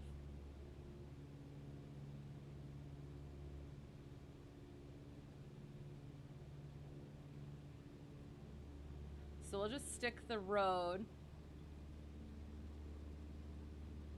I can't do that. No. So we're just gonna be right to the side of the road. And we need to not be pushed.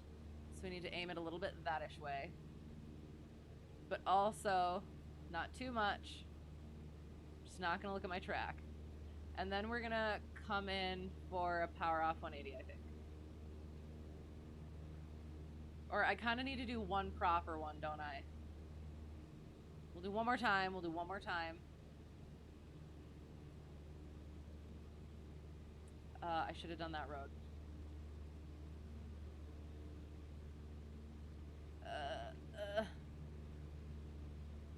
This road, I guess.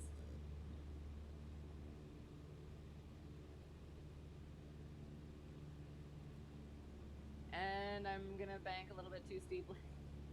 Because fine.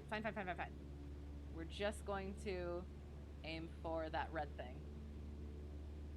Nope, we're not gonna aim for the red thing. We're gonna aim for that lake-ish, potentially, maybe out there.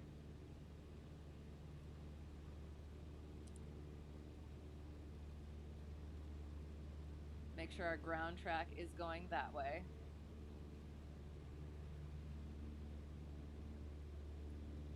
Finally got Pep settled down so you can get one back in.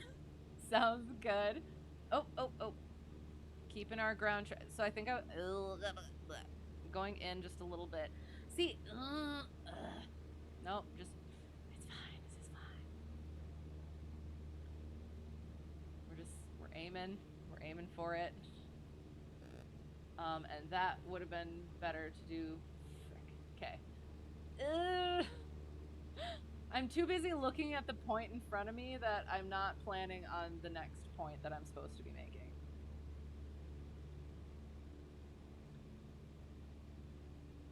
Okay.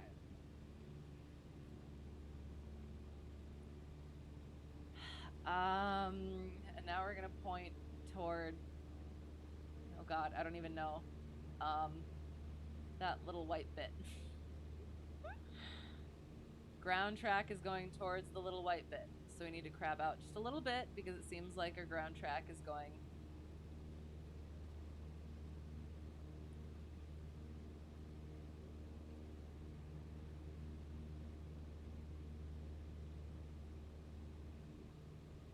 Again, wind is coming from like this-ish way.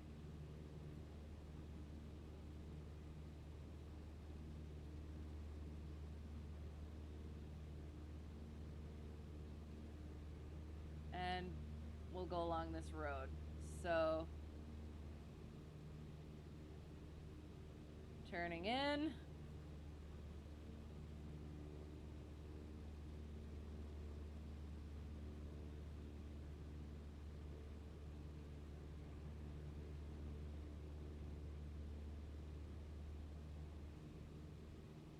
Ground track, ground track.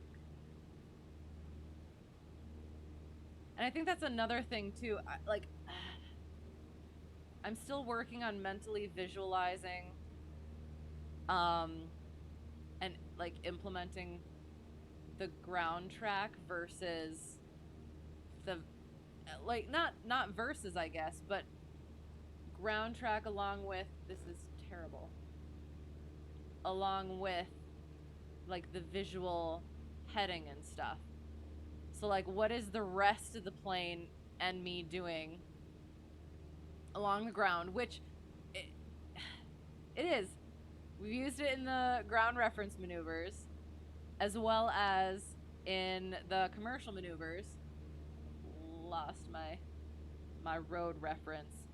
And it's terrible. I mean, I got like a rectangle, but it's kind of not quite. I don't know. We'll come back around. We'll do a power off 180. Then we'll go over the track. Oh God, it is bad. My patterns never look like this. Although again, technically I wasn't doing it as like in the pattern. I was picking points like kind of outside of the actual pattern boundaries. But we will. We'll go over it.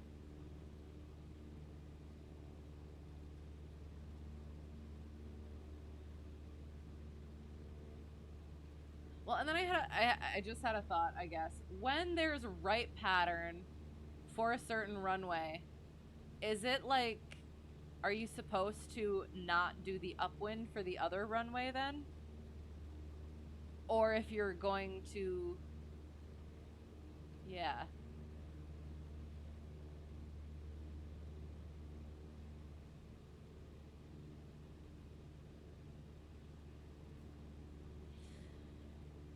What makes it easier for me in real life than the sim? The visuals and the feel of the airplane, and probably that it's a 172 versus a 152 that is a bit more of a kite, I assume. And I think just in general being like in the cockpit, I guess. Right pattern is all the same rules as left pattern, just the other way. Right, but like, so if right pattern is for like a noise abatement thing, hang on. Yeah, it's for like a noise abatement thing. Then wouldn't that kind of defeat the purpose to do an upwind of the left hand or an upwind of the opposite runway? Okay. So we'll aim for, oh, that's a very displaced threshold. 2,000, car peak goes out. I feel like I'm not quite where I'm supposed to be here. Ugh, I think I gotta scooch down a little bit. I think I'm a bit far away as well. Gosh darn it.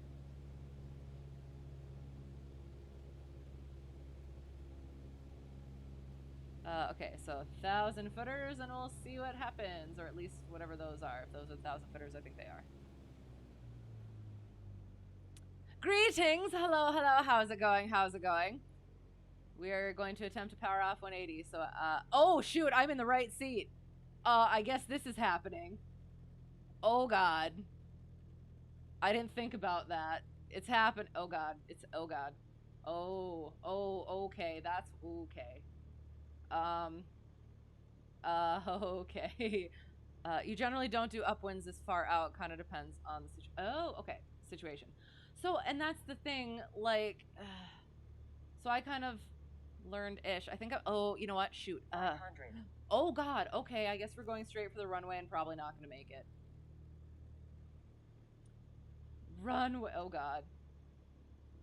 Sorry. 1 second. Let me try and get myself out of this situation. Oh god. Oh, I'm gonna see how close I can get it, I think. The trees will buoy me up, right? I'm trying to think. Yeah, not making it. God dang it. So, okay. Let's go over that. I completely forgot that I was in the right seat, which definitely adjusts things. So, I'm probably gonna bop into the left seat now and do that properly. So yeah, so I've heard two different things, that upwind is technically over the runway because like you're going upwind, but then I've also heard that that's like the departure leg and then the upwind is the other. I don't know. You know what I mean? But I don't know. It's not always noise. Right, noise abatement. It could also be due to high terrain. Right, but then yeah. So I guess the way that I think about it is like, one time I had to go into the upwind because I saw somebody on ADSB that wasn't making calls, and like I'm pretty sure, I'm trying to think. I think I did a 10-mile out call, and at the time I wasn't doing the 5-mile out calls. I did start since then. But then, yeah, and so I got out of the way up into the upwind, and that person went into a straight in. And then once I made my upwind call, then he made his short final call. Good, excellent. 8 a.m. there. Excellent, excellent. It is much earlier than that here. So yes, we're coming around. I need to go to the other other side. We're gonna do a commercial. Oh God. Yeah. Okay. We're gonna attempt to do our power off 180. You're there in Germany. How is it?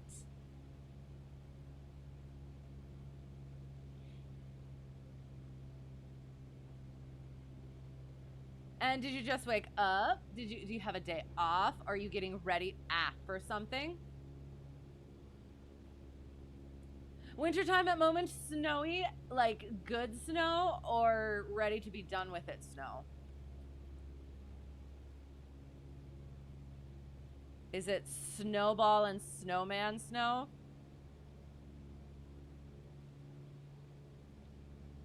Normal? Okay, sounds good. So we're kind of high, but we're committing. Carb heat goes out.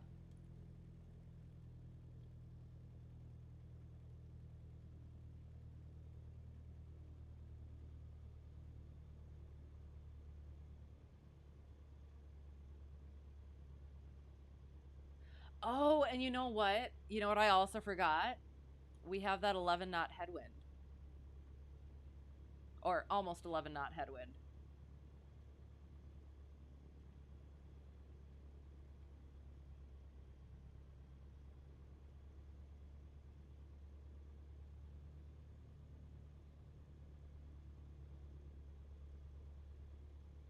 Thankfully, your snow melted.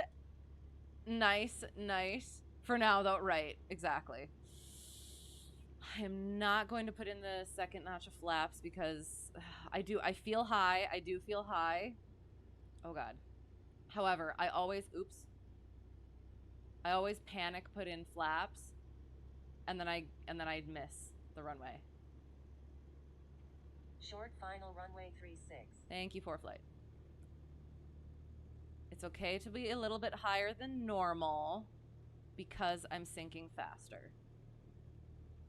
At least that's what I like to tell myself.